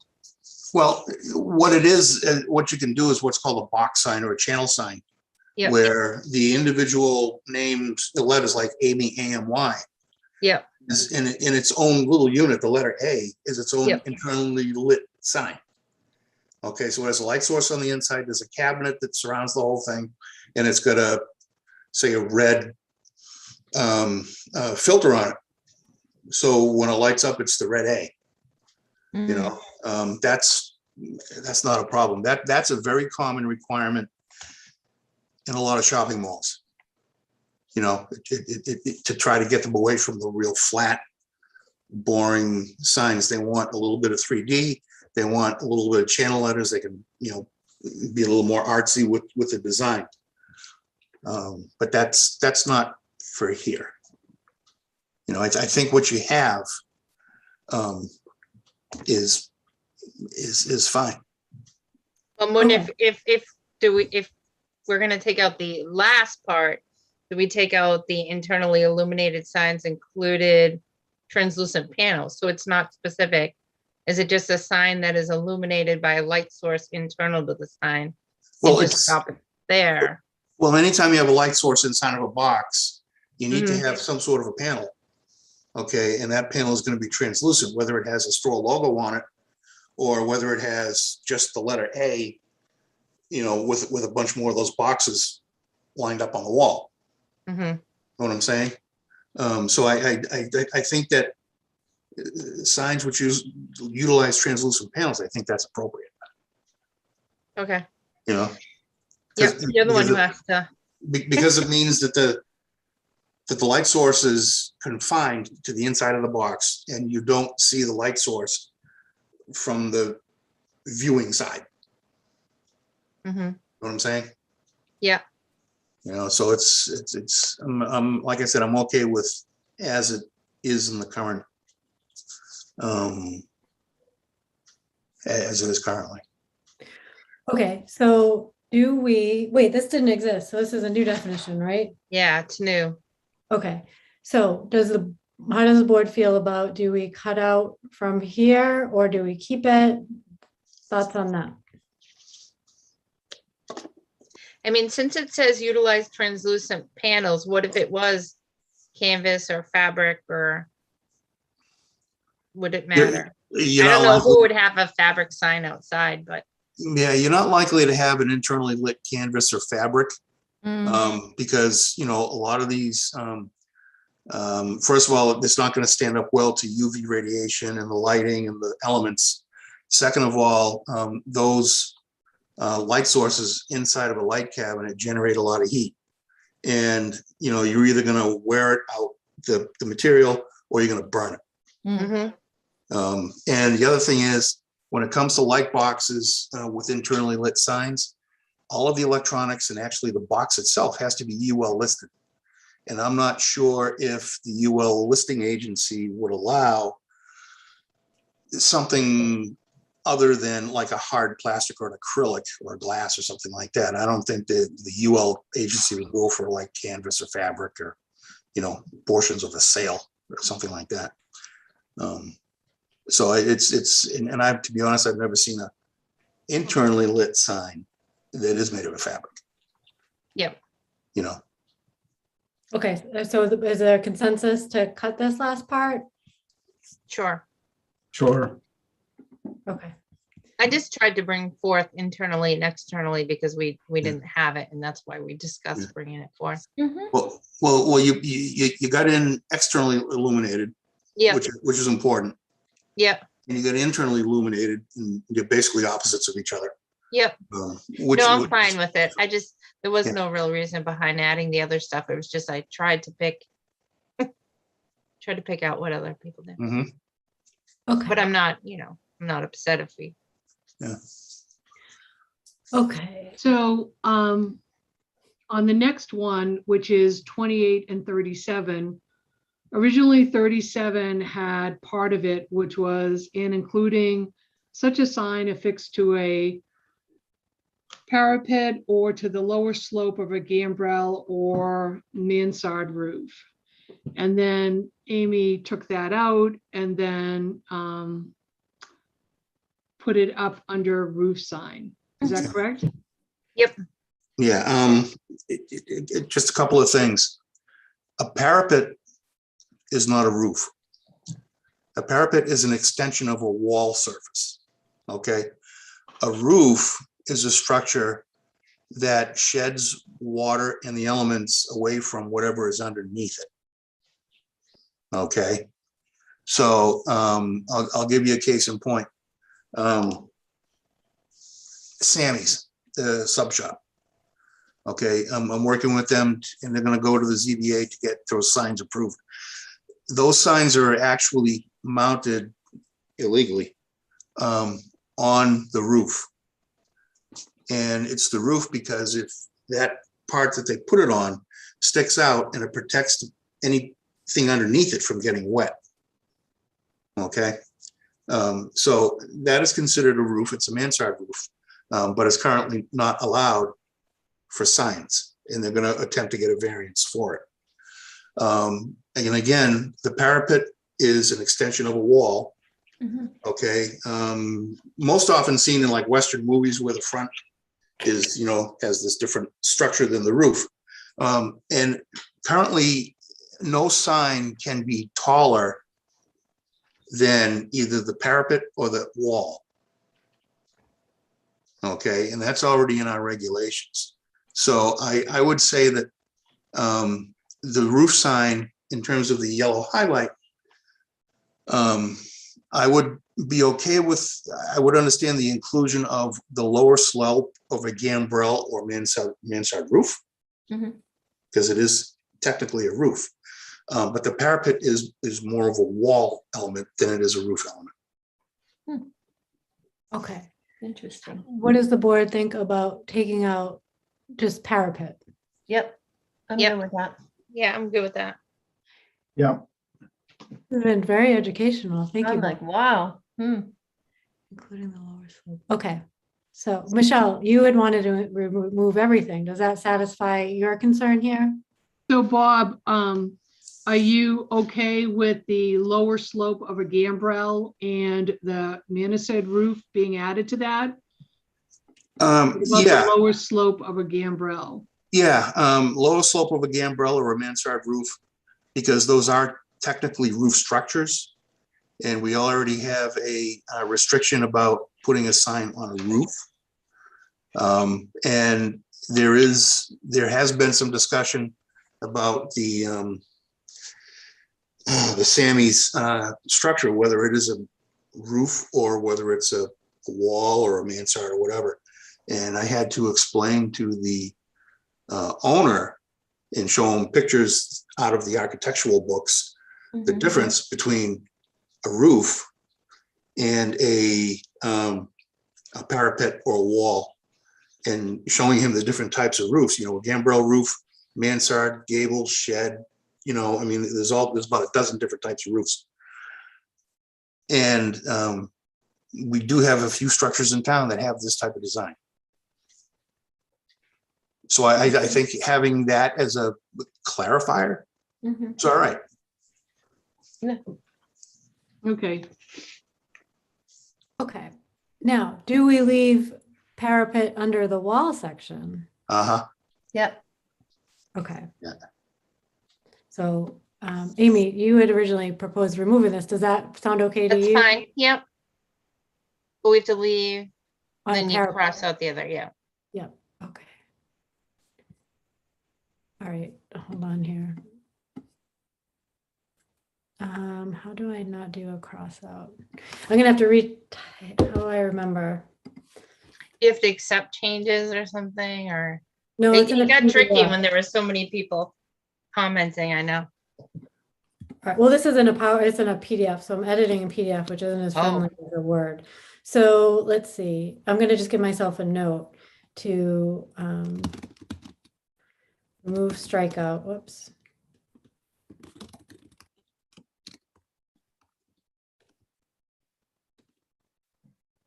Oops.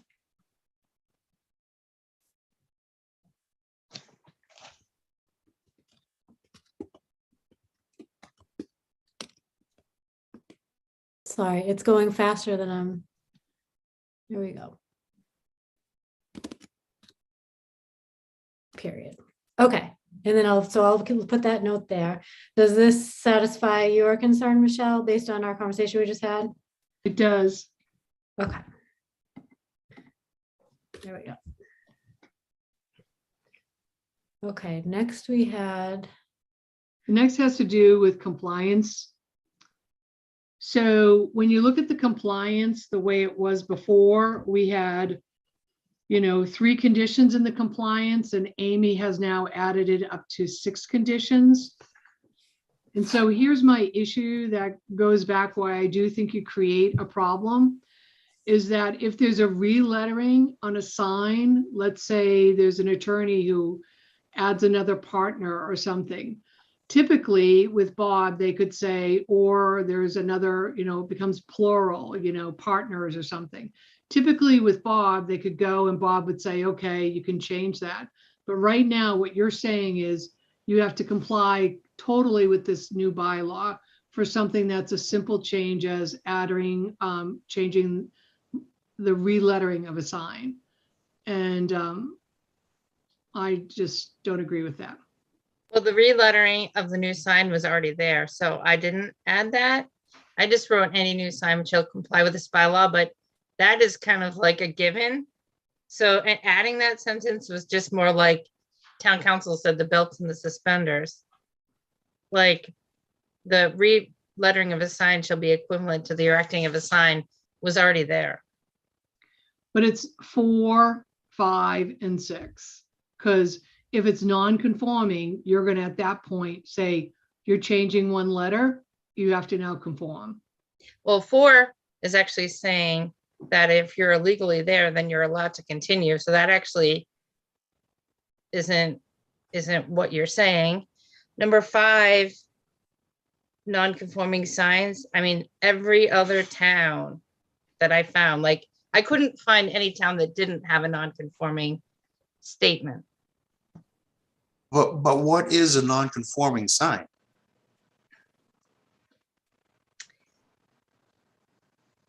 Well, one that wouldn't meet the bylaw, right? If it doesn't meet the bylaw, isn't it non-conforming? So like if you had, I don't know, what could you have right now that would be non-conforming? Illuminated. If you then went on to have an illuminated sign, you'd be, no, Bob, you don't like to say grandfathered. What do you say instead?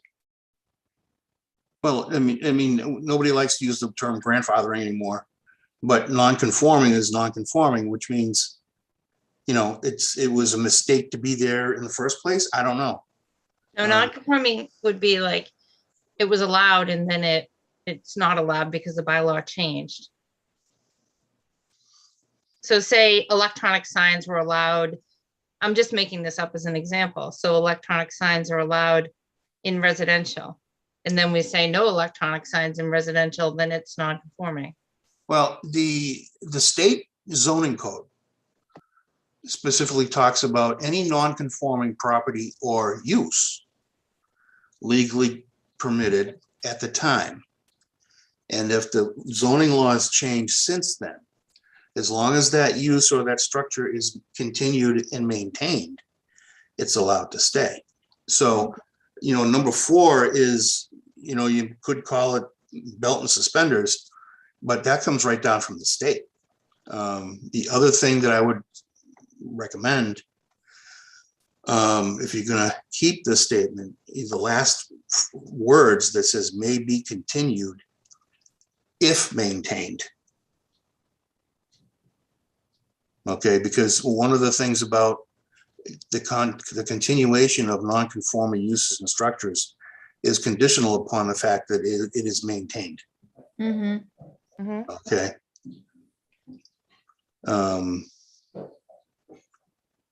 Non-conforming sign shall not be altered when redesigned or structurally altered. I guess that's okay. Non-conforming sign which is removed or abandoned for longer than 30 days. Well, I think we changed that last time, but Michelle wasn't here. I think we said a non-conforming sign which is removed or abandoned or destroyed beyond repair, I think you said. Yeah, we already have that it's in the sign bylaw. I forget exactly what section, but it talks about any sign that is obsolete, damaged, something like that, shall be removed. And if I deem it to be dangerous, I can write an order to have it removed.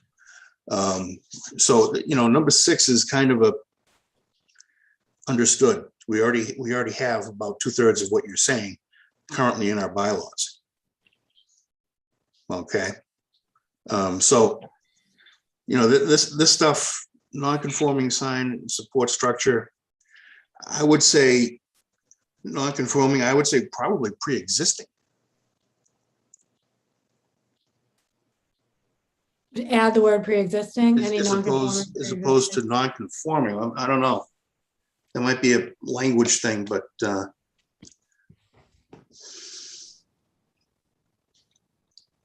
these 3 are just kind of redundant because we already have it. Either through the state or through specific lines in the sign bylaw. Destroyed by more than 35%. That's a difficult calculation to make. But if it's destroyed, most sign companies won't repair a sign. They're just going to take it down, build a new one. It's cheaper to just put a new one up. So, and Amy, is this one that you edited already from your side? Does this just say destroyed beyond repair now? Yeah, we did that last month. Yeah, last meeting. That's what I thought. Yeah. Okay. If it's destroyed beyond repair, typically I would get either a phone call or an application for the new sign from the sign company, because they're the ones that are going to kind of make that call. Yeah. If a sign is damaged, they're going to say, okay, it's going to cost me $600 to fix it. It's going to cost me $700 for a brand new sign. They're going to put a new sign up. Yeah. Okay. So let's take it from the top. So in this one, this was actually already here. So where Michelle, is your issue with this line that any new sign shall comply with this bylaw? Yes. Okay, other board members' sentiments on this one? I mean, does it really change anything, Bob? Isn't any new sign have to comply with the bylaw anyway? Yeah. So it was just kind of like belts and suspenders, like town council said, just because, I don't know. I think any new sign has its own regulations anyways.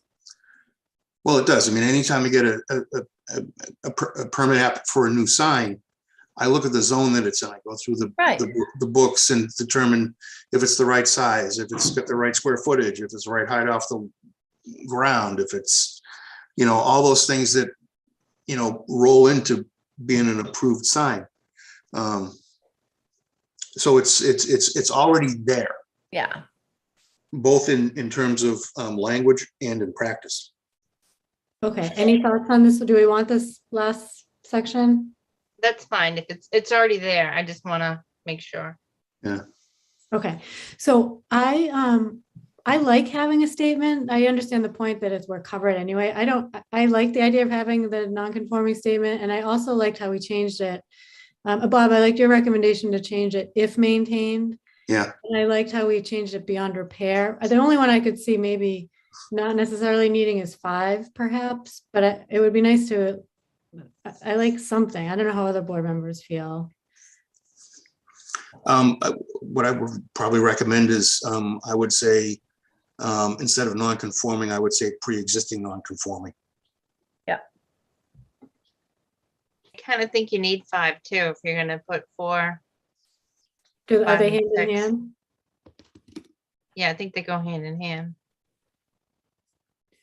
Is everybody okay with changing and to if? Yep. Yeah, Maintain, sure. I think that strengthens it.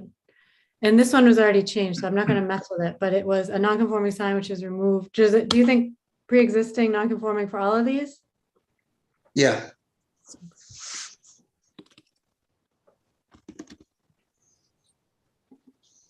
Oh, I'm not even, remember I said I was gonna look at mine side by side. I never did that. Well, we know this one needs some changes. What does it Okay. mean? What do you mean by a sign that's abandoned? What does the abandonment of a sign actually mean? well, say a company goes out of business or they move out of town Oh, okay. and they leave the sign, Yep, got it. Okay. that's an abandoned sign. Okay. Makes total sense. Okay, so are these things Michelle, you obviously don't want to keep these items. Although Michelle, the first one, that did satisfy your concerns, so that one's okay. Yeah, I mean, I see the changes. I'll think about it. But I see the changes that you've made that I was not aware of. Okay. Okay. So do you want me to, well, I guess I mean, I'm happy that you say or destroyed beyond repair versus the percentage part, because that's very hard to measure. So I agree with Bob on that. I agree with maybe continued if maintained. And I need to think about number 5. okay. Any other board thoughts on?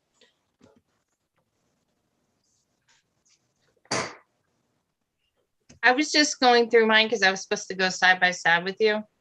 But underneath 19, a backup and definitions where we talked about internally illuminated sign. It's not on Michelle's, but when we made changes, Anthony was adding LED rope lights and it was just a definition. It's not on there because it's on mine. But he just added LED rope light, which is LED light linked together and encased in a PVC jacket to create a string of lights. Because Attorney Dineski said to add some definitions for what like an LED rope light was. Okay, so that's something we did last time. I think it might have been between last time and this time. It came back from town council's comments. Okay.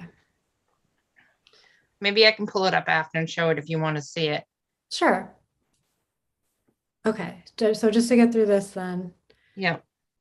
Changeable copy signs. I changed that too for Attorney Dineski. I changed it to still being allowed changeable copy signs, but then at the bottom where you get extra square footage for changeable copy signs, I left that crossed out because if you're in downtown business and you're allowed 32 square feet a sign, it should be whether you have a regular sign or a changeable copy sign. Mm-hmm. Well, right now you're allowed to have the 32 plus the 25. Right. Mm-hmm. And some of now in town, like they have the plus and then it's empty. Like I looked at all the other surrounding towns, and when you're downtown or Business East or Business West, you're allowed, say 40,000, not 40,000, you're allowed 40 square feet. And whether you want it to be electronic or you want it to be changeable or you want it to be whatever you want it to be, everybody was allowed the same size sign. Mm-hmm. So this way, we're still allowing changeable copy signs, but I was just taking out the extra, making these huge signs. Yeah, some of, Amy, I don't know if in your research you found this out, but a lot of people who have a changeable copy sign, either as an EMC or a sign that's got manual letters, typically, if they have that type of sign on their establishment, they're not allowed to have a banner sign or a temporary sign, because that changeable copy message takes the place of a banner sign or a special event sign or something like that, or even an A-frame out on the sidewalk. Yeah. Okay, I think that was a big discussion point when Mose went in. Because he's got an EMC. Yep. And I think a big part of it, and I don't remember, but I think he was not allowed to have like a banner or something like that, because he has the changeable sign. And by nature, it can be used as a banner. Yep. You know, temporary Right. promotion, temporary sale, you know, special event, you know, happy 4th of July and whatever. But I don't think that changes because our banner says that anybody can have a banner sign. Right. Temporary for 56 days. Like there's no bylaw that says if you have an changeable copy sign, you can't have a banner sign. Right. Okay, so this is, Michelle, it looks like you wanted this to be changed to allowed, and that's what has been proposed. So does that satisfy your concern here? That satisfies my concern. Yeah, it goes back to the way it was. Okay, But we had already, I had already done that. okay. And then, So the next one is number 12, which is electronic message centers. So one of the reasons is I think they should take out the no use variance allowed. And I even saw this in an article in Westboro where they understand the future of signage is these electronic message centers. It's because you added every single district in town, including your industrial districts. And in some cases, you know, the town of Westboro is using it in their industrial districts that are on their highways. They actually saw it as a part of the future, and they saw it was that businesses wanted and that there was a place for it. So I understand where you're prohibiting it, but if they can get, if it's the appropriate place and a use variance is allowed for it, then they can get relief from the ZBA. And that's where I think that should be removed. We actually do allow it in the highway district. It's just like Westboro and Southboro.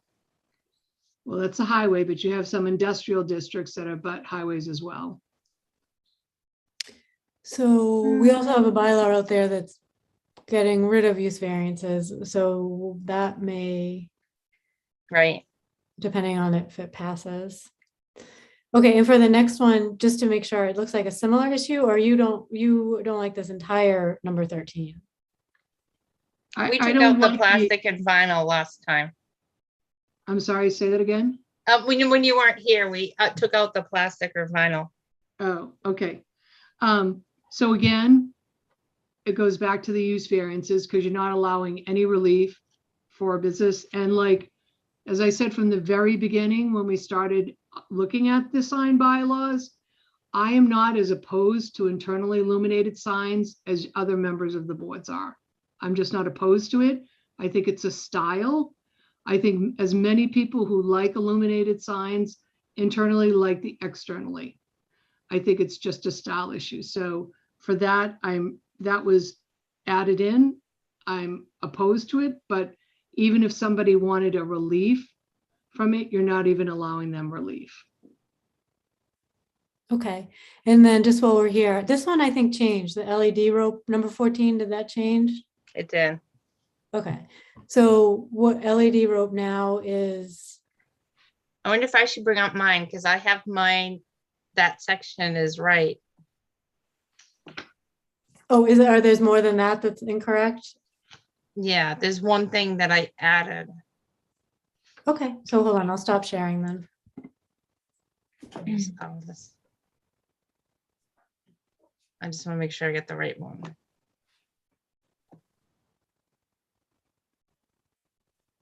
Get to the right place.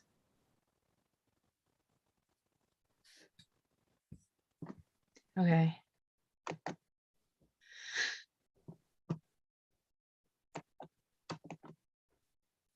Can you see it? Can you see the sign bylaw? I can see it. It's a little hard to read though. What does it look like? I can see it perfectly, so I don't know. Why is said it hard? Just all the different colors of things. You have red lighting with red highlighting too. Oh, that's because of the comments on the side. Yeah. Okay. Can you see it at all? Should I get rid of comments? No, I mean, I can see it. I can just, it's, Okay, so for 13, this is what Michelle had talked about, but we had changed it before, internally illuminated signs, and got rid of any kind of sign made out of plastic or vinyl are specifically prohibited in downtown. And then we got rid of the LED rope string lighting and changed it to this or something similar. LED rope, string lighting, or strip lighting must be white light, and static color or flashing lights are prohibited. But that was added for discussion. Like, we haven't discussed that yet. And number 15 too, in addition to the regulations in this section, section 709.020D 2 shall also apply to signs in the downtown business east, business west, and business south. mhm. And that's because that section actually includes sign regulations, Yeah, but because it's not pointing there, I guess we don't go there. right. And it's kind of missed. It's kind of stuck randomly in the book under site design. So I thought this is just a belts and suspenders too, like Attorney Dineski said, where it's already in the bylaw that you have to do 709.020, but it's just pointing to it in the signs because it has to do with signs. Right. Does anybody want to go to that page, or do they agree, or? Yeah, I think we saw it. Okay. Yeah.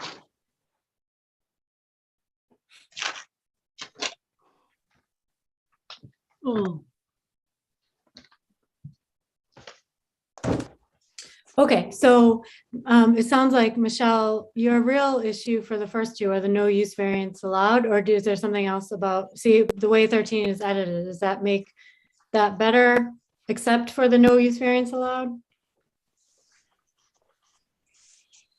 what I'm saying is it doesn't allow for any relief, right? Right. So even if you guys are going to go forward with eliminating the use variances, you could allow in their language in the use variances for relief for signs.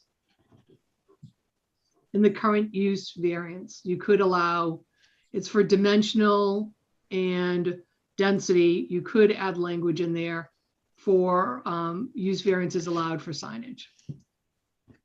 One of the comments Attorney Dineski said when I asked, is a use variance allowed for a sign? Because it's not really a use. And he said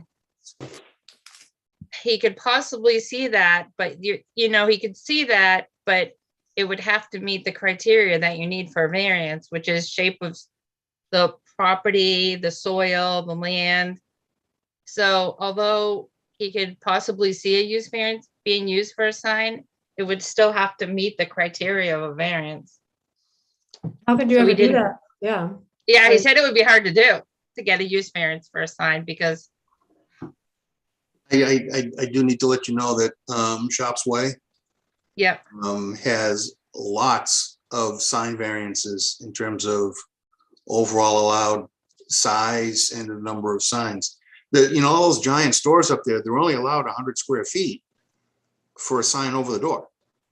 But that's all dimensional though. What is it all Dimensional variance. dimensional? Are you talking about a dimensional variance or a use variance? No, Yes. we're not removing dimensional variances, that stays. So you could apply for a sign dimensional variance. The use variance would be the tricky thing, because how could you even meet the criteria? So what would be an example of a use variance for a sign? That's what doesn't make, yeah, that's what I'm not even sure. Like, there is no Well- relief grant here. So what I'm saying is take it out, or you say, so what you're saying right here is internally lit signs are not allowed or prohibited in downtown. And if for some reason that that business owner can prove that they want to have it, they can go to the ZBA and the ZBA said, we will allow it. I mean, for some reason right here, you're saying it's not allowed.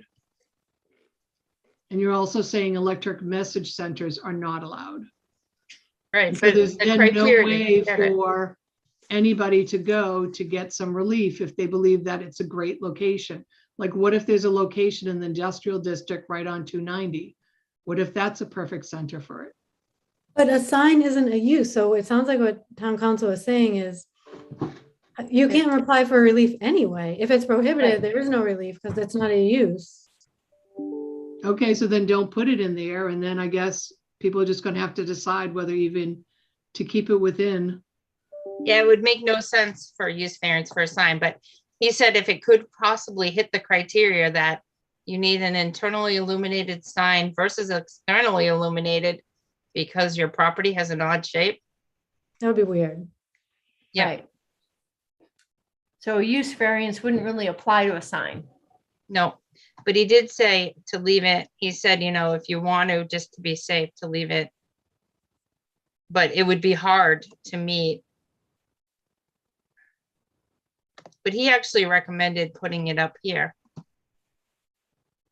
versus putting it one by one. You know, he said, I would just leave it up. So that was actually a question I had for tonight is if we're gonna put it down here, number 7, then I was proposing to actually take it out of here because it's already above. Yep, take it out. Oh, Carrie and I have 2 different documents. Oh, So all right, yep. you're gonna have to. All right, so taking out no use variance allowed. And then going with your changes. Right. I'm gonna have to, we're gonna have to print and compare the 2 because Michelle's wasn't using the latest, I guess. Okay, we'll figure it out.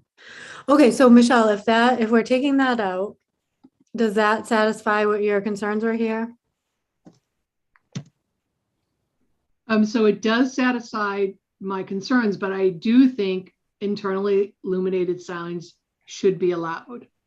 I've always said that from the very beginning. The board can go one way or another on that.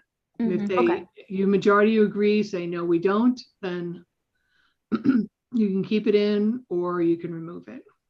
Okay, so Michelle feels they should be allowed. Board members, just to make sure there's a majority sentiment on this. Amy, you've put in the language specifically prohibit, so I assume that's your opinion? Yeah, well, actually, Anthony started. I added all the other stuff. But Okay. he started with internally illuminated signs. But I agree with it. All right, Anthony, Yeah, prohibited. Michelle, I'm sorry, Millie. I agree with that. Okay, and Carrie agrees with that. Okay, so Michelle does not agree with this part of it. Mhm. And on the electronic message centers, I would if you're following suit what other communities are doing and using their highways, I don't know why you included industrial districts, but you included electronic message centers in every district except for highway, which is really only Route 9. Yep. That's what the other towns have, Route 9. But we, this was already, a lot of those are already prohibited. Okay, we can move forward. It's getting late. Okay, so this, what do people think? We used to have this one about the strip lighting. And then now it says LED rope string lighting or strip lighting must be white light and static. We talked about measuring it, but we never really got a way to measure it. So it just says white light, static, colored or flashing lights are prohibited. Do people want colored flashing lights or should it be white light and static? This is just with respect to a sign? Or is this is not decor, correct? Right, but I think we'd have to, I don't know if we'd have to run this by town council if this one already went by town council.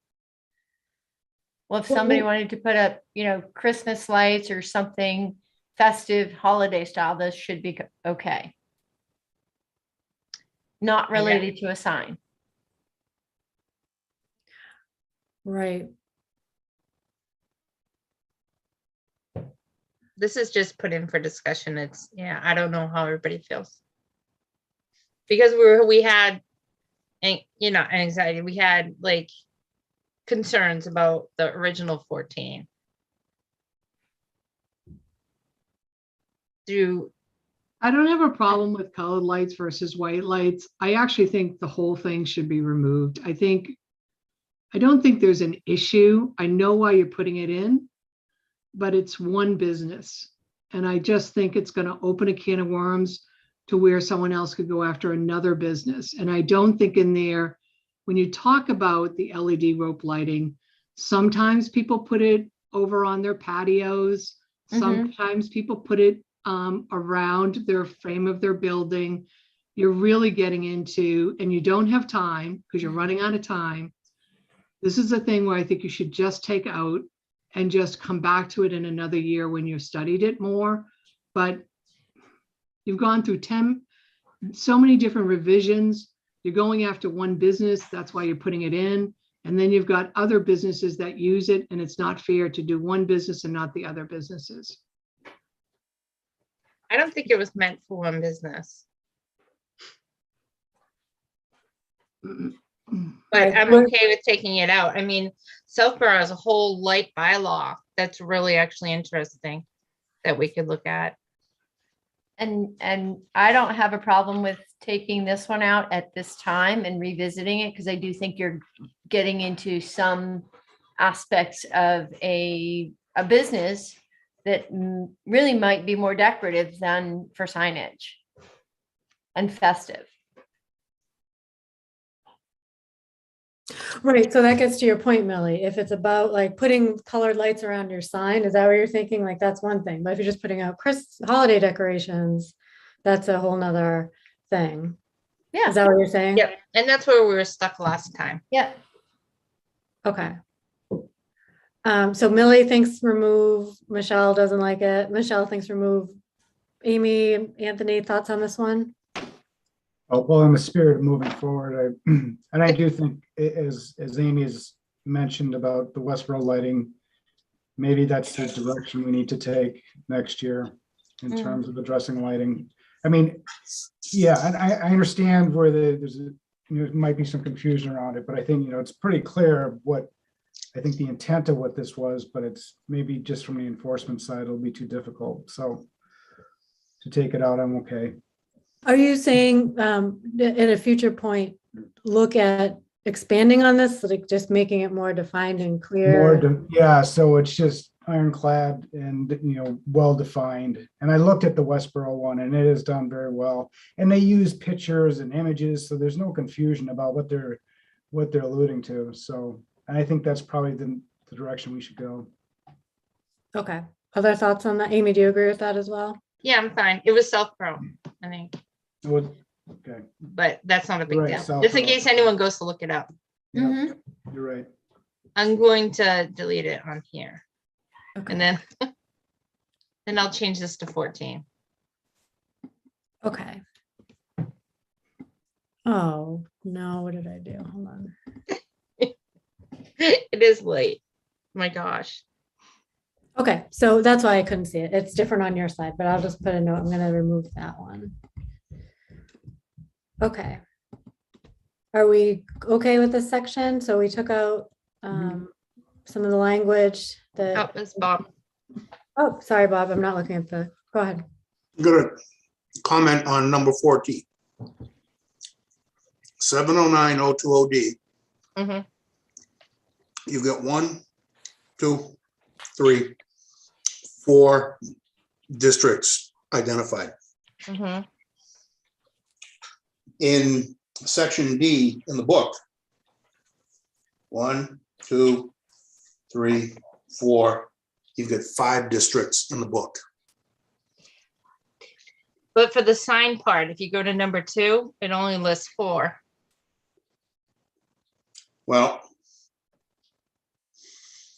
that's something that needs to be fixed because additional standards for business uses, which is at the top, Yeah, lists 5.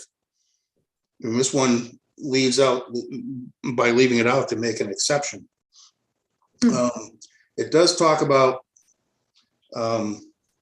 it talks about additional standards of business uses, new construction or substantial alteration of existing non-residential buildings. mhm, Okay, that's when this little section of the sign bylaw comes into place. mhm, And it talks about if you're gonna have a building occupied by 2 or more businesses, the proponent shall submit a master signage plan as part of the application for site plan approval or special permit with site plan approval. mhm. And the plan shall be reviewed by the design review committee. But that's only for new construction or substantial alteration of existing non-residential buildings. Yep. Okay, so it doesn't apply to every sign that's applied for. Right, Okay, it's a special condition that requires the design review committee to weigh in on signs. right. Okay, so you just want to make that aware that, it's not for every sign that comes through that has to go through design review. It's just for these specific uses in this specific zoning district. Yeah. I was just trying to point to that section, so yeah, and you would have to follow what it says in that section.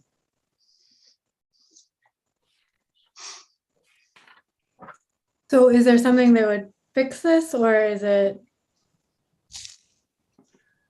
No, I think it's just there. And, I think, I don't know whose responsibility it is, but, it's something that's kind of referenced out of the sign bylaw section into this section. And it's for limited circumstances. So, while it's always been there, and I actually do have it highlighted in my book, I think the various boards and committees have kind of missed an opportunity, because there's a bunch of buildings and signs that went in on, Main Street and West Main Street that this probably should have risen to the surface at some point. That's why I wanted to add it here, because this is what we were talking about last time, where there's like signs that go in front of design review, and then that's where it is in this section. It's if you have 2 or more people in the building, 2 or more businesses. Yeah. But it was missed because it's called out in like a random section that Right. a lot of, that we don't go to. Mhm. So that's why I was trying to add it in here, so it would trigger for the next application that it would be noticed. And I didn't know the easiest way, but at least for here, it would trigger to look at that section. Well, it's up to the applicant and the special permit granting authorities to pay attention to it. Mhm. So would this actually help us then to be able to flag it without? Is anything wrong about this statement? No. Okay. Yeah, I put it in there because it has been missed, so it would flag. D2, yeah, D2, she's got it right, yeah. Okay, so does anyone have issue with this one? No. Mm-mm. All right, it's our trigger, our cheat sheet trigger. Yeah, belts and suspenders, is that what town council said? Okay, so Amy, do you have anything else in yours that's different? Well, this had to do with the windows, but I won't do it this year because I was gonna talk about it, but it's so late. So no, I think that was it. So Carrie, before you go all the way down, and you just passed where Amy wrote was going to change, you got to go back up a little bit. Okay, so Amy added a section in here, number 3, any sign together with its structure. Has that been removed? Where are you? Well, I'm looking on my sheet of paper. You must have removed something. There's What so much letter, Amy? variations to these. Do you have anything more, Amy, on your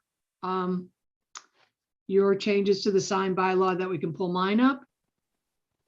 I don't think so. I can go through it side by side. I'll stop sharing. I'll let you know. Okay. All right, so I'll share them. Okay. Has number 3 been removed? Have to look at where. Um, Yeah, so- that was removed. Okay. Okay, so this is Okay. gone. And This is Michelle, gone. that obviously satisfies this. Yep. Okay. There've been so much variations to this bylaw. I'm not even quite sure what. Well, we did a lot of it last time when you Last didn't meeting. show up, so that's where it's probably coming from. Okay, Right. the next one. Oops, oh goodness. Okay. And then, all right, this one. Hmm. You know what I did for this, in a residential district? No internally illuminated signs shall be permitted except for an agricultural sign. Externally illuminated signs are permitted. Now it makes sense because we changed it when associated with an allowed non-resident. I added that back in, like, I would take out this strikeout. But I would leave the last one struck out because it doesn't hit the right section. It doesn't make sense pointing to D5. But I added back in when associated with an allowed non-residential use or lawfully pre-existing non-conforming business use. Because Okay. that's in the residential, but it makes sense now. Okay, so this line, so this you've added already. What's Yeah, okay, this, this is it's a- removed because it's pointing to the wrong section. yes. Okay, But the other part I had already added back in, the when associated with a non-residential use. okay, so this is still here. Yeah, it makes Plus- sense now that we changed things. Okay, plus this is now added. And then this is removed. That's removed because I don't think it points to the right section. I think that was from the old bylaw or something, because D5, at least to me, I don't know if it does to you, Bob, it didn't make sense.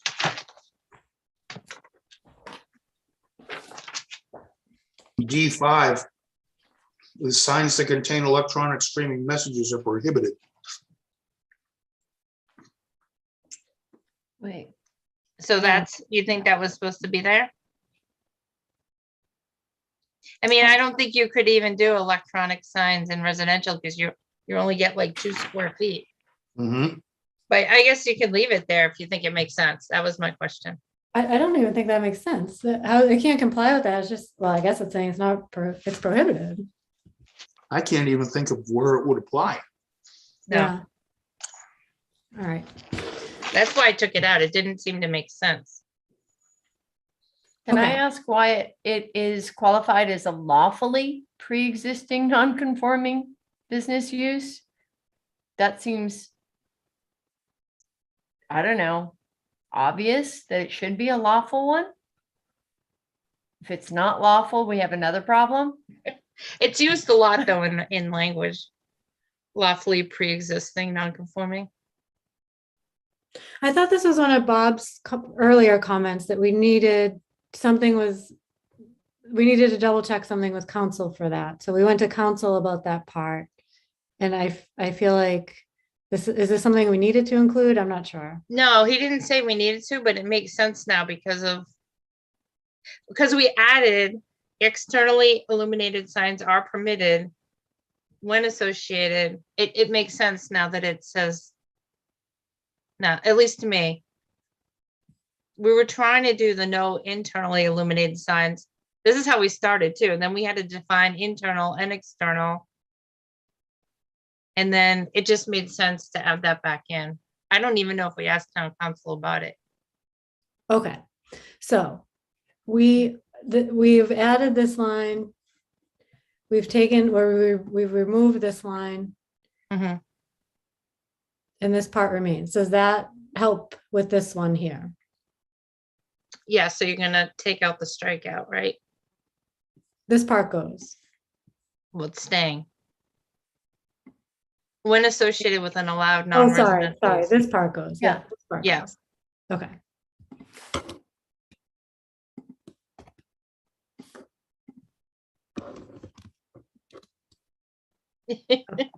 There we go. It's All getting right. late. Michelle, does this sound better to you then? It's reworded similar to what you suggested here, except for what doesn't make sense any longer. Right, yeah, I'm good with that. Okay. Here we go. Okay, now on the next 1, 2, 3, all through all the various districts, what Amy wants to do is take out a lot of the additional square footage that was allowed. And I'm just not really in favor of that right now. So Okay. I don't think this has really been thought through. Especially when you have buildings that, complexes that have a lot more tenants. When you're looking at Northborough Shopping Plaza, when you're looking at 290 West Main Street, when you're looking at the remains, but it just, I don't think the cause and effect of what you've done here has been thought through. Okay, so basically the next couple of things are all related to that. Or taking out the square feet. So Amy, what's your thought process behind removal? Well, I removed it because we talked about the changeable copy sign, and then I asked a couple questions to Attorney Dineski. So I left the changeable copy signs in, but then it had to do with businesses are allowed a sign of like 50 square feet, and every business can have 50 square feet.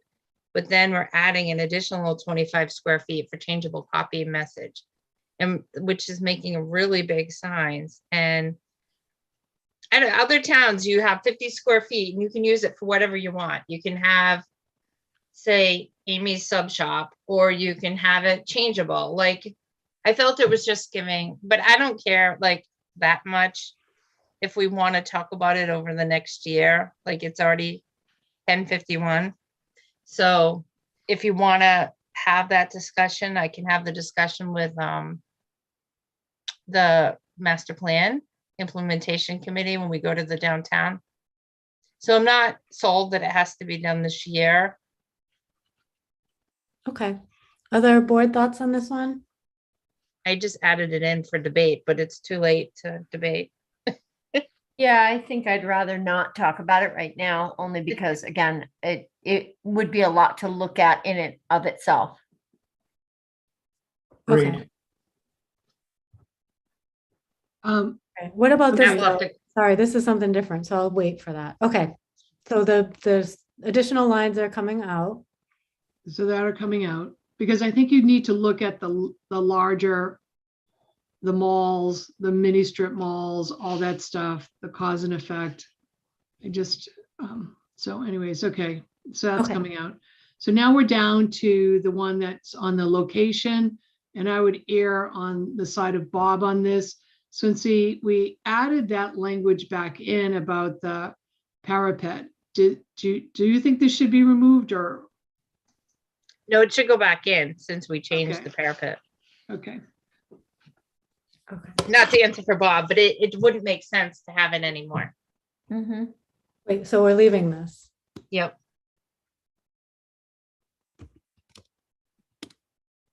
Okay. All right. Okay, and then. Oh, is this the same issue as before? Yeah, so we can leave that in. Okay. And then the last one was this creation of a chart. I don't think you can create this chart until you've like sat down with going back to all this dimensional stuff that you wanted to remove and stuff. I think this chart is for another year when you go out and you talk to your business community. Well, the chart was just using what we had. I was just saying how other towns do a chart to make it easier, but it definitely isn't for this year. It was for discussion.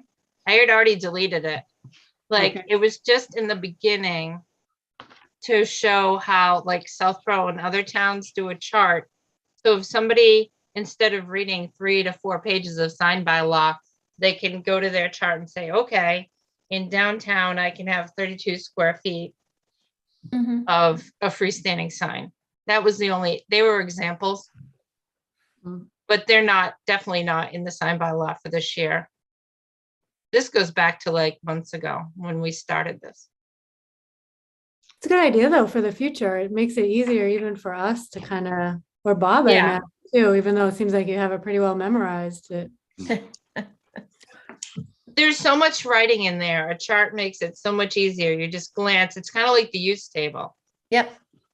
And I definitely don't think we can put it in this year, but I do think we should in the future because it makes it much easier. Okay, so not for this year, something in the future. So that settles that.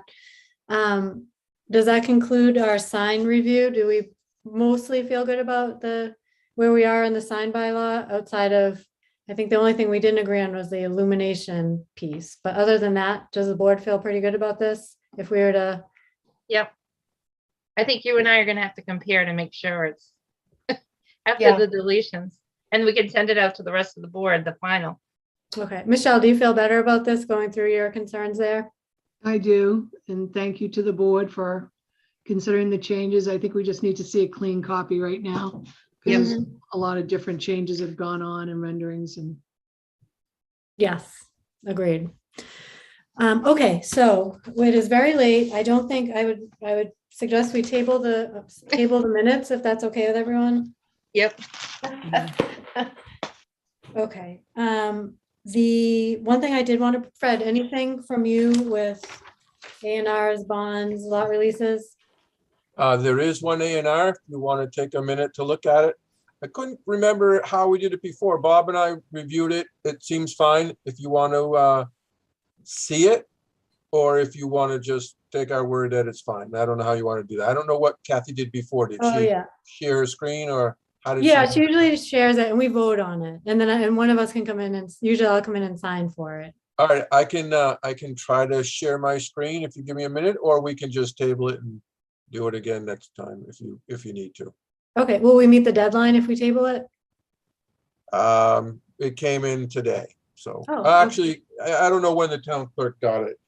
He gave it to me today, but he was on vacation last week, so not sure when it came in. It really only takes 2 minutes. It's the 87 Hudson Street. They needed to add some land in order to qualify for the duplex that they're proposing to bring to you at one of your next meetings.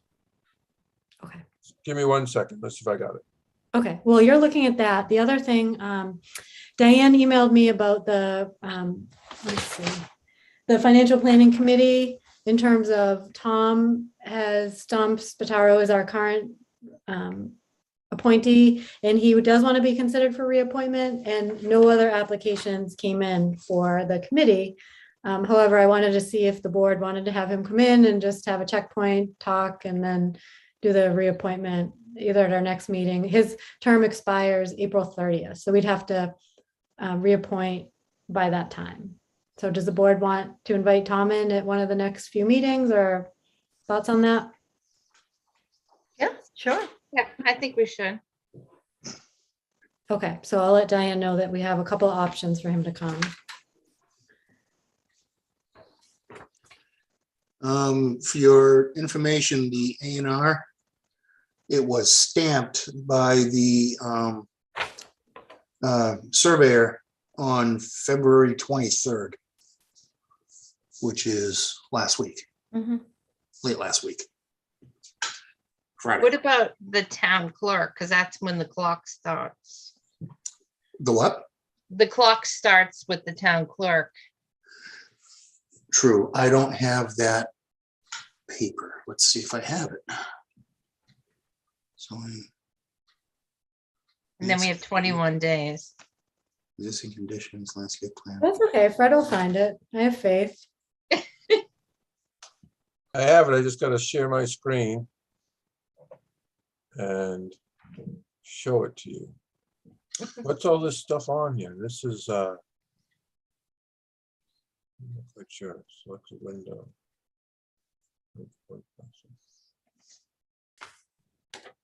Huh.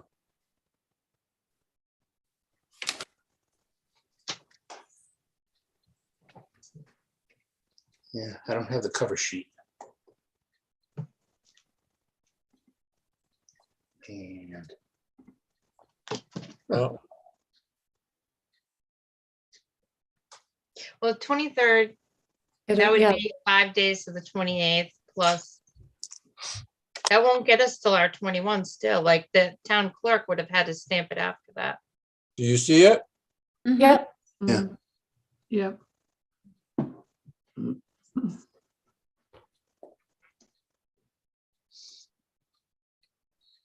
Is it possible to just make it, or can I zoom in on my own side? I don't think we can. View options, no. So if you go to the, there you go.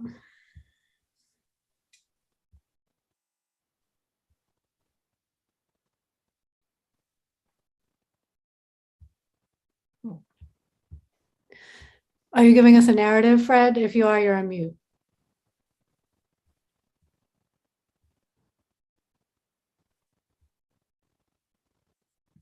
How's that? Can you hear me now?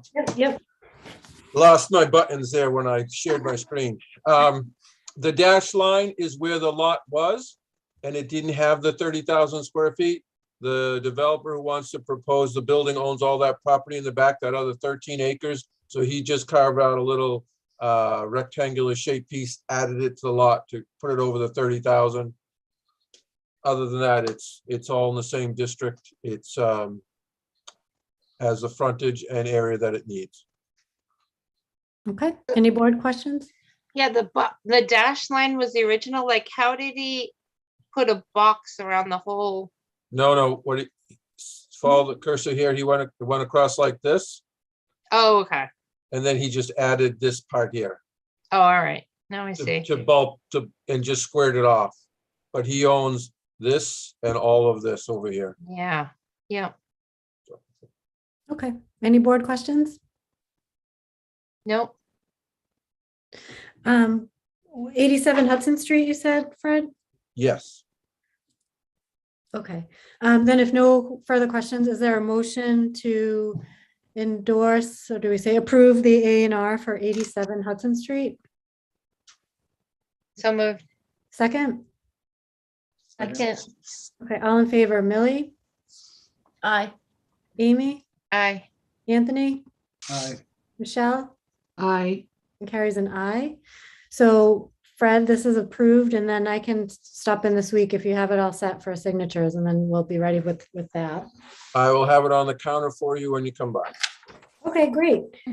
I think that's it, unless anything ZBA wise this month.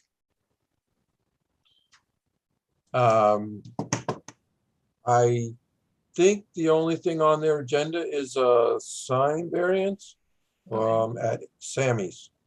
Bob had mentioned before. I think that's the only thing on the agenda for them. that's the only thing I've seen so far. I think in the following couple of months, there'll be a few others coming in, but they haven't officially applied yet. Right now, everything's in discussion stage. Okay, great. And then I think Lori will be with us for our next meeting, correct? That's the plan. Well, we should have saved this one for her. That would scared her away. Okay, if no further business, is there a motion to adjourn?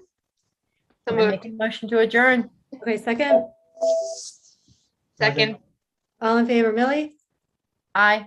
Amy, Aye. Anthony, Aye.